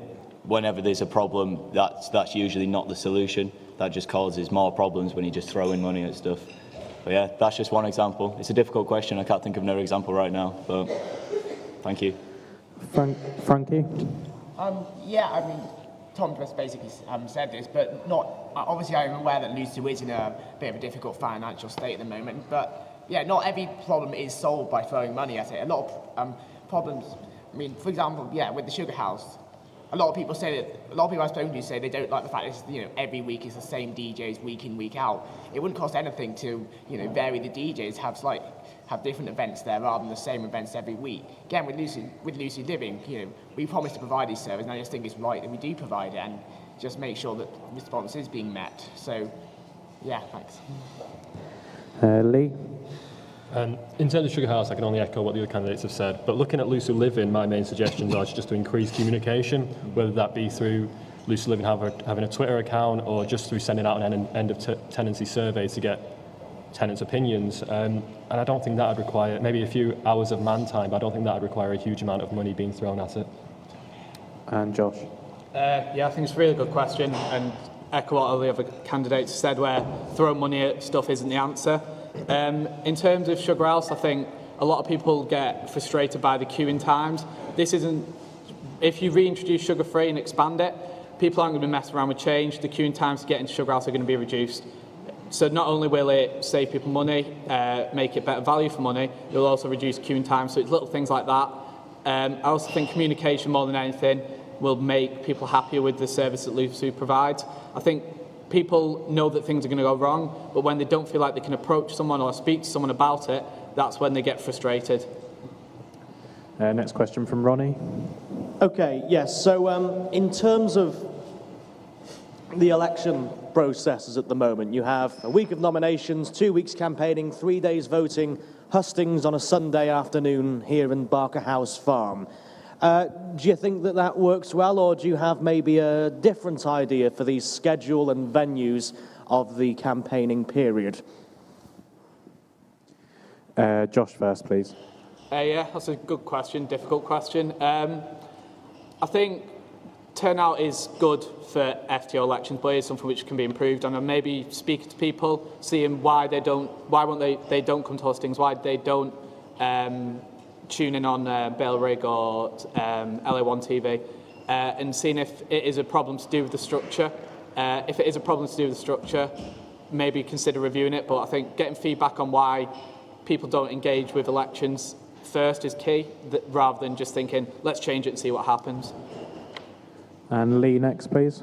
If we're talking specifically about FTO election process, I would be interested to see what would happen if we only had 1 week of campaigning. A bit of a wild thought, considering our normal structure, but would that lead to more intensive campaigning? You know, would it lead to officers putting a lot more effort in a shorter space of time? And actually, would it lead to more engagement because people are less turned off because they're walking around and seeing all these posters and being invited to all these pages? Not saying it's going to happen, but I think it's maybe an idea worth considering. Tom? Good question. I think with the FTO campaign, it all came around like it does every year, very, very quickly. You get 1 week notice, you nominate yourself, then you're campaigning for 2 weeks. I think we could do with a bit more build-up, capitalise on more campaigns that get underrepresented groups to run, and we'd see a better turnout. Obviously, I'm very thrilled that the hustings and the results are in Cartmel, but it doesn't mean that Cartmel should have a complete monopoly. Sorry to Cartmel JCR sat at the back. But I think if we diversified it, spread it around campus, we could definitely get more people involved.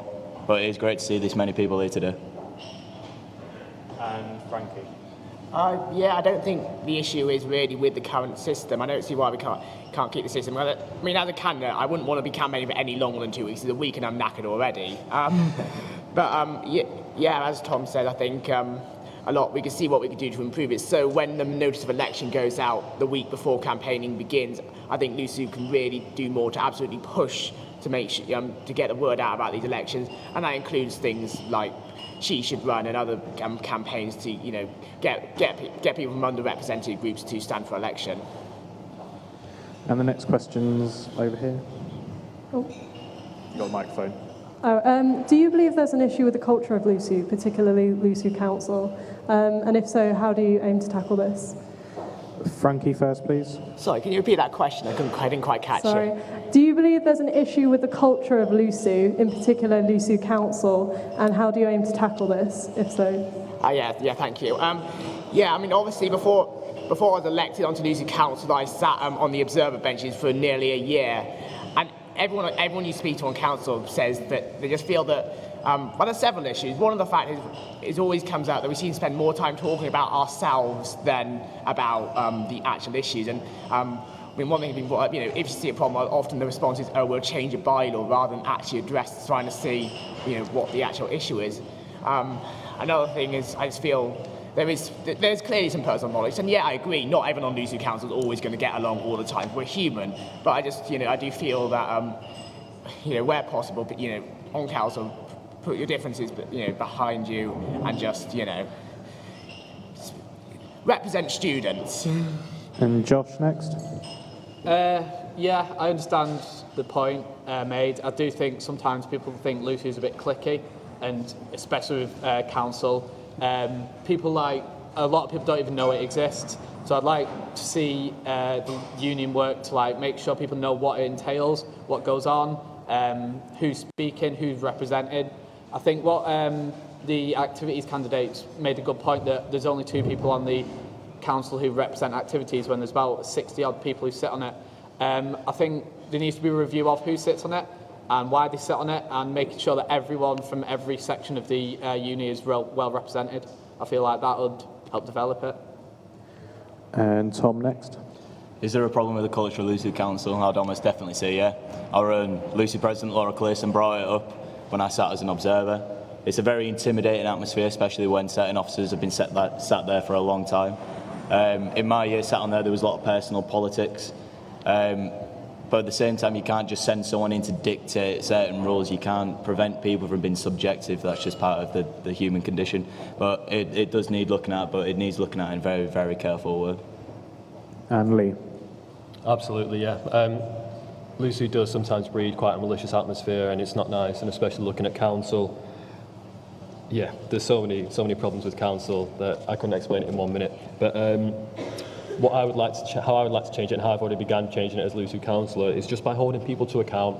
All too often people get away with not fulfilling their role, etc., etc. And I've tried to bring about a change alongside other officers, just where we're asking people what they're actually doing, and hopefully this change can sort of take force and really become our new culture. Next question over here. All right. Last year, the CCO elections were moved to be simultaneous with the JCR elections. I would imagine that increased voter turnout because people who are voting for JCR elections vote at the same time.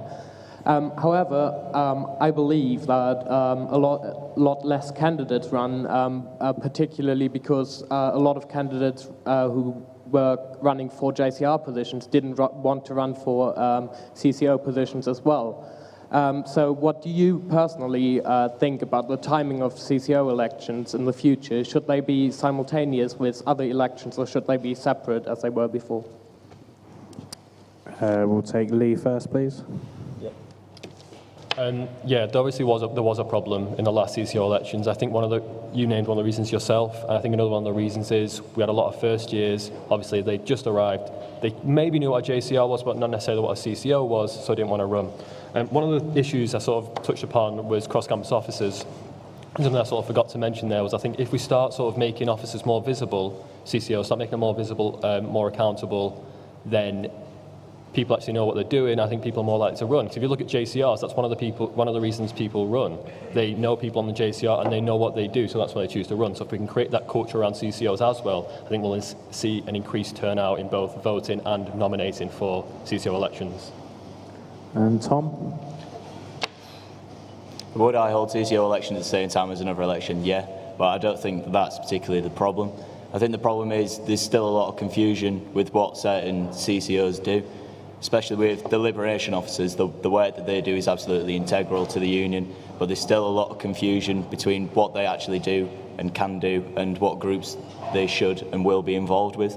I think we need to tighten up the bylaws, make it more clear what CCOs should be doing, what kind of activities fall under their role, make it more clear to students what they do, and then they'll be less confused and more likely to run, hopefully. And Frankie? Yeah, this is an issue which has obviously repeatedly come up. I think the timing of CCO elections has been changed more times than I can remember in the last few years. And it has been brought up on election subcommittee. I mean, there's basically, the way I see it, there are pros and cons to each. You know, obviously, autumn, when you have them in autumn, you get the higher voter turnout. Have them in summer, you can just focus on CCO elections. There's that said, it has also been brought up to when we last brought it up on the election subcommittee a few weeks ago, it was also brought to my attention that having them in summer does exclude a number of postgraduate students from running, and that obviously is an issue. Yeah, I think it's a discussion which is ongoing. It's a discussion which is going to keep rearing its head, and I think, you know, if elected, I would commit to trying to solve this issue once and for all. And Josh. Yeah, I think I can echo what most of the other candidates said. I do think holding them at the same time is a bit confusing. People only just arriving at uni know what JCR is. Throwing them then a CCO at the face is just like throws them into a haze. I think making them more visible, like has been mentioned, is integral to making sure that people understand what they do. Maybe like I mentioned in my speech, reforming like the website to make it a bit more accessible. I think the section on CCOs is very intense. It needs to be like broken up into like what they do, how they can be contacted. I think if we increase engagement with students with CCOs, that will turn into more people voting in CCO elections rather than having to definitely move it about. So yeah, I understand. And the final question from Laura. Yeah, this weekend, Cartmel and Finesse JCR organised Patriots. This is really stressful for JCRs, and I was just wondering how you could help JCRs improve on events like this. And Tom first, please. I didn't hear the question, I'm really sorry. Cartmel and Finesse GCR have been working really hard to organise Patriots for the last 7 weeks. I think that it's a really stressful experience for JCRs to organise by themselves without help from LUSU. How would you improve this? Okay, that's a good question. Last year, me and Will, there he is, we did our own Patriots, and it is really, really difficult to know what a JCR has to do. And a lot of the time, they're left alone to their own devices and there's no support. It's only when JCRs go to the FTOs, that's when they get help. That's not the role of an FTO. The FTOs know every single year when these kind of events are coming up. They should be approaching JCRs, offering help, because it's not easy. And more often than not, it falls down to 2, 3 or 4 members of each JCR to sort it out, and it's not acceptable because it causes a lot of stress. It's not good. And Josh? Yeah, I agree. I think, again, the union, whoever gets the role should be more visible and more contactable to JCRs when they're running events like this. Splitting it into like the two elements of it, the sports side and the social side. I think the sports side, the working well with Sports Centre is pivotal. I think, not to be insulting in any way, but Patriots and Founders are 2 colleges against each other. With Legends, there's 4 colleges, and at times it can be a bit very intense. Everything's bitty, everything's out there. So I think getting subcommittees from like social and events group and subcommittees from sports committees would help like bring people together to organise it better. I think social aspect, I think Sugar took a bit of criticism this past term about the way they've worked with events like Patriots and also like Big Red Bar Crawl and Monopoly Bar Crawl. I think Sugar shouldn't be providing another obstacle for JCRs to put on events like this. They should be really helping to push these events. They should be contacting you saying, look, we've got, you know you've got Patriots coming up, what can we do for you, rather than you having to constantly be emailing them, asking, will they do things for you? Frankie? I think basically it is about making sure that colleges know that the support is there, making sure, I'd make it absolutely clear that colleges can approach me, and I'd go along JCR, just say, how are you doing? How is this event? What can we do for you? I mean, I spoke to Furness JCR about Patriots, and they said that they were actually having problems kind of getting LUSU to, or that they felt they were having a problem getting LUSU to assist them in some respect, for example, with publicity. And I just want to make sure that, when colleges do speak to the FTO team are 100% behind them and do everything they can to help with these events. Also, just like to congratulate Furness for winning Patriots and commiseration to Cartmel. Lee, please. Yeah, I can completely understand where you're coming from. I've been on JCR for 2 years when we were organising Founders.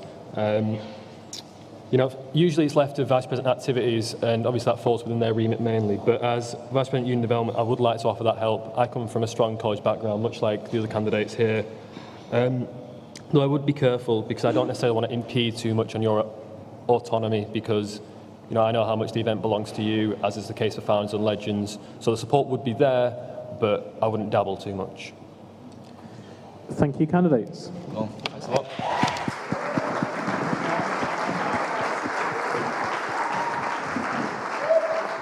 Cheers.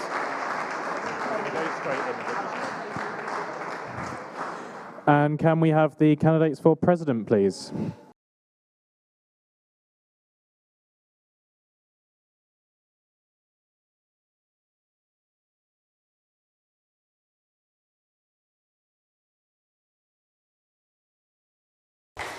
Hello everybody, and thanks for staying this long. I realise it's been a very long day, and I'm going to try and keep this succinct because I don't want to keep you. Oh dear.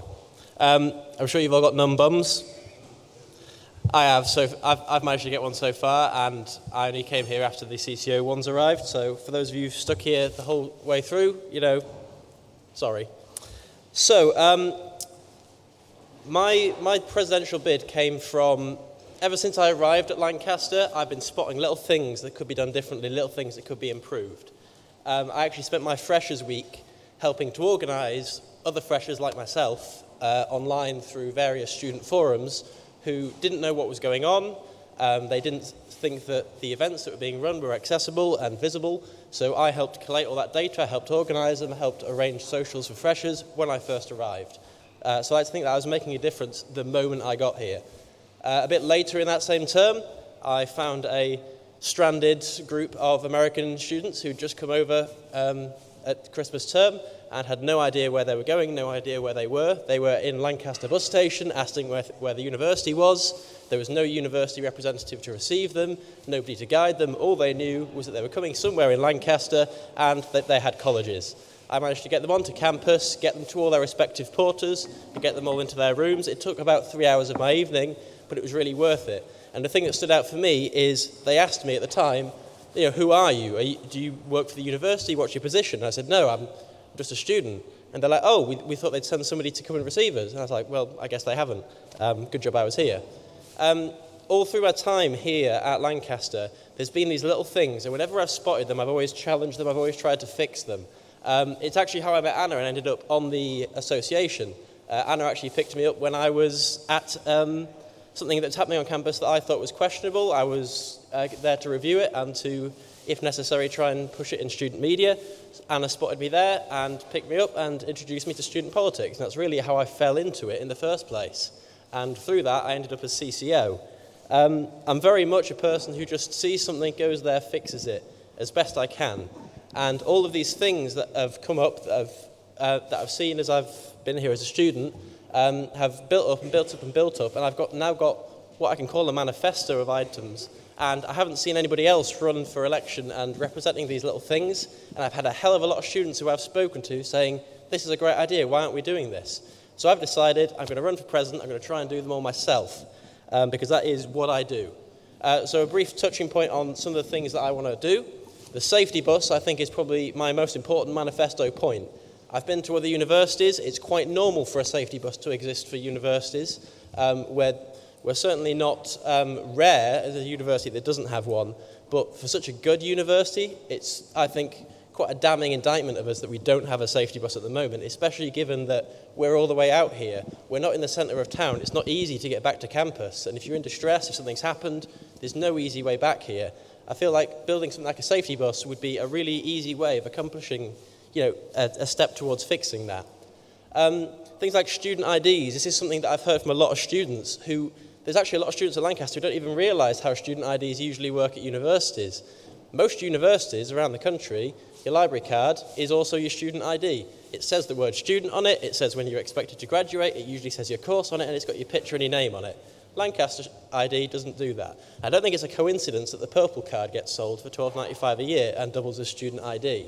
Now, I like the purple card, and a lot of the purple deals are absolutely great, but I do think that the purple card could stand on its own without needing to effectively extort students into having to buy it if they want to have any form of student ID. So again, this is another thing that I've spoken to students about, and they've loved it and said, why hasn't anybody done this? So I'm going to try and do it. I want our library card to double as student ID. I'm going to keep the purple card. I'm not going to try and damage that. I just want it to be able to stand on its own 2 feet for the deals that it represents, because a lot of the deals that you can go and get, you go to the cinema, student night, you don't need a purple card for that, you just need a student card, but Lancaster doesn't provide you with one. Aside from my CCO perspective and my general student perspective, I've also been on 2 society execs, and I've seen a lot of the problems that society execs face. So I'm going to try and address those as well as helping general student problems, because I feel improving the societies will have a knock-on effect and improve things for the students themselves. Thank you very much.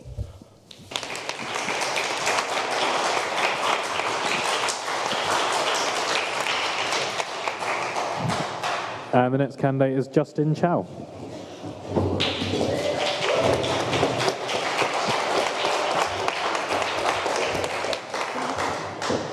Hey everyone, what's up? My name is Justin Chow. I'm a third-year law student running to be your next Lucy president. As most of you who actually, well, as for those who know me will know, I do a lot outside of my degree. I have been part of Glee Club, Gospel Choir, Theatre Group, Rugby Union, Harry Potter Society, Arms, LA1 TV. I'm currently vice captain of the Cheerleading Society, Bowland JCR, and I actually dress up as Cupid in a nappy in the square selling flowers. And I'm currently also CCO International. And I hope I haven't bombarded you with too much information, but what I'm trying to get across is I have been involved with a lot that goes on within uni, and I've talked to to a lot of people from all walks of life, and I have loved every bit of it. I believe that being a president of a student union, you have to love it in order to actually make it better, because if you don't love it, you won't care about it. And that being critical is to make the union a better representation of students. And I hope every other student out there can enjoy the experience as much as I did. And there are a lot of issues out there that are preventing students from living their uni life to its best. And for example, fee rises, rents, ethical investments, mental health awareness, just to name a few. And if you were to elect me, I would make sure that my fellow VPs would address as many issues as we can within our abilities. However, personally, I have 3 main issues that I'd like to tackle. Firstly, an open and transparent union. I believe power comes from the people, and as an old Chinese saying goes, the power of the people can help you sail quicker or flip your boat. And that is a saying I keep close to my heart. There continues to be a barrier between students and the union, and when they're trying to both achieve the same things. I believe by breaking down the wall and being more approachable, students and the union can work together and tackle issues with much greater force and efficiency. There is so much energy within the student body and union, and I hope I can, as president, put the energy together and push it in the right direction. There are different types of leaders in this world. Some may like to lead the way at the front line, some may like to work behind the scene, but I like to be part of the people. You've got to be down with the kids, as they say. So how will I plan to do it? Encourage students to be more active within the union through student media, such as LA1, Scan, Bellrig, and Take Two, and ask them to tell us what they think about the issues and what they think of the union. And we'll publish and publicise the latest decisions and campaigns appropriately, of which may affect students. And they need to be up to date with what's been happening within the union in order to make their mind about issues. And thirdly, I like the Naked Lucy, which is a termly union report showing students what the full-time officers have been up to throughout the term, and asking students to contribute to tell us what they think about the union, what could be improved, because there's always room for improvement. Secondly, I'd like to tackle the living cost problem. It's been a problem for a while now, and while it's still on the rise, and students are facing financial hardships on top of the debt they will already be carrying as soon as they finish their uni degree. And to help students reduce their financial burden, the cost of accommodation both on and off campus must be addressed as a top priority. And how I'm planning to do this is to make accommodation more accessible to students. And comparing our on-campus, comparing student rent to non-student rent, we're paying around £20 more than non-students, and that's absolutely ridiculous. And what I'm trying to do is lobby the university to have more than 64 basic standard accommodation on campus, lobby the university and UPP to have an annual discussion regarding the rent and accommodation charges and reclassification of accommodation. And thirdly, if you haven't seen it, Lucy Living actually has been developing a new sort of type of property, and the highest price is £185 weekly, which is absolutely ridiculous, and that contradicts what we do as a union, seeing as we just created a new socio-economic equality officer. And thirdly, I'd like to internationalise our campus, and this year we actually have started working on this, and I have had the pleasure to work with Laura and Mia to actually work with international students and start up the International Students Association, which is the ISA, easier to say. And I'd like to carry on this legacy, as I believe there's a lot more to be done, and that has yet to be done, given we have a massive population of international students in our student body. And not to mention, they bring in £8 billion annually into our economy, and not to mention the diversity and the culture that they bring in. And what I like to do is encourage international students to engage with the union's activities through promotions and development of the ISA and culture-based societies. And we can address issues such as the NHS, landlord checks that are happening in the West Midlands at the moment, post-study work visa, and all that jazz. And publicise election and political activities amongst international students, promote financial, academic, and welfare support for international students, and lobby the university to put aside a hardship fund to financially help students who may be facing a financial hardship due to unforeseen circumstances. And lobby the university to consider to join half the universities in this country to have a fixed fee guarantee for international students and postgrads. I'm really happy, approachable, hardworking, determined, and I'm really sorry for the shorts. I'm going to share afterwards. So, yeah, I urge you to vote Justin Chandler for Lucy President. Thank you.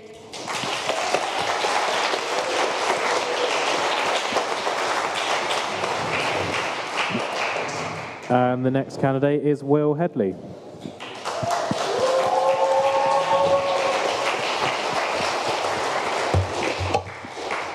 Hi everyone, thanks for having us. So I get to close the show apparently. So first of all, I guess some of you may have heard, but yesterday Furness won Patriots. I know Polly hasn't really let go of the cup, she's even got it with her just now as well. You shouldn't have looked, you all looked. Shouldn't have looked.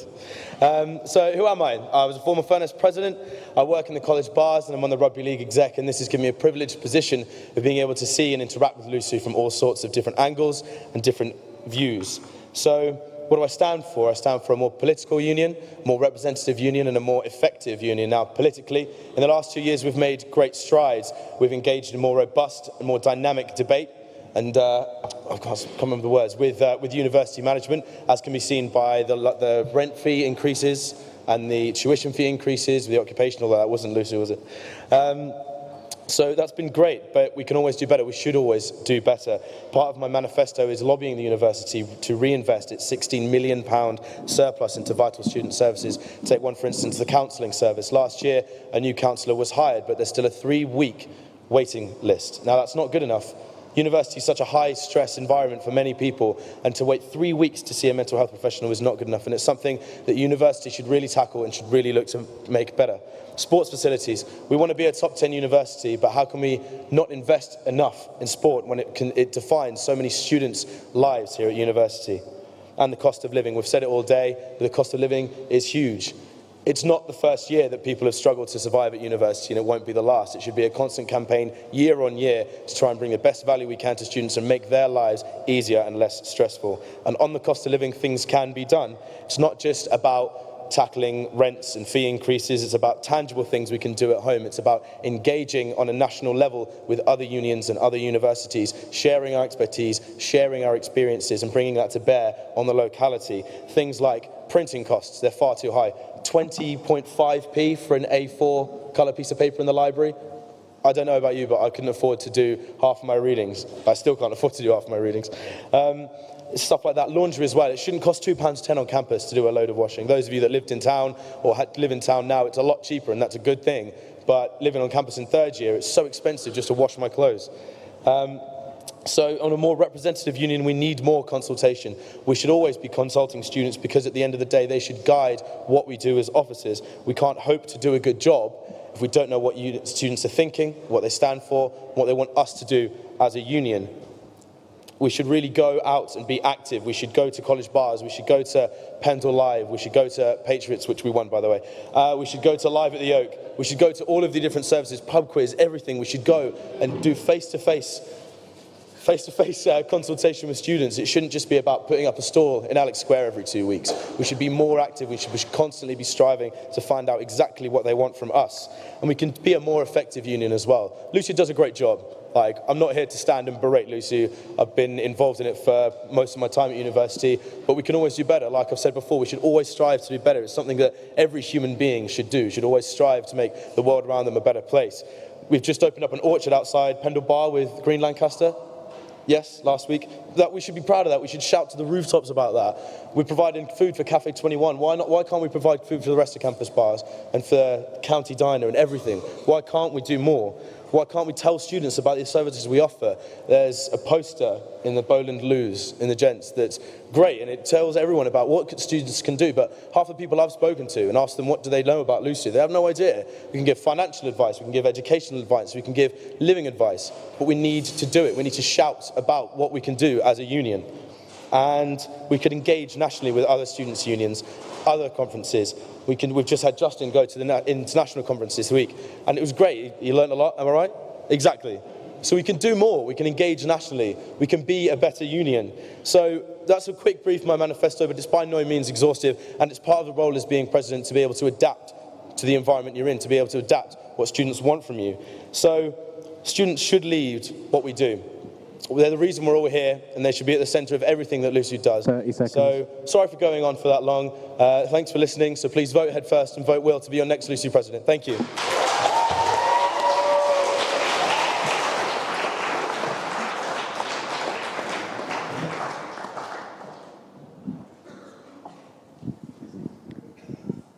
And now, having been Laura earlier, I'm now going to be Salman.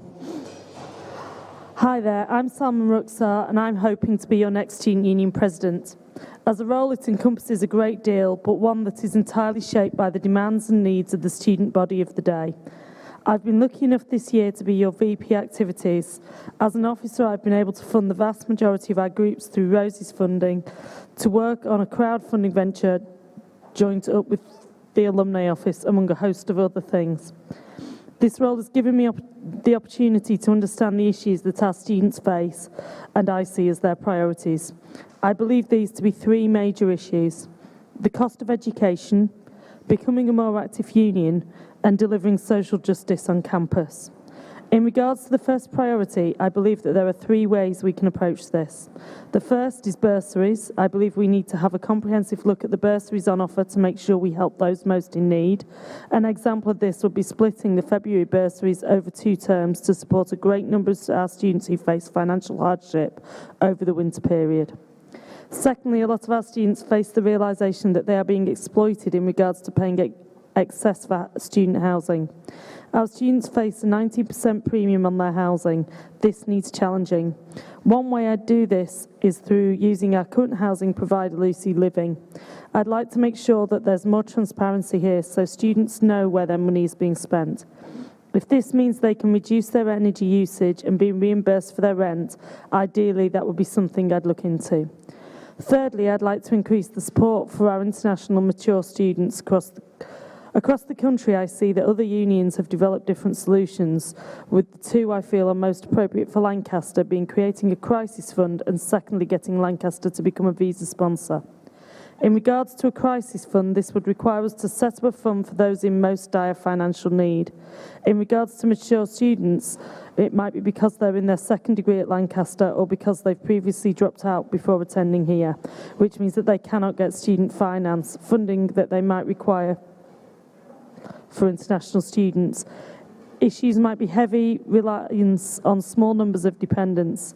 In such situations, students can be placed in considerable hardship and should not therefore feel forced out of uni because of such circumstances. In regards to the post-studies work for the non-EU international students, this has been chipped away at by the Home Office. One way to alleviate this is through making Lancaster a sponsor, which can allow students, if they so desire, to apply for jobs at the uni or union. Second priority, I believe, is striving to become a more active union. One way of doing this would be to have a fairer funding policy for all of our groups. Our current model is a little outdated and is determined by whether a group is books or not. I personally believe all of our competing groups should have the same access to the union's funds. Wednesday afternoons, as you can imagine, are a massive issue. We currently have problems due to the aspirations of many of our groups. The better our groups do, the more issues they have with Wednesday afternoons when it comes to away fixtures. The way I'd like to alleviate this is through working with their departments to make sure students have the opportunity to opt out of Wednesday lectures. Where's that gone? Just bear with us a second.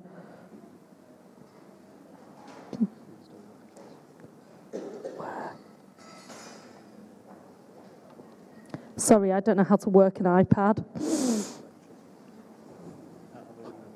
At other unis like Warwick, this is done and it works well. Facility space is a real bugbear of mine. I personally believe our groups should have better access and better facilities that meets their needs, rather than it currently being a fudge job. At the moment, we use spaces such as the George Fox foyer, which is adequate, but we have better campus facilities, which should be available to our groups, such as studio and sports centre. Last but not least, social justice. I'd like to work with our Liberation and college officers to work on joined-up liberation campaigns to make the university take action on issues such as the lack of black academics across the UK and lad culture. Feel free to get in touch via social media or speaking to me face to face.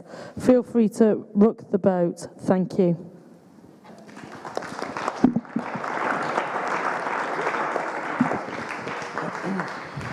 We will now move to questions, and the first question is from Laura Clayson.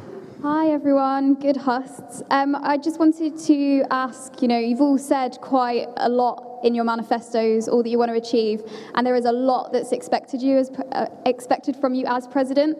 So I just wondered if you had to prioritise one thing for your year, what would that be and why? Will first, please. Great question. I think if I had to prioritise one thing, it would definitely be lobbying the university to reinvest that surplus, because one of the questions that came in on the student debate yesterday on Bailrig was that it's quite reserved and protective about its surplus, which is understandable. It needs some money to survive. But that's too much money to not be being pumped back into students, because at the end of the day, wouldn't be a university without any students. They need money to improve services. Simple as that. Printing costs, cost of living, counselling, sports facilities, learning space, college space, social space, anything. The university's got the money there, and that should definitely be what I'd be doing. And Tom, next, please. For me, it would definitely be the safety bus. I think it's possibly one of the most critical welfare things we could be doing over the next year. And I do think it's absolutely essential, especially, like I said, for a campus like us that's not in town. So it would definitely be the safety bus for me. And Justin. I think it's more for me, it's the open and transparent union, because I think if we, like I said in my house, if we don't have the people, the student body backing us, the union has very little power, and with that we can not achieve as much as we can. And I mean, I want to achieve a lot of things, but I need students behind me to do that. So I think making it more representative is my priority. And whoever Laura's just given the microphone to, Ronnie.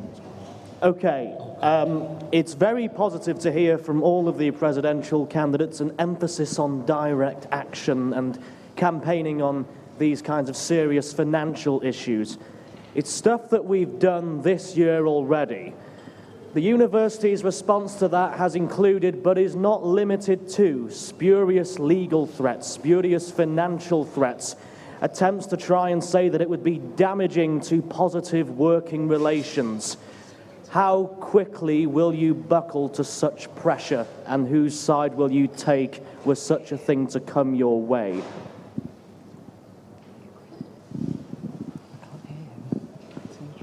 Ronnie, could you repeat that, please? Sorry, there was too much rattling in the... What was Is this thing on? Right, okay. So a lot of you this year have emphasized the importance of direct action on serious financial matters. We've done a lot of that this year, and the university's response to that has included, but is not limited to, spurious financial threats, spurious legal threats, attempts to try and say that this would be damaging to working relations between the union and the university. How quickly would you buckle to such sentiments, and whose side will you take were something like this to come up? Justin first, please. Oh, me? Right, I didn't hear you. Sorry. I like to think I'm not a stubborn person because I like to listen to people, but when I think something is right, I stand by what is right. And ultimately, we need a relationship with the university in order to actually achieve something, because even though we're independent as a union, we can't demonize the university too much, because otherwise, if you have a broken relationship, what are you going to achieve out of it? Like, helping each other out is how we're going to achieve what we want to achieve. And but ultimately, I'm going to stand by my students and just do what they want me to do. And Will? Well, I don't think I'd ever buckle to such sentiments, because if you did, then you wouldn't be doing your job. You're elected by students, for students, to work on behalf of students, and if you buckled and took the side of the university, then you've stopped doing your job and you should no longer be in office. So it's the sort of thing you should always act on behalf of students and fight for students for the 365 days for which you are in office. And Tom? I think I showed in university court that I'm not afraid to stand up and make my opinions known. I said that to the entire of university court, and I'll say it to anybody in university management. I stand by the students, and I always will do as president. And even if I'm not elected president, I would continue to do so, because that is why I'm sat here. It's for the students. And what I've seen from university management so far has not impressed me, so I'm not interested in capitulating to any ridiculous claims that they might make. And next question, just over there. One of the current president's main priorities is the ethical investments campaign. How much do you know about the progress of this campaign, and how involved would you be willing to get? Tom first, please. Sorry, I couldn't see where that question was coming from, so I don't know where I'm talking. Oh, hey, hi there. I don't know a great deal about the ethical investments campaigns, but I do support ethical investments. It's part of my political stance as well as my personal politics, so any campaign regarding ethical investments that comes to me, I would support wholeheartedly. Justin? I know it's to look at sort of our investment in terms of tobacco and armed trades. That's as much as I know. I'm not very knowledgeable in this sort of area, I'm sorry. But yeah, like Tom said, I'm all for it. And yeah, I think Laura did a great job. And Will? Well, no, Laura's been working on this for a long time, and I recently read the Scan article about the university waking up to ethical investments. I know that there was a win recently, but it was still incremental steps. It's about tobacco, like you said, arms deals, and fossil fuels. I don't think that the university should have stakes in arms dealings. I don't think it should have stakes in tobacco and fossil fuels, because at the end of the day, we should be a moral leader as well as an academic leader as well. And next question from Chris. Can you all name 3 points from LUSU's strategic direction? Will first, please. That was last year. Strategic direction was definitely about internationalisation of campus, not of campus, but internationalisation of the union, making it more open, to make ourselves a better union, a more transparent union, so that we're producing to the students the knowledge of everything that we're doing, everything we're doing on behalf of them. And I think, I guess on the third one, it will be to encourage more participation in this year's coming general election. I seem to believe that was added on towards the end. Tom? The strategic direction hasn't been on my radar for quite some time, so I certainly couldn't quote it directly, and I don't think I could say anything that Will hasn't already said. And Justin? Yeah, I noticed the internationalisation of the union, more open and transparent union, and I honestly I think it might be, I don't know, sorry, I just don't know. Becky, next question. Yeah, so the college review came out very recently. Firstly, what did you think of the college review? And secondly, what recommendations would you have to improve it? Justin first, please. College review. What was the second part of the question? Sorry, I couldn't hear it. Firstly, what did you think of the college review? And secondly, how would you change it? Like, are there any recommendations you don't agree with? Wait, what? It's too muddled. Sorry, I just can't hear. There's too much like. Are there any recommendations that you don't agree with? Oh, right, okay. I think the college review, well, colleges is actually one of the main reasons why I came to Lancaster. So I obviously think the college review was really good in terms of looking at the perks of having colleges within our uni. I think one of the things that I didn't quite agree with was the, I think postgrad, after they graduated, whether they can choose to be within, like back with the colleges or choose postgrad. I think that causes a bit of a logistic problem, and also that looks at how about postgrads coming in from other universities, and I think that could be quite problematic. But I want to stay in my own college, but I think we need to look at it from a more logistic and sort of practical point of view. And Will? I think a lot of people were quite worried about the college review when it first kind of got announced, and there was a bit of a fear amongst the student body that the university were going to try and take away some of the autonomy of the colleges. And like Justin said, it's a huge USP for the university. Something that I did agree with was, unlike Justin, the option to choose remain in your undergraduate college as a postgraduate, because I believe that there are many students that are heavily invested within their colleges in their 3 years here, and it's a shame for them to have to leave just because they're doing a postgraduate degree. It has worked in other institutions. I know it works in Durham, so I think it could work here as well. Something I disagree with is some of the structures they suggested to have alongside the provost of colleges. So when they're trying to change the logistical structure of colleges, I think some of that might take away from the autonomy of the colleges and having one big pot of money for the colleges as well. I think it should be very much a self-determined thing for the colleges. And Tom? Again, with the colleges, I really supported the idea that a postgrad who comes from Lancaster would be able to stick with their college. I knew somebody who's very close with Pendle JCR, who was a graduate who was still very closely associated with Pendle.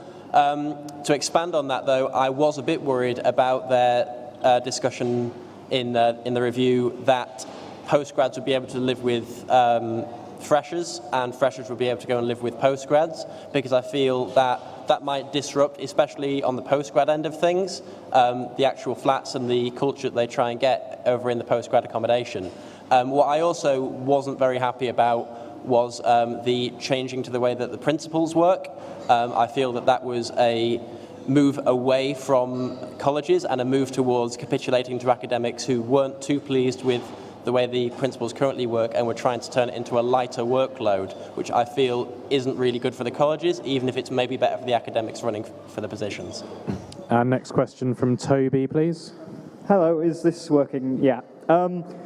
So we've sort of been talking this term a lot about how the election that's coming up, but this is kind of going beyond the election. There's a lot of indication that sort of after the election, higher education issues will probably go back up the agenda, because people will be not feeling the need to not talk about it because an election's going on, so they think, oh, we can just do stuff now rather than like now we've actually got voted in. Because of that, some people have criticised sort of how the NUS and the wider national student movement have been sort of dealing with higher education issues. And I was kind of wondering, after the election, since you're coming in after the election, and you're going into this period where they'll probably be back on the agenda, what would you, as a president of this union, want the wider student movement, the wider like National Union of Students, to take action on? And any suggestions for what you'd want them to see, if that makes sense? Do you want that repeated? Sorry.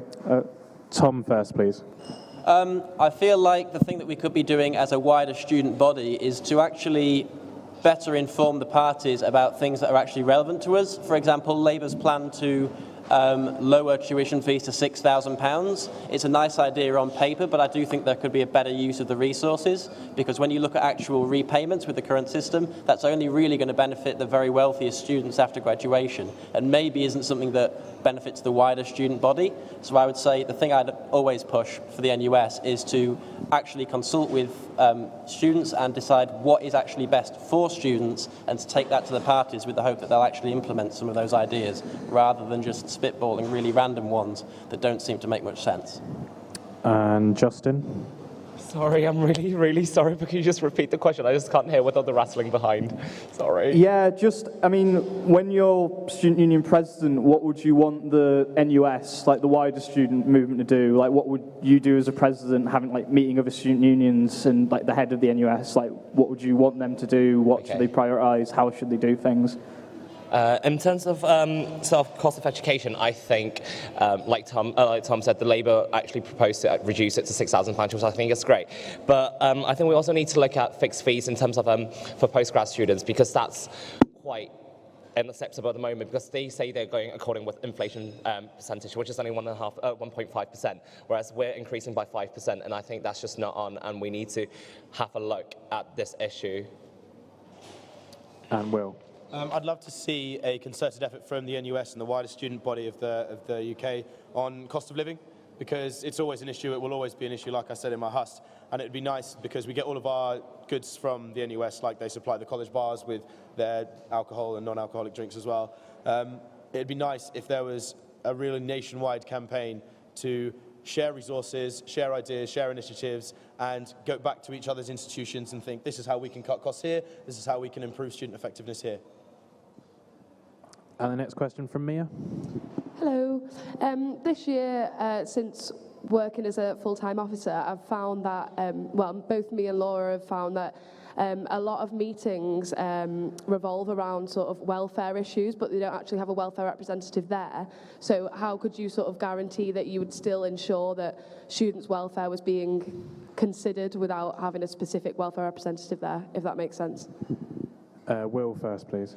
Okay, that was good. I liked Anna's idea of having a +1 at each meeting, so you could have a student that was an expert in the field there. That's definitely something that would be interesting to look into, and if that was possible, that'd be great. If not, I have had experience of welfare issues as Furnace president, so I'm not completely blind when it comes to that, and I can draw on some personal experience, but I would also, I love the idea of having someone there that is an expert in the field, because there is a lot of emphasis put on, we've said earlier, just president being there or just one FTO being there, and it's not always just about activities or socials or student services. Tom? I don't think I'm completely blind to a welfare background, as with Will. With CCO comes a certain welfare remit, so I do think I can speak to a degree on those issues. However, I do agree with the +1 idea. I think it would be great to be able to bring people along who are actually focused in that particular area along to relevant meetings. Failing that, I'd really like to not only work with the relevant VP, but also with relevant people who would be interested in it from JCRs and CCO level, to make sure that I'm actually representing the best views I can in these meetings. And Justin? Like these two, I actually came from a welfare background as well, and I think I would know my sort of welfare stuff, because I do tend to speak up about it quite a lot. And if not, I like the +1 idea is great, and I think bringing CCO, JCR members who are interested in that certain topic would be a great addition to just me being there, because obviously I just think more people, more minds, and better ideas and better outcomes. So. The next question's from Twitter. It says, the current LUSU president has championed women's liberation campaigns. Firstly, do you think this should continue? So if president, will you continue this? And secondly, do you think this needs to be extended to other groups? And we'll go to Tom first. It's a pretty obvious answer from me as a liberation CCO myself. Yes, I absolutely support it, and I do feel it should absolutely be extended to other liberation groups. Obviously, women are a huge issue, but there are plenty of other liberation groups. That came out wrong. Women's issues are a huge issue. Women are not an issue. But other I've lost it now. But other liberation groups do need to be spoken for as well, and I would do that. Oh, God. Justin? Sorry. Yeah, absolutely. I actually was really happy to see quite a few women running for FTO this year, and I was so happy to see the names on the board. But in terms of other liberation groups, I really like to see a sort of more disability sort of liberation group and BME liberation group sort of campaign to ask these students to come into our election. Because obviously I think diversity brings a lot more benefits to our union, and I think we need that bit of diversity just from everyone else.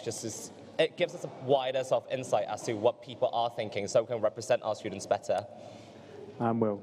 Yeah, definitely. As long as women within the student body feel as though they need representing and campaigning upon them, we should be doing it, along with all of the other liberation groups as well.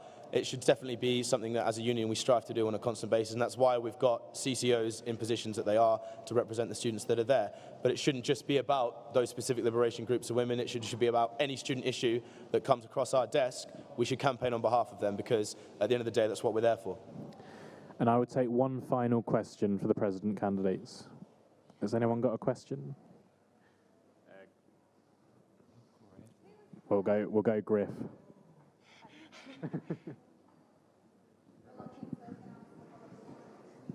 Hello. I'm a music student. We do still exist, but luckily by the time you guys get into office, we won't exist. I'm sure everyone remembers the campaign to save music that happened a couple of years ago. And as a music student, I feel incredibly disappointed with it. We got so much student support and so much student involvement, yet the actual campaign by LUSU culminated in saying that it got the student body to approve, saying that it was a bad thing to happen. But then, from then on, we didn't really get much contact with LUSU as to how changes in the course were developing, or any sort of academic support that LUSU actually approached us with, so we knew how they could help. So if a similar situation were to occur, and you were to again sort of gain so much student support behind a motion, how do you seek to make it more effective so that students could get a bigger benefit from it? We'll take Will first, please. Okay, that's a really good question, actually. I think that as president in every FTO, they've got such a huge workload. That's probably part of the reason why that particular movement didn't go as well. So on those lines, you could perhaps say to a LUSU councillor that didn't really have much on at the moment, would you be able to take the lead role in this and still liaise with the relevant FTO, but the FTO as a team as well? Because with something of that magnitude, it's not confined to one specific person or one specific role. I think it should be a unilateral kind of movement, and everyone should be working on every front they can to make sure that that campaign maintains velocity and actually gets results. So that would be one way I do it. And Justin? Hi, Griff. I just think, like Will said, I don't think FTO officers are using JCR members and CCOs enough. And ultimately, we're all a team together to make the union better so we can represent our students better. Obviously, like I said, I want to keep all students up to date with every single decision that we make that could help them make up their mind and tell us what they want us to do. So just having officers there, just like have a team, tell people what's been happening, give them sort of the update, just keep everyone updated. And Tom? As far as the music department closure goes, I've actually spoken to a lot of alumni about this, and many of them have lamented the loss. I feel like if a situation like that were ever to arise again, it's about more than just mobilising the students, which of course is absolutely vital, but also to get all of the staff from the relevant department on side. Because if you've got a complete show of support from everybody involved in it, I feel that shows an even stronger message than just the student body standing up and saying this is what we want. Thank you, president candidates.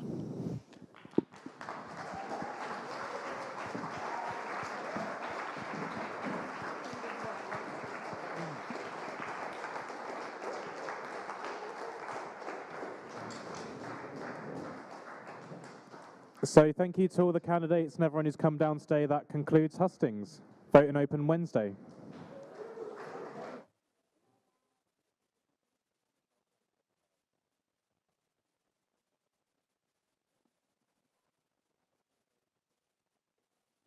Can we just... That's brilliant. Is it back on? No. Can we just say a quick thank you to LA1 TV and Bell Rig?